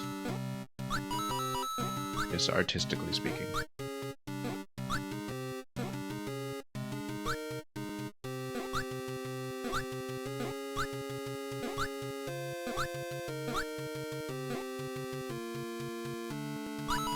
And okay, let's head on down and watch out for this next segment here where there's directional changes all over the place.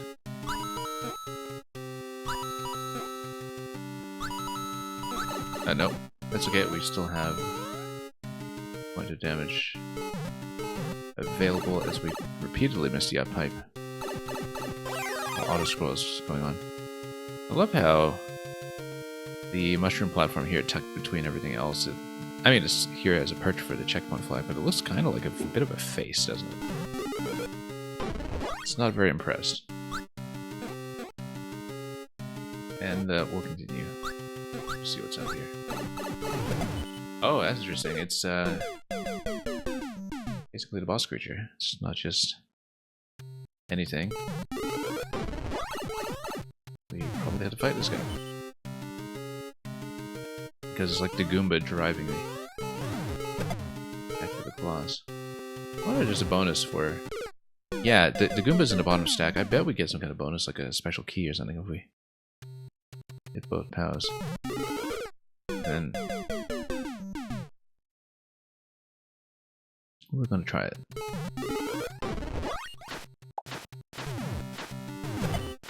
Yeah, because this actually seems like an optional bonus boss. Oh, no, nothing. Okay. Except Fire Flower. I guess is a bit of an upgrade. We can fire that as many times as we want. That was dangerous. Very dangerous. Yeah, let's keep it. And not die too much to lack of headroom. Oh.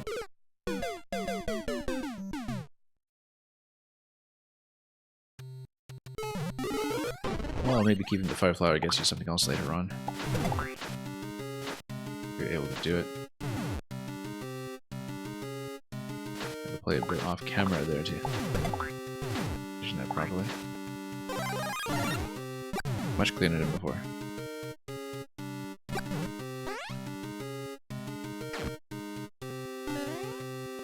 Then a little slide jump there actually worked out pretty well. Take the top of the tower and just skip over this room, I guess. Or rather, enter the other side. Oh, that totally is enterable. Look at that. Or not. What that is then. That ledge over there, I suppose we shouldn't count on that one yet. Okay. Grab the flower. Grab another flower if we can.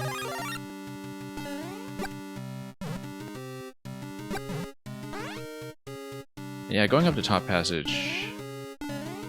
I don't know where it really gets you, but... maybe it gets you some kind of skip. Because, yeah, what happens when we dock ourselves over here? I think that's just aesthetically the outside of the tower. I don't think there's anything there. Look at this, it's like the Goomba room, this one. It's Goomba shape on the clouds, at least before we busted everything up.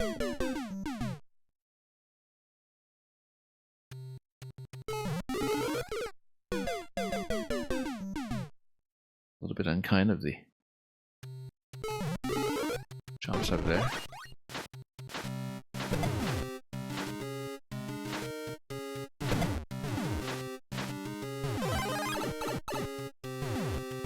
Yeah, we're another one.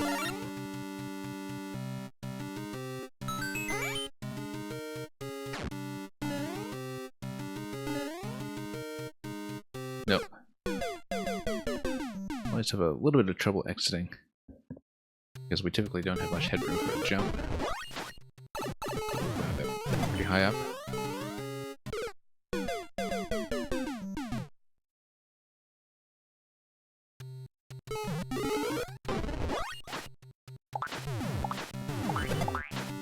Okay. Oh, that was almost correct. Could get a flower without being punched. Nice. But I guess we'll be punched instead.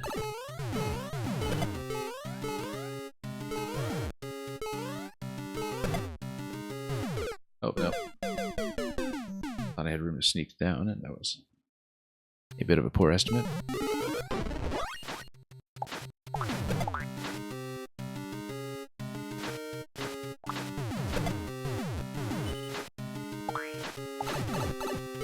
Yeah, we'll go for a fire flower every time. Okay, let's try to do this a little better here. Let's try to fall in and get a platform up top.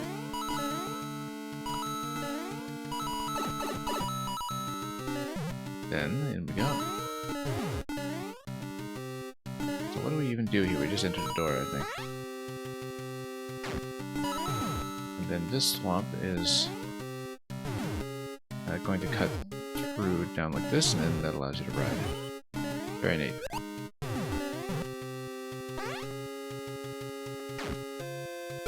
Kind of like a big tower climb in its own way. Oh, too bad about those hammers.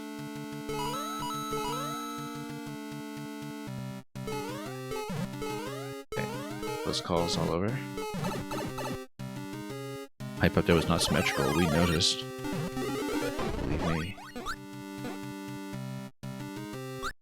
And we got another cloud ride.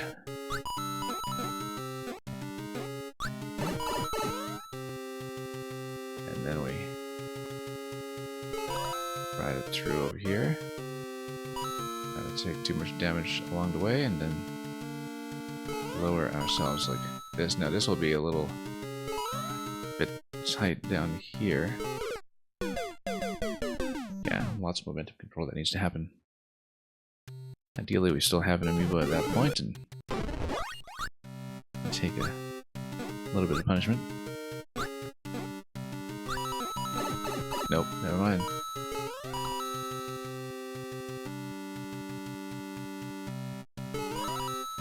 Okay, there we go. Now we want to stay back a little bit so we have platforms to jump towards.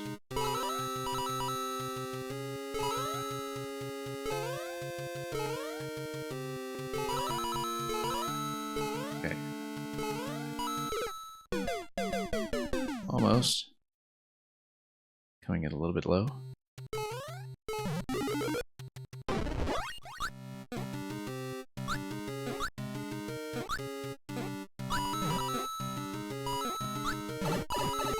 Yep, the headroom there every time is...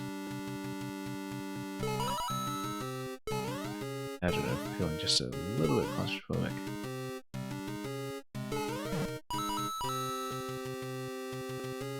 Anyway, let's jump up over here and then cycle upwards a little bit so we have ourselves some room.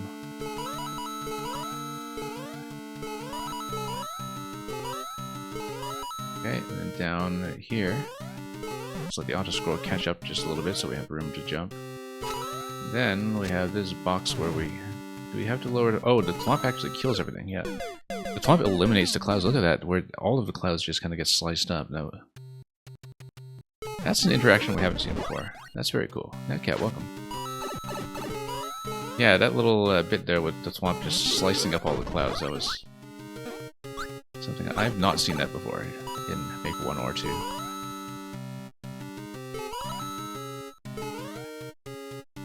It's a very interesting idea.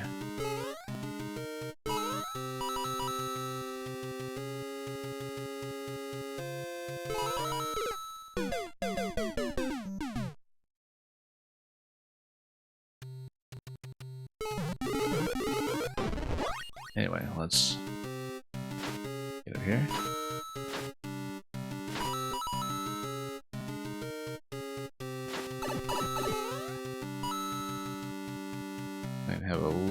trouble with jumping. As we get sorted. Like this. Yeah, staying behind a bit on track is generally going to be a good idea, just so you have somewhere to go. I feel like that's kind of skippable, where you can skip over that column over there. Might not be a good idea though, because you just wind up too far along the auto-scroll boundary afterwards.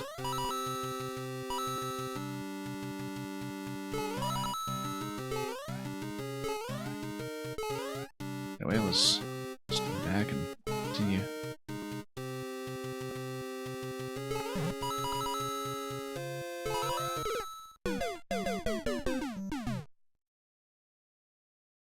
Maybe learn how to control momentum at some point.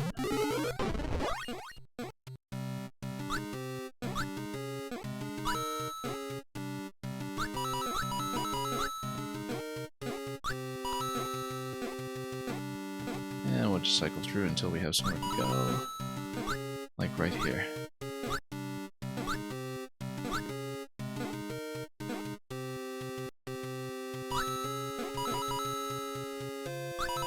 Then over here like this. So doing it somewhat cleanly for once, and then now here's the thwomp segment. Let's try to read it somewhat accurately. Yeah, we just get up over here and look at the thwomp, just eliminating all the clouds. But we don't mind, because we are out of here once there's a cloud stack.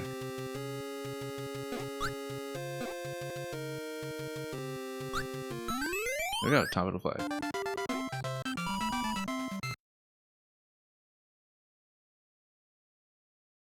Very appropriate for a sky level with clouds for Kirby to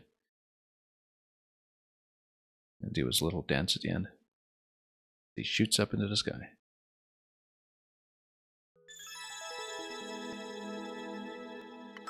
That was a fun one of the best ones of the traditional set that we saw today.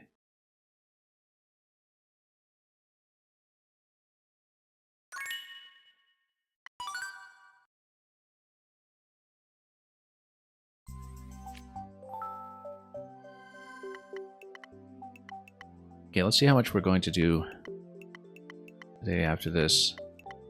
I don't think I'll get through the whole set today. There's definitely too much to sit through, but I think it's realistic to finish Glackum in one more day, assuming we don't have another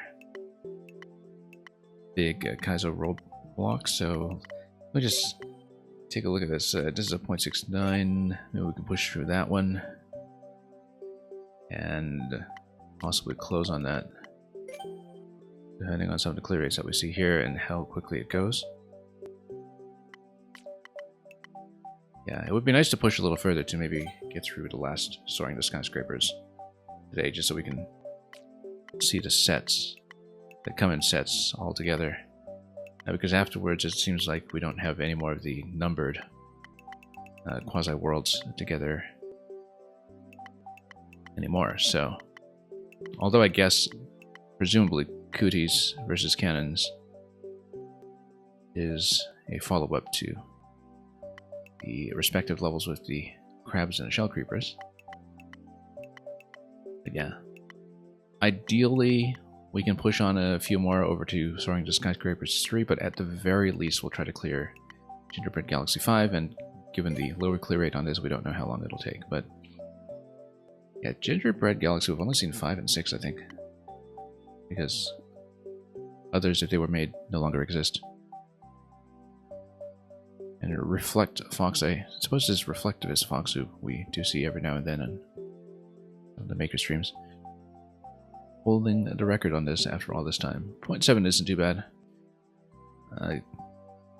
Yeah, so we can expect lots of conveyors on pipe stacks again, if the previous Gingerbread Galaxy level was any indication. But what pipe stacks?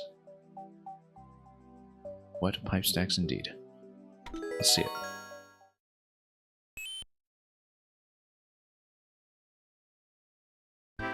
So yeah, plan A here will be to do a few more, but we'll see what this one is like. Yeah, a little bit too much drag on the conveyor here that we need to deal with.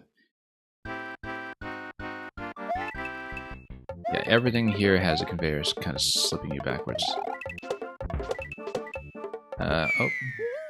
If that happens, we need to go back to the piranha. Instead, Mario's going to take the lengthy dive. Complete with karting, where he thinks he's going to make it out. Before Undo Dog decides to have a word with him about that.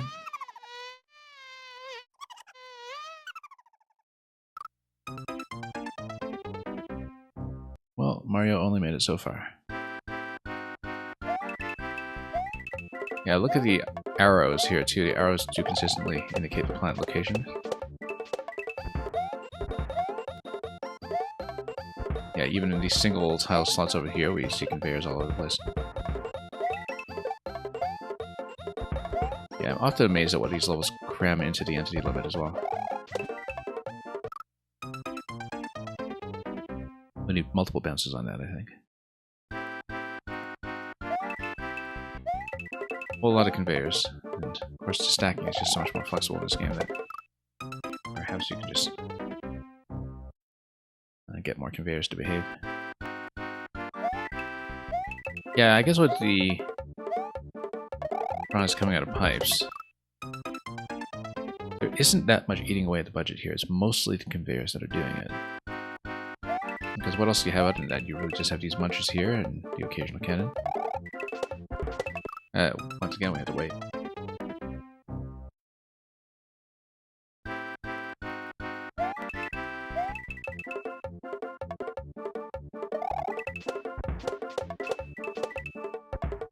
Okay.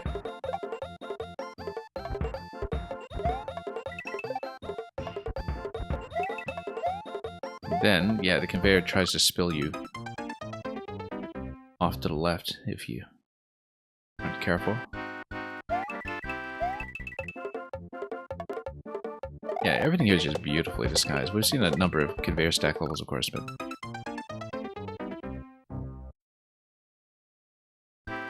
the sheer number of pipes disguising everything here, and having stack after stack of a consistent drag effect that sends you to the left, that's something very unique and flavorful.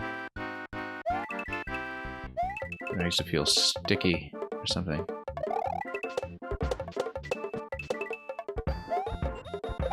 And you try to push through each of the platforms.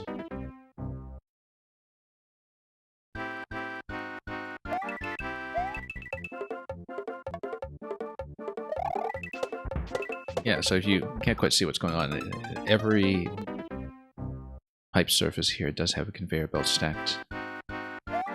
And it's very well disguised if you look at how the tiling here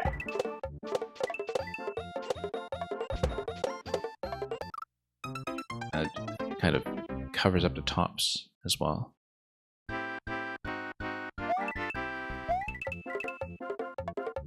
Just with the, I want to say it's probably the bridge artwork that's doing that.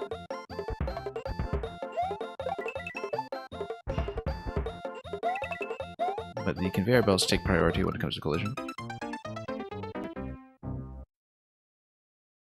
And so everything, looks like these surfaces here, pulls you backwards if you're left to your own devices.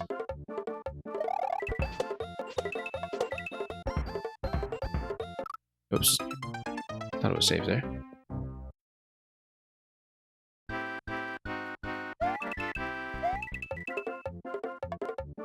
Yeah. Let's wait for another one. The plants do take their time to retract, so. Whoops, just sliding off the edges again.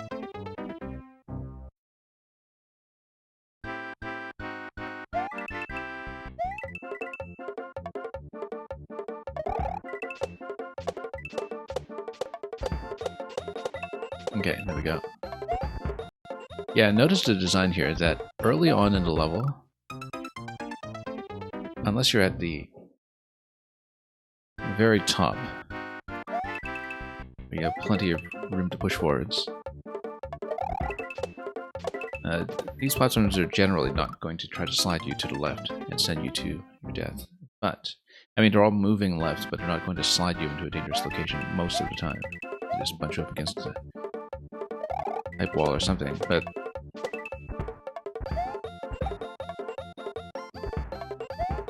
let's just add this point in. Later on, that's not necessarily going to be the case. Let's, yeah, because once you get over to this segment, starting this little bit here, you start getting introduced to the idea that sometimes platforms will quite aggressively try to push you away. I don't know how we're supposed to make this one. We need to build up a lot more momentum here, actually. Maybe. Or really kind of snap like this, and then you have to push forward the whole way, just so you don't slip off the edges here.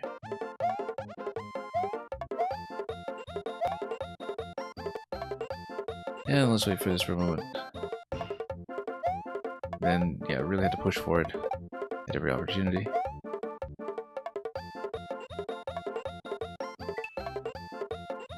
Then, yeah, really have to push forward to get over the muncher as well.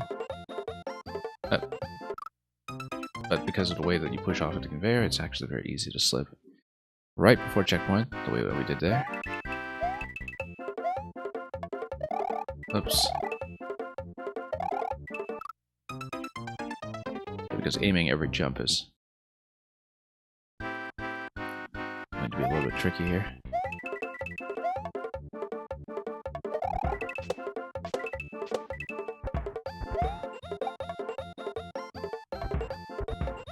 Okay, up we go. And we push into this landing. Then... oh, nope. Yeah, some of the error correction can really throw you off.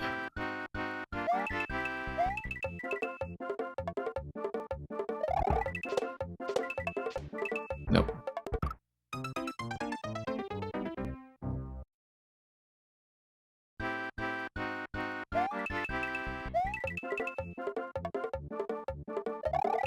Okay. There we go. And that almost looks fine. It's actually easier to reach the Koopa by a cannonball jump, I think, than trying to just do it from the belt. Since the drag on the belt can really throw off a lot of your personal expectations for where your jumps are headed.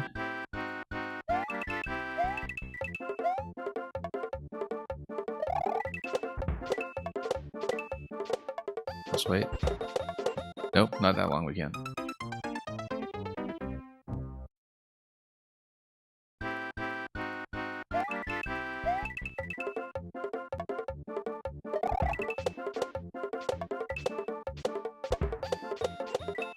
There we go.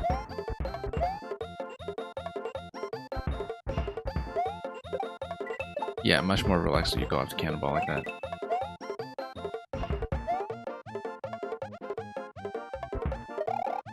Nope. Yeah, unfortunately you have to compensate for the drag quite a bit when you try to get out of that location.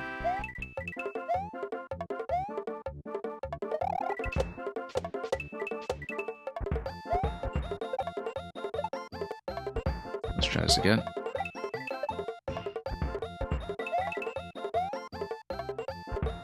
Wait for the cannon shot here. Not too late here. If you start on this platform, it's actually a bit of a problem, but that's okay, we got it. And let's get rid of the wrenches. So we slide into them.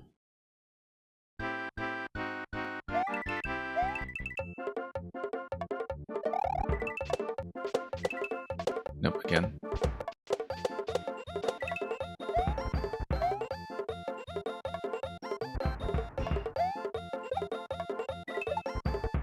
Yeah, getting more jumps and cannonballs is actually great because it allows you to standardize your directional movement. Get it to feel normal again. So we actually do want to hit the cannonballs where possible.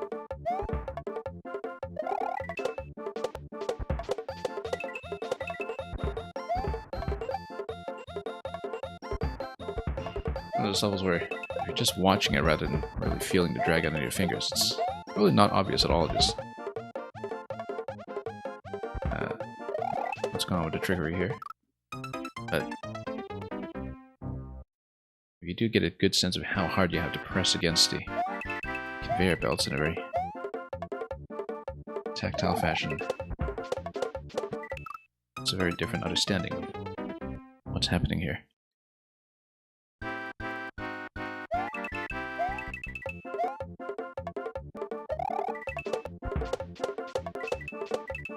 Anyway, let's go on this way.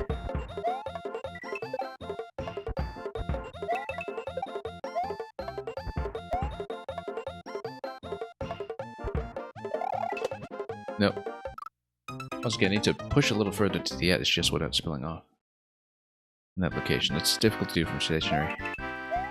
It's because the conveyor is killing your momentum too much to make it under the low pipe that's above where the muncher is. Not the muncher, where the piranha plant is being placed.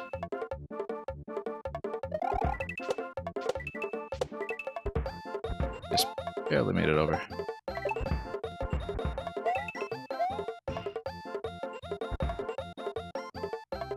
Yeah, I really need to push into this one.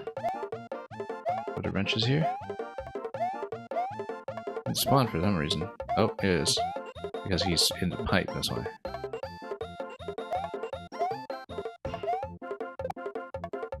Which means that we can't just dawdle there because more of them will come.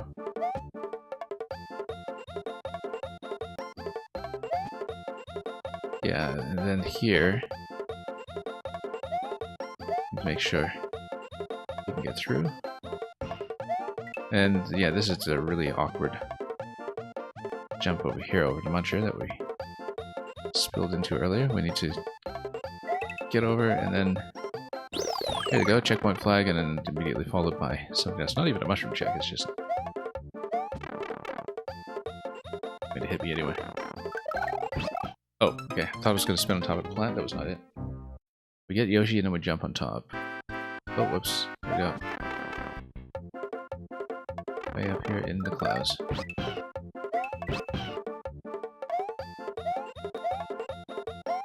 Okay, let's jump and then... nope, we're supposed to ride. That is Yoshi and then jump over. Reminds me of that one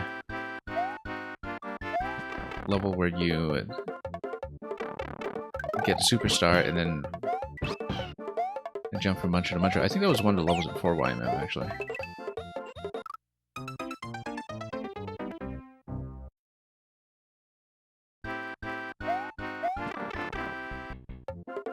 I'm trying to remember who that was by. It'll come to me. Name's on the tip of my tongue.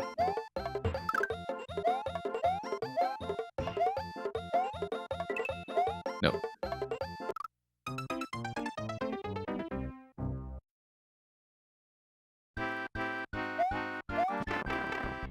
Yeah, this is a really thorough elaboration of this very simple concept. It's gorgeous to look at too, it's very unique.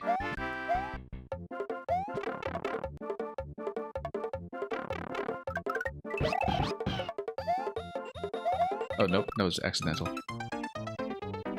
Watch out for how we're holding the Wii U gamepad sometimes, and not just press one of the shoulder buttons by mistake.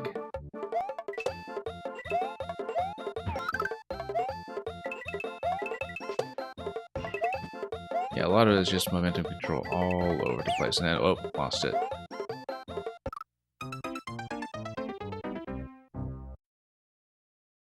And of course, the additional height that we have to deal with here while riding Yoshi is definitely a factor. Okay, let's push against this. Oh. Can we re-enter the previous zone? No, we can't. We just have to take the dive here.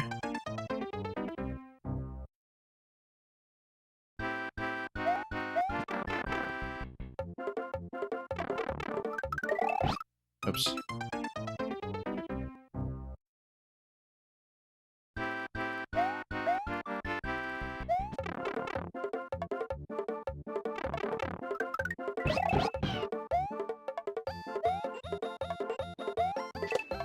Nope.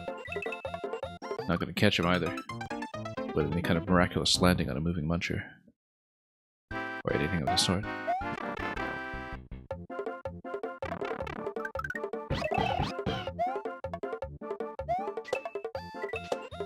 Nope. Just got zoned out by the wrench.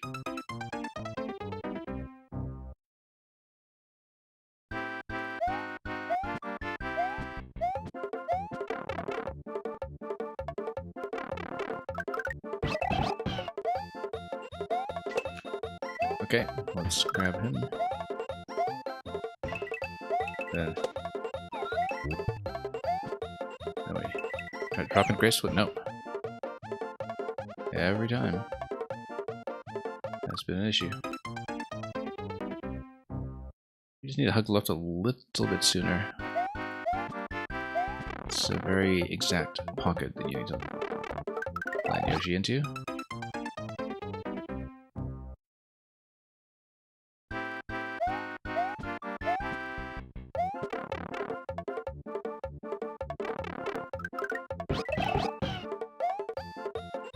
Nope, hang on.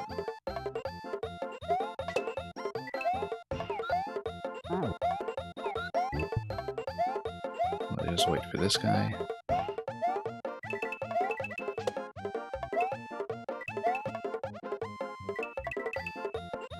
Okay.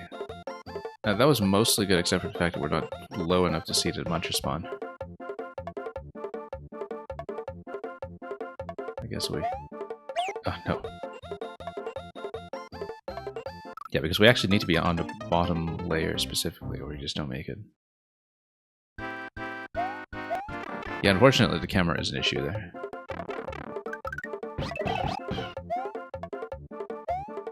Because you need to go pretty low just to get to Muncher spawn in the first place. But Yoshi's scurrying along the conveyors to make his exit.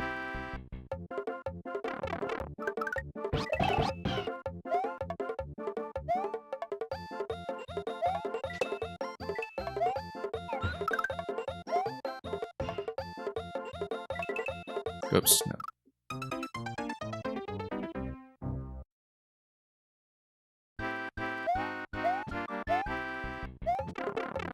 Yeah, all very slippery.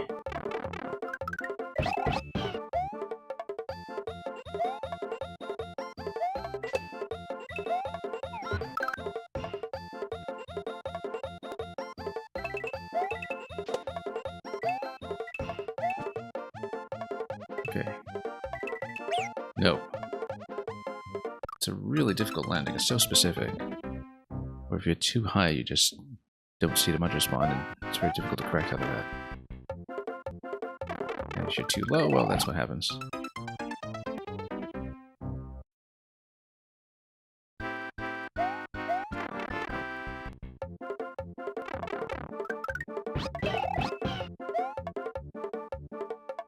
Okay. Here we go. Nope. Alright, that works too. Just barely. Nope. It's a very tight entry onto the clouds. It's already the biggest roadblock that we've seen here.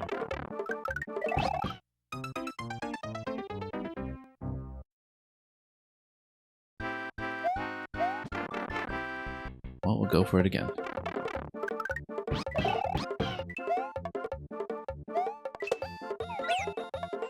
Nope. And the wretches just snipe you all over the place if you let's go up at the wrong time.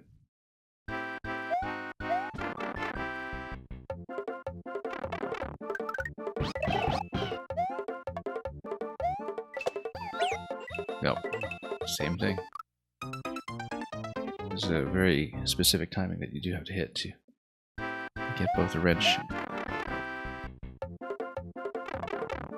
and the next muncher to line up properly.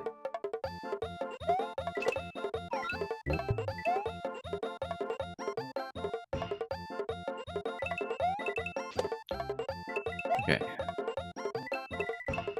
There we go. That's the cleanest landing we've had. Let's ride it out. And then we need Yoshi for his.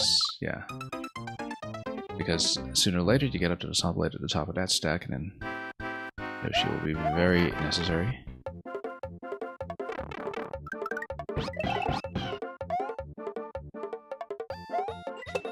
Nope. Can we catch him? Nope, we can't.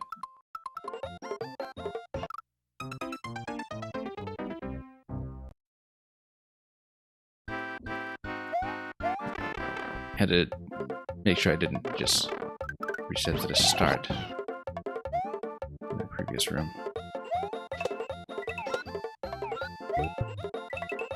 Nope.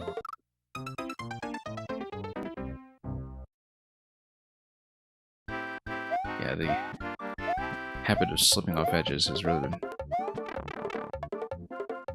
an unexpected challenge to play against. Nope. Can't actually see up there. Well, I mean, you can see it in action. It's just very difficult to predict if you're entirely focused on the jump.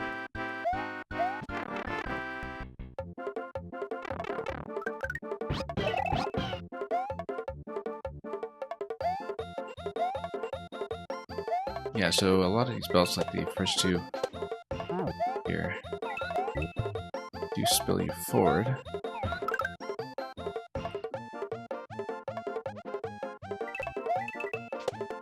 Rather than back. Okay, that's good, mostly. Oh, that's very good.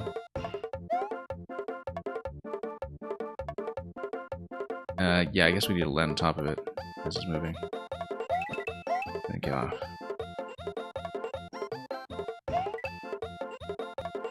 And we jump over to the piranha. Once we can, and then, oh. We get on top of the top blade, maybe. Whoop. Yeah, the momentum control here is going to be a little tricky. Nope. Not spill off the edges. Trying to see how we're going to get on top of both of these here. Seems a little tricky.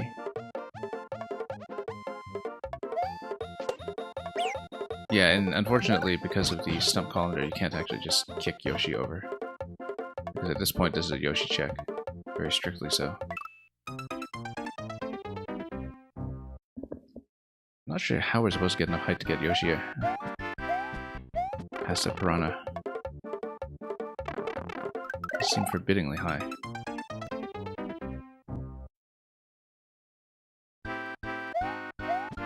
We just need some left-right momentum off of the piranha while it's still out and operational.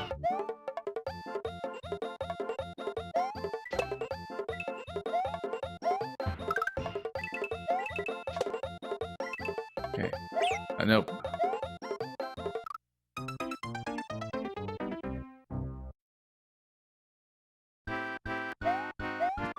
Very slippery business.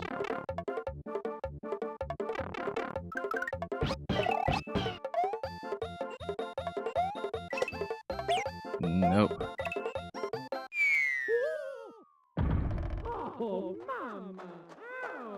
Yep, that sounds about right.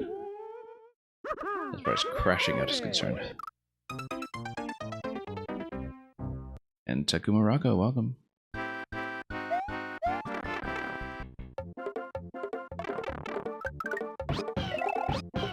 Greetings from Taco, as in octopus.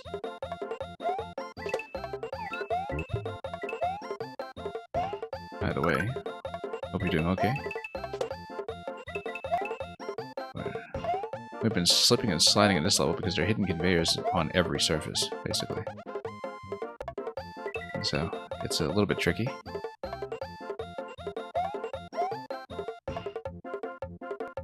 It's always going to send you places. Okay, now this is the bit where we couldn't figure out how to get Yoshi to survive. Yeah. I see the coin trail there. Giving you a idea of what to do, but we can't seem to make it. Whoa. Okay. And part of it is that, of course, with the Maker 1 camera just not scrolling up, it's a little bit tricky to plan how to do that and see where to go. Whoops.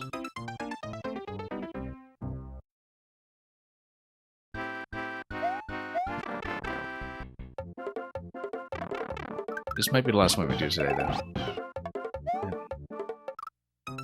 Particularly, I'm starting to miss every jump, apparently.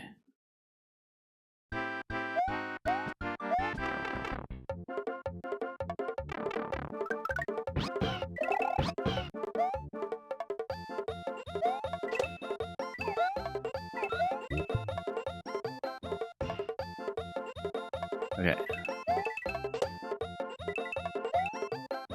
Oh, nope. We don't make that mistake too often, but it's very difficult to catch Yoshi again if we run into the munchers. Just back right into them.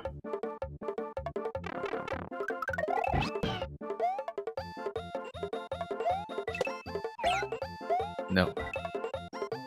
And of course the conveyor there is just going to knock Yoshi way out of the way before we can do anything about him. Yeah, it's kind of nice that at the beginning of each segment they have just one element that is there to show you that conveyors are present. Whoops. This rocky wrench is just a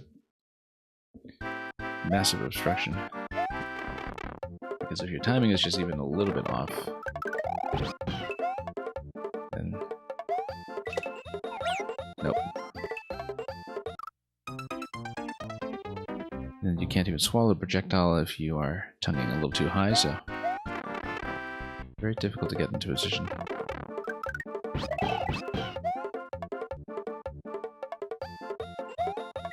We'll wait until he's finished his business, and then we'll go. Just like that. Okay, now. Nope. Too soon. Very difficult to time that.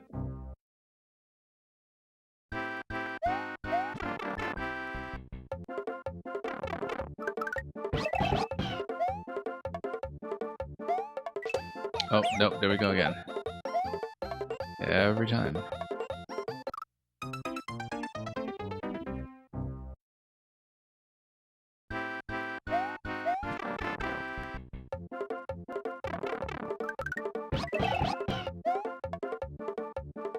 Okay, there we go. No. What a snipe. Like, I mean, part of it is that, I guess, you know, if we're paying attention to him, we can see when he's chucking the projectiles, but if you're not paying attention to him, then his projectiles are actually slightly off screen when he does this throw.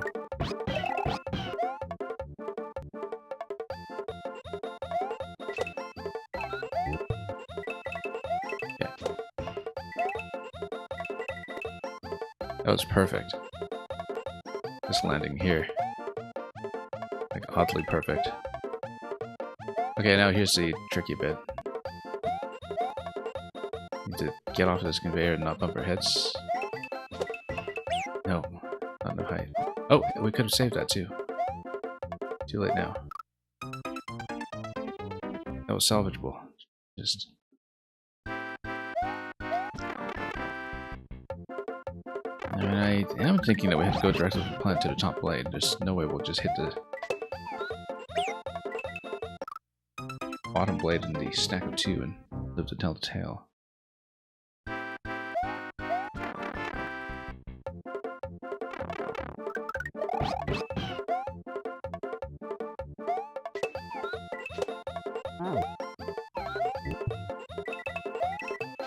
Okay. Oh, there we go. Perfect landing once again. Nope, missed. Yeah, every jump in this level, it's not a jump off of a muncher, it's a jump off of a conveyor. Well, okay, there's this cloud here too at the beginning, but that doesn't count.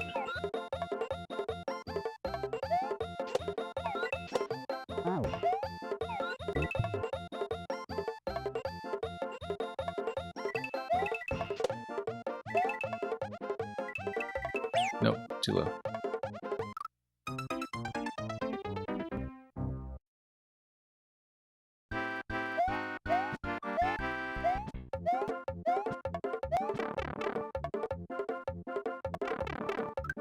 This is called Gingerbread Galaxy.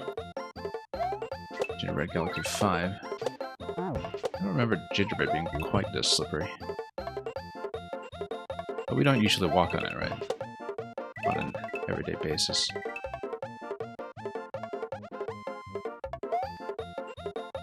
Okay. Let's wait for the next cycle on this guy.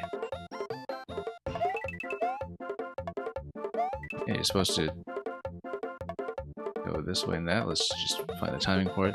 Very tricky. We haven't survived this one yet, so... yeah. We kind of go left and then right. There we go. Got it. Finally. Then... we get over here and that's checkpoint. Great. Then... I think we need to sneak under that one. I don't think we can just eat it. Oh, we can just eat it.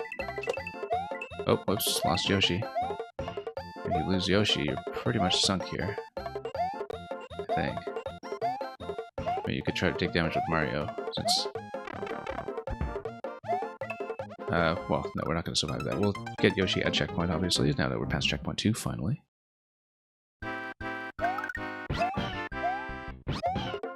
Yeah, you could eat it. No, yeah, and you need to actually hold jump going into the last one there. The conveyor is going to spill you all the way to the third blade. I was not holding jump because I didn't want to stomp on the early ones. But... oh, never mind. You do need good timing. I thought you could just blitz over there since you can grab the plant no matter what. But, nope, not if it's too low. You do need it to be up in the air. There we go. Much better.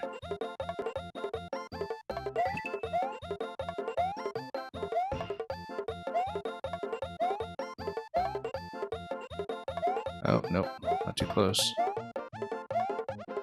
Nope. Okay, I was about to say, thankfully Yoshi just jams himself there in that position that you can get him back, but then, oh, not so much. Not for long.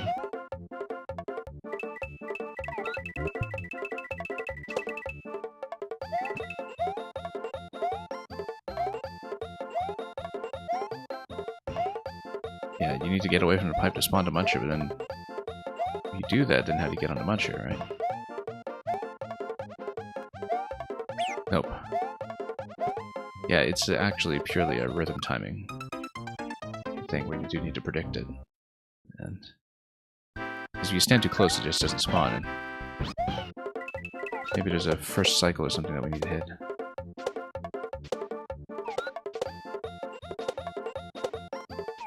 Try to get to the left tongue and land.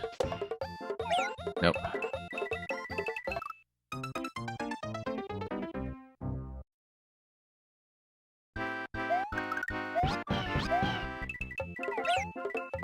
Nope.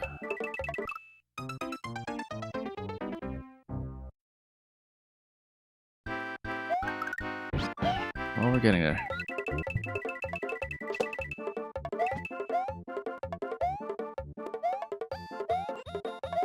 I mean, it does stay up and running for a while. Oh, once again, save that, only do not save that. You know what? If you just jump up with Mario, maybe you can just get enough height to see the cannon instead and use the cannonball. I think you probably do need to get used to cannonball to get on top of the Muncher in the first place.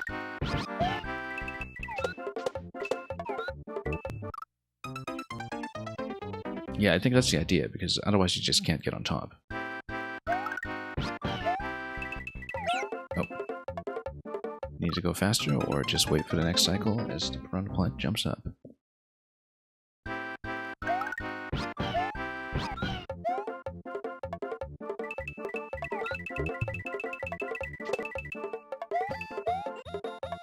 Yeah, we need to hold position here first before we spill off, but we should be within range to spawn a cannonball there to get on top of the Muncher. That should be the approach, instead of trying to brute force it. Except, of course, We're not going to get that now, are we? Oh.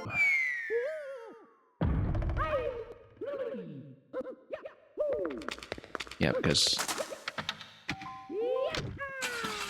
the cannonball is just going to bob slightly out of range on the camera.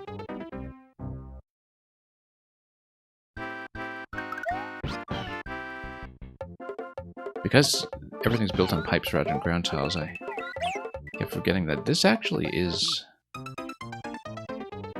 airship theme.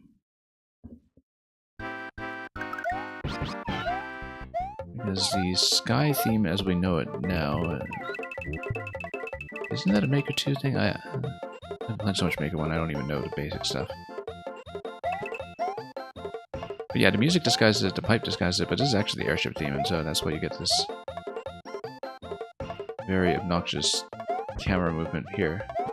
Oh, got it for once. Now this is a lot of plants that we can walk across. And we need to get on top of this one here. And jump up. Nope. Yeah. I mean, obviously you need to keep Yoshi past that point, but we scouted ahead. Regardless.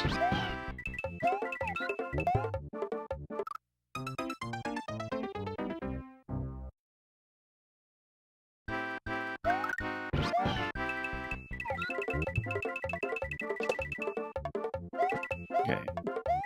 Oh, no. That was a mistake. So yeah, it looks like from the timing here, you do just jump directly on top of the muncher. You can't get the cannon there when it's slightly out of view. Whoop.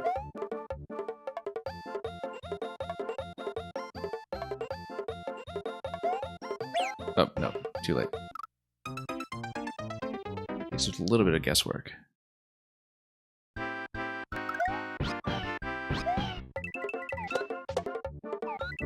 Nope. If you land on top of it, that pretty much blows the attempt.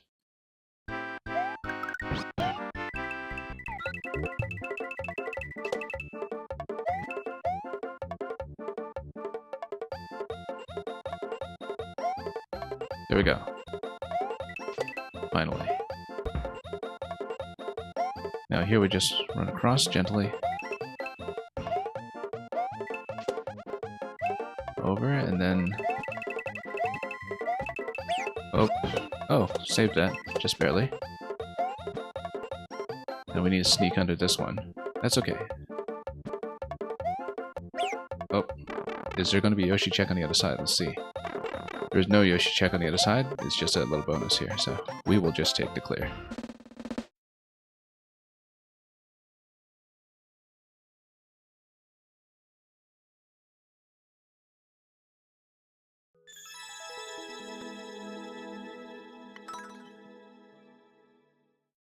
That took a bit of work. But yeah, beautifully put together aesthetically, and that, you know, all of the relevant mechanics are signaled and disguised in a way that's very consistent to this level specifically.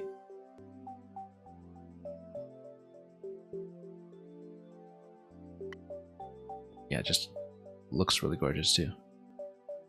Anyway.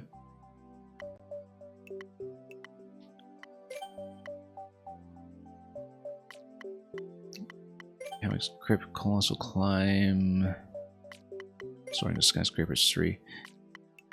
Let's try to get through a little bit more, maybe. I'm thinking about whether I want to save the rest for next stream, because, you know, that's still going to be a fair bit of work to get through this much.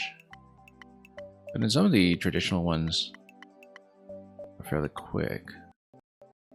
Let's do at least one more.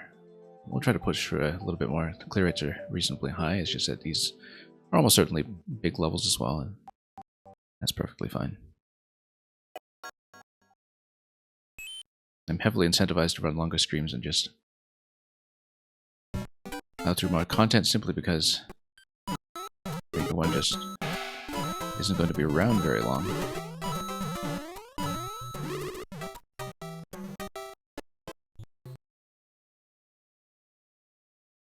Anyway,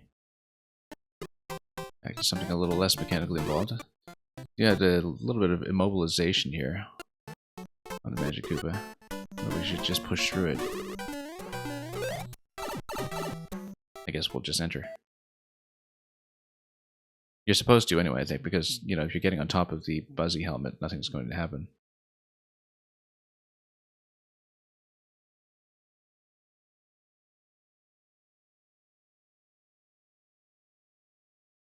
Okay, Thwomps are going to not do too much of anything, except, of course, drop dry bones all over the place.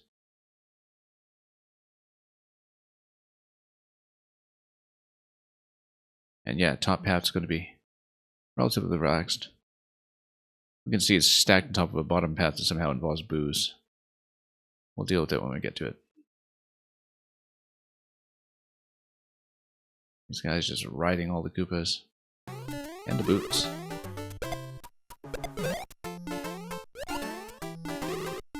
Yeah, Magic Koopas are discovered vehicles. Yeah, this is really neat that every time that, you know, you have something like this. I wonder if you can just straight up kill him with this shell, though. We can do it. I mean, of course you can. It's just... you have to float this away, and then this doesn't get you anywhere. But that's probably the way you're supposed to do it, is just to wreck him with a shell rather than... oops. Rather than whatever it was we were doing with...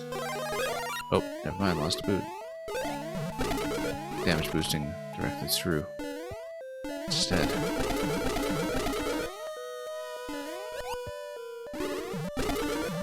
Yeah, this bit here feels pretty swift. It's because the jumping distances here.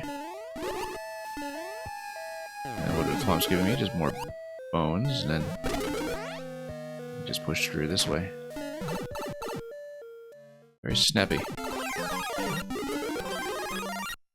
Then up to central lift here. Oh, whoops. Right into this area where to zap you.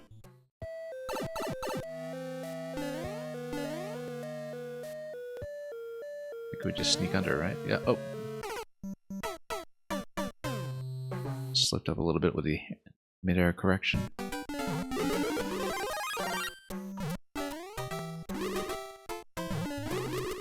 Yeah, I do need to anticipate that shot a little bit, otherwise you do just get shot in the face. Then...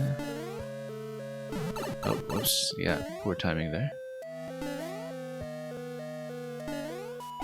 Okay, just barely made it. And then... interesting, key door up there. Well, the key door is going to be exit from this segment, so you do need to get the kill there somehow.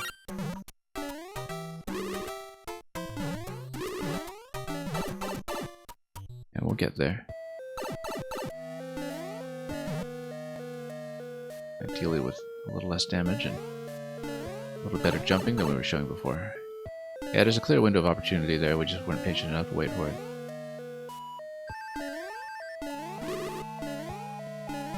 Oh, you go for the star, I see. And you clean them out with a star. Assuming that you don't, you know, escort a shell or something up to that point in the level, which I don't know if you could do it. Oh, whoops, speaking of which. Not like that.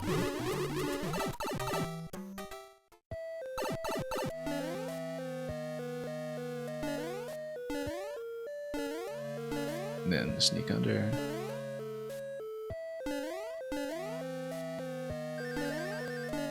Yeah, over to the star, and then we just clasp down the key. Drops you in here. Keeping the star this long does anything for you. Not really. I'm sure he'll be back. Anyway, we get to leave. We can juggle the boot a little bit.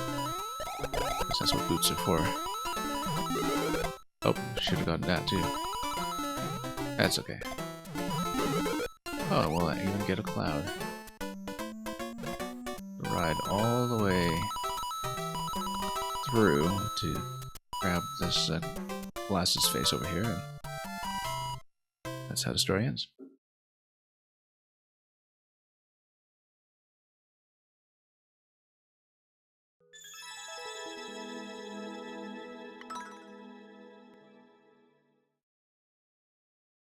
Thank you for the GG, Netcat. Yeah, I think we'll try to push through 2 more and end with the last skyscraper level today.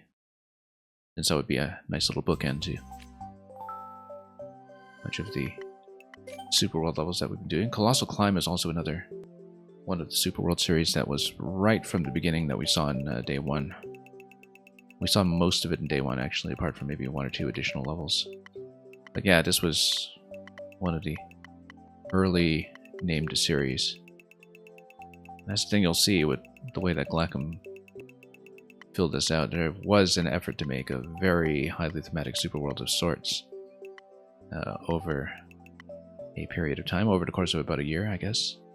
Even though we're still within the first year of the game here in 2016. Oh, extremely prolific, right? Even though there's a very clear visual identity to each of these named series, the levels themselves are very mechanically distinct. And let's see what the last base camp is like in Colossal Climb. Yeah, we'll try to do these 2, I think, and then we'll save Neppy the Necromancer for next time.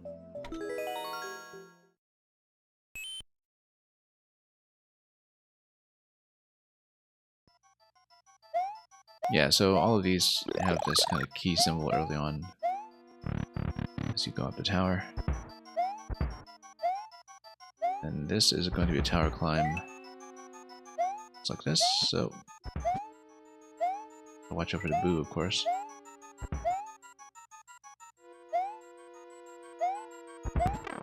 Find the exit in each room. Yeah, so just need to do a lot of back and forth platforming. And boos are not in your way.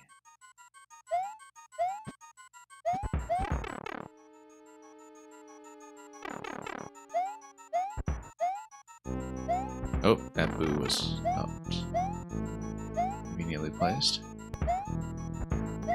You get on top of this blaster, then you can enter the pipe over here.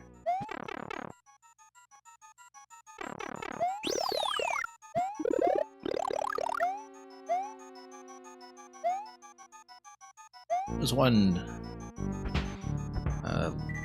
level by document that we played as well that was very much like this. Just lots of these blaster stack rooms all over the place, where you have to play your way around the oscillation.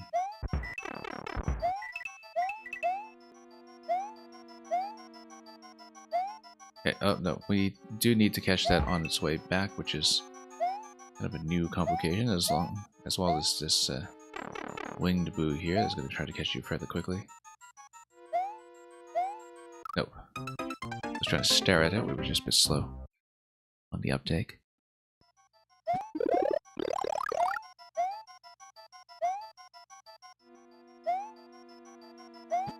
Oh, it's a bit of a sniper boo there.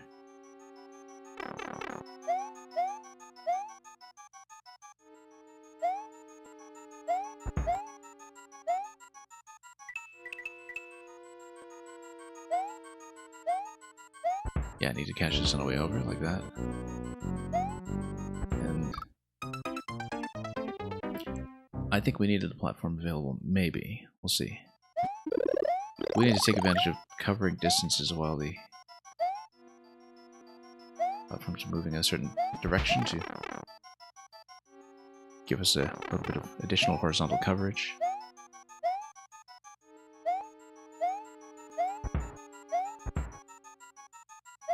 Like this? No. Wait. Thought I could make it there, but no, we do need the platforms to be moving towards us. Like that.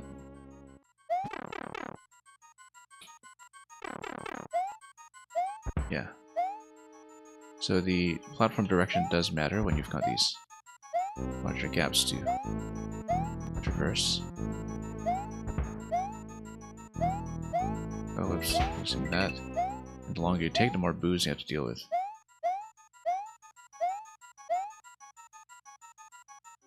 Let's try to sustain them in position as much as we can so they don't track us vertically too much. Checkpoint. And this is apparently a boss. I guess we have to just ride it up.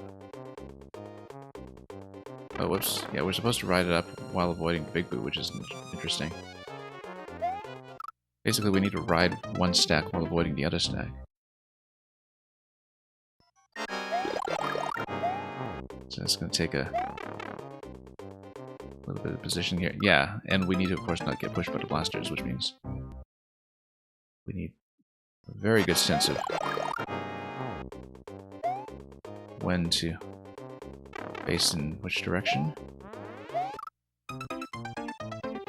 Seems tricky to run away from the lower one while doing it. Let's see. We're all going to move fast. Nope, and we need to turn around faster than that. It's got to be snappier.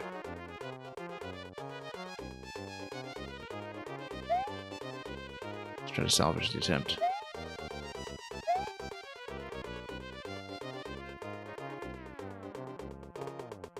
Yeah, you need plenty of lead time. Very neat, except we got hit by booze at the top.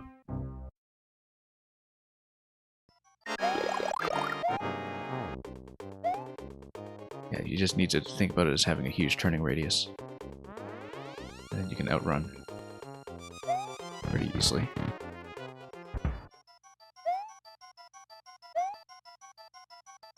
Now with ice. And a fire flower for some reason.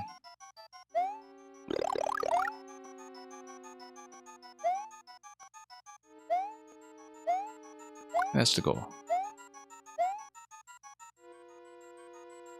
Yeah, we know from previous experience that the ending pipes for the top of the goal are usually nothing, but if we can't check, we will check.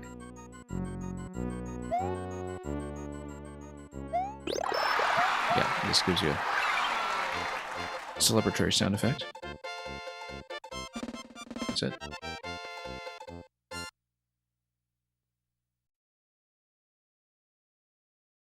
Okay, one more and then we're going to be done for sure after that.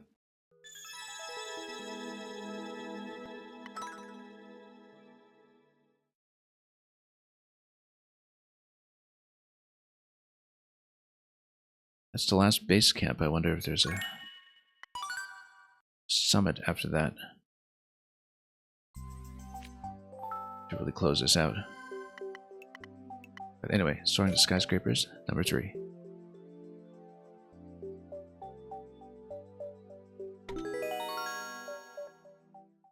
Could be a big one if you look at the 6-minute record on it.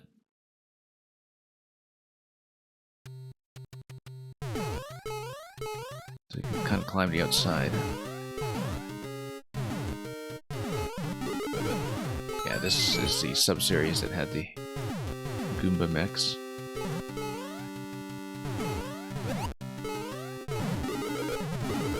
And this could be what Kirby or Meta Knight. No, it's what DDD this time. I wonder what the other one was. Waddle D, maybe. That would make sense.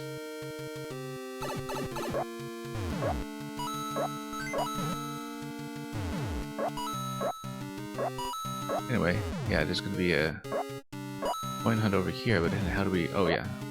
We knew this will go... Wait, then do you need to take damage? You do, but then how is that doable? Oh, it's ice climbers. That makes sense because ice climbers climb. I wonder if there was something I missed here then. Yeah, no, you're just supposed to jump across. You're not supposed to take a damage boost there. You're just supposed to jump cleanly.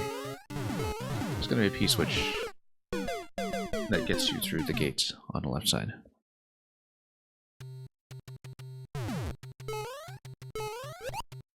This is ice climbers.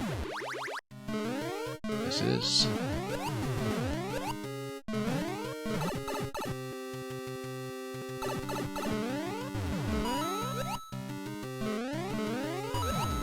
interesting that you just smashed the ice climbers, which is always depicted as a pair now and are remembered as such.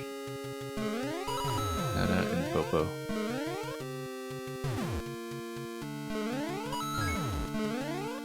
Yeah, so you catch up on the way back.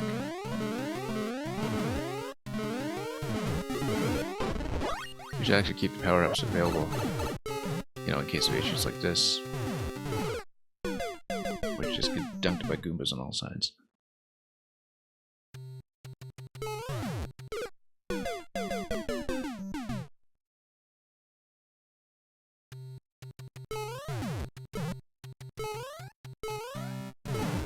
Let's not linger for too long.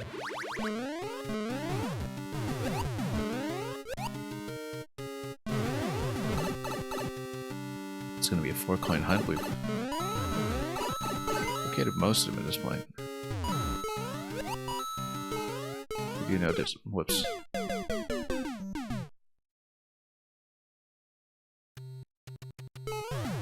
Going to be some kind of P-switch that gets you over to the left side of the time.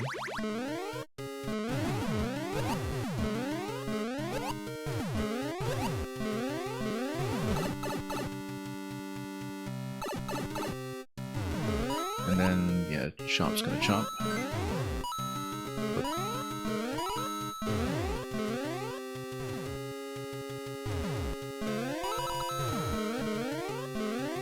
Here we go, close call. Oh, we made it. Okay, then we head to the right. He heads to the right. I was trying to salvage that, but we just slipped off the edge.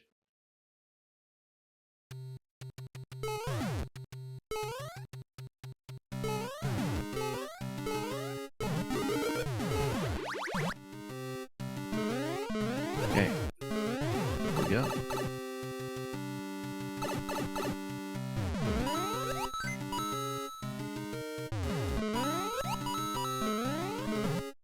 Boop was trying to pull a quick one there. That was a bad idea.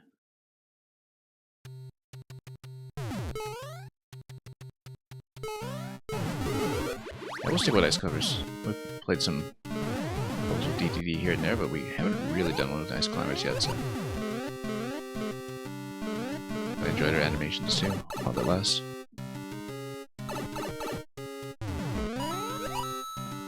Or just get a hold of the ice climbers and amiibo.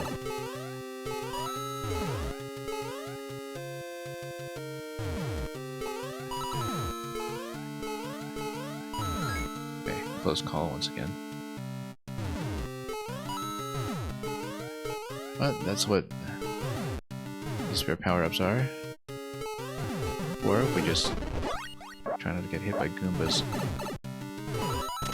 You know what? Yeah, forget about that. Let's push through and destroy the tower, which is very satisfying.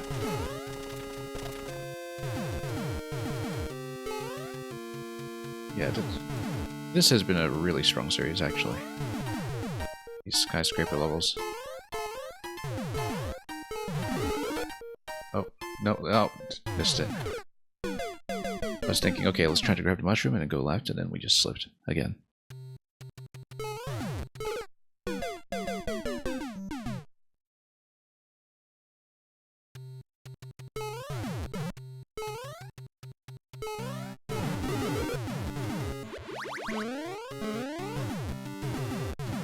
Yeah, getting to destroy the building to create passes to go along is, you know, something we've seen from many makers before, but this is particularly well done as a recurring theme over here in these levels.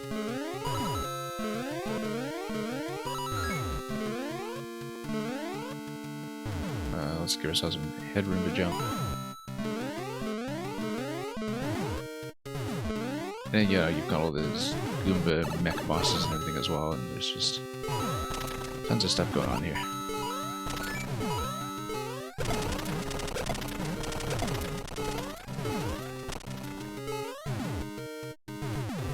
Okay, so we know where to get more mystery mushrooms. We'll just grab the P first.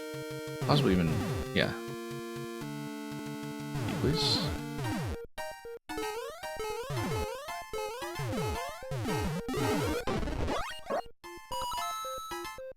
Okay.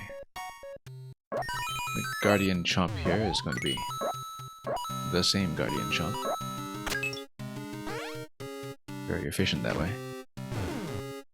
And then, look at this diagonal right here. Oop.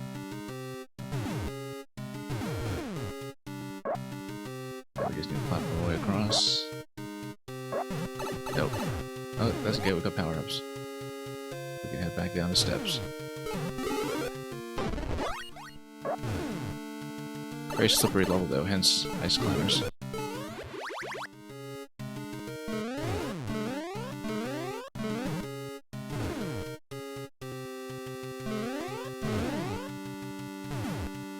Ice climbers are due for a revival. Going dormant Nintendo series, I think there's quite a lot that could be done with reviving the ice climber concept. Anyway, here's a Goomba mecha boss. One of them anyway. Still early enough in the level that I feel like it's not going to be the last. And we don't even get to kill it yet, so... yeah, definitely we're not done with this guy.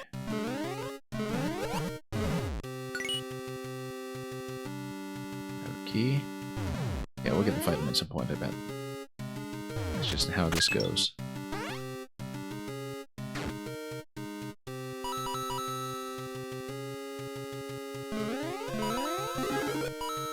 Oh, okay. So now we know what that's all about. Let's avoid the other ones and just see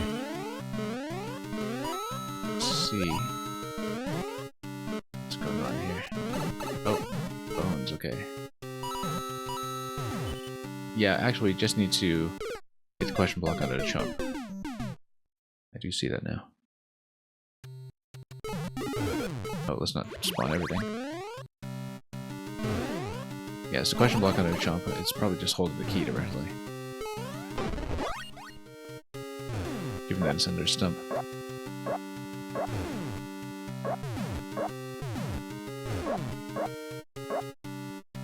Ice Climbers was revived on the Nintendo e-reader. I didn't know that, I don't think. And I say that as somebody who actually has been playing e-reader content, like Super Mario Advance 4. I know there was e-reader content for Mario vs. Donkey Kong as well, and I think it did not make a return in the remake, but I don't have the remake yet, so I hadn't looked into that.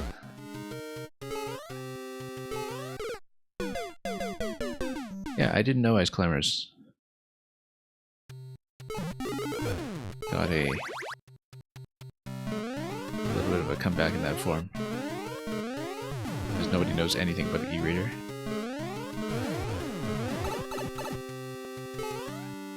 Yeah, doing Super Mario Advance 4 last year was a lot of fun.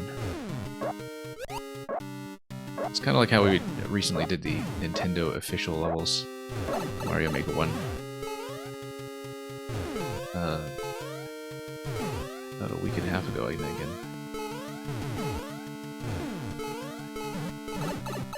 you know, there's quite a lot of lesser-known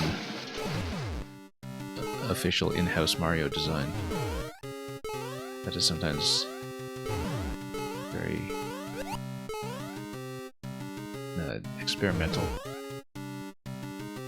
unusual by series standards. I mean, that's true of some of the main Mario games themselves, too. But... okay, let's grab this.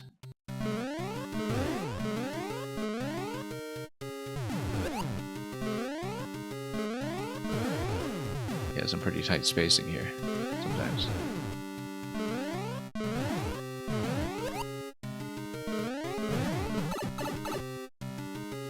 We go.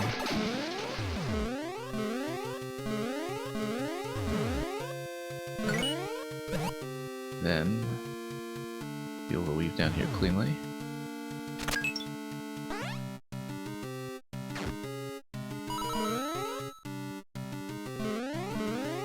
I bet we will get to do something with the Boot Guardian by the end of this.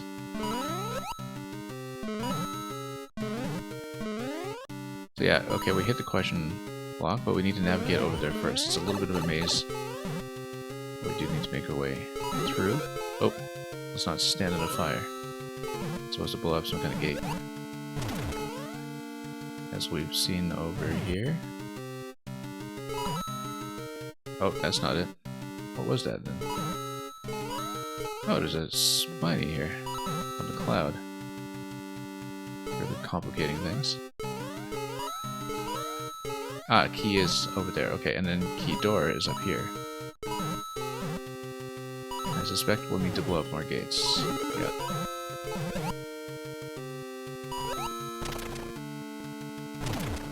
Yeah, and let's be careful here because the fire just keeps on going.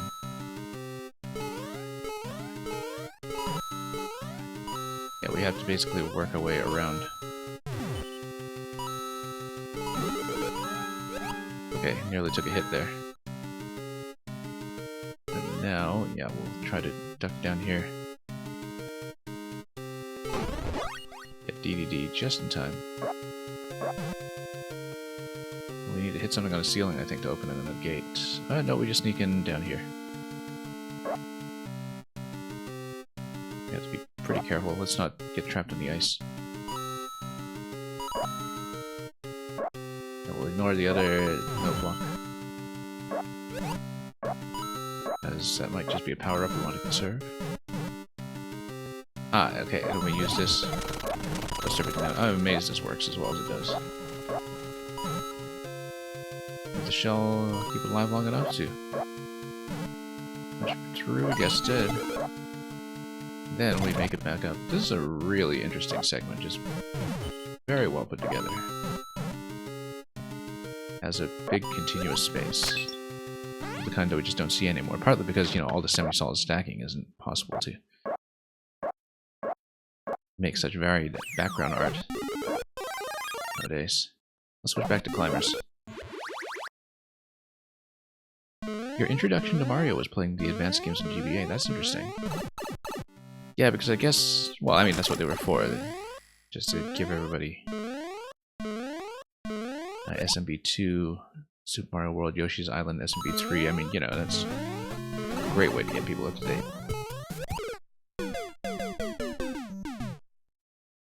Anyway, we've got a room-sized boss coming up.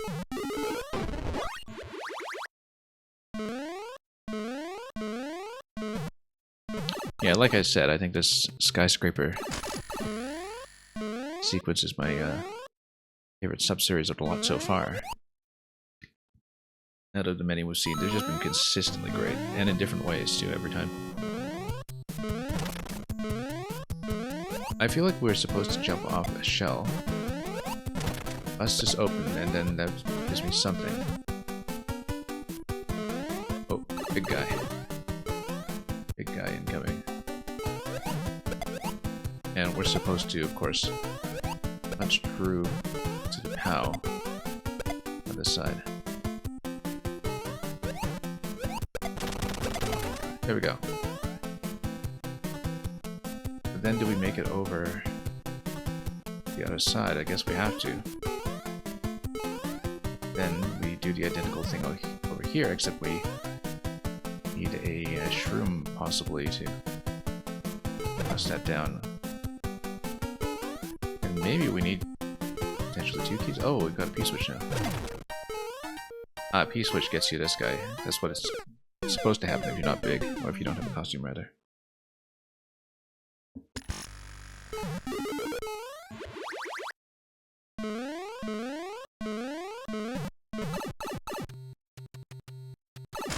Okay, boss time again. Load in. Yeah, basically, if you can get up here quickly, shell open. And yeah, if you go for the lower POW, then you can deal with the big spiny stack over here, so you've got lots of options. That just slightly repositions it, though. Oh, no, the POW gets rid of the munch and gives you the P-switch for the other side, so that's the intended sequence.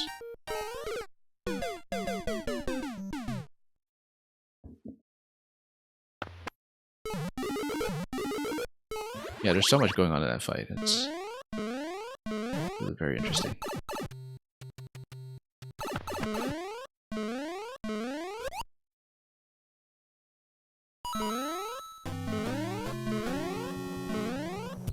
Yeah, and actually, the idea... We did it slightly out of sequence, because you're supposed to hit the bottom POWs on either side first, unstack one muncher, go to the other side, unstack the other muncher, hit the P-switch, then have both shells available. And hitting 4 POWs is going to kill the Goomba wearing the spiny crown. And if you do that, then that gives you the key. I bet it's the Goomba holding the key. And so the fact that we did this first is an alternate sequence. So let's not say it's out of sequence, because we know from other levels we've played that Glackum likes to provide a lot of these alternate paths and speedrun paths. Has different options. But then this is an efficient way to do it, because then we only need to cross sides once. And then notice that because of the POW, that we can do this.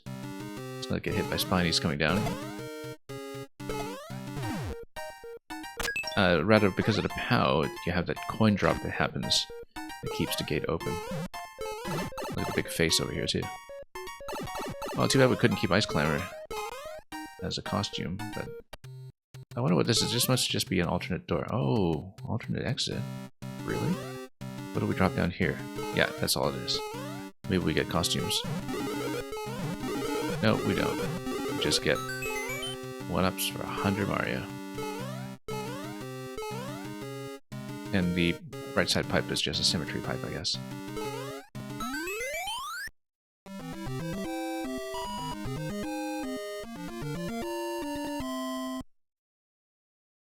Yeah, absolutely fantastic level.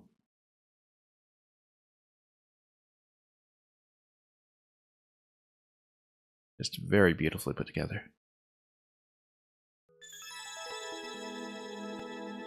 Anyway, that's what we're closing out the day with. We'll have at least one more day that's all Glackum all the time. We'll try to close out the profile then, as long as there isn't too much of an obstruction. I'm impressed that we got through as much as we did today, given that we hit the huge roadblock earlier of Jaku Jaku's belly,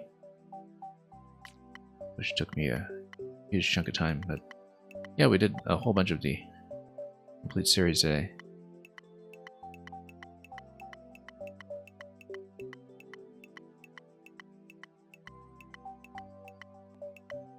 We did, what, 25 levels today? Yeah, pretty good set.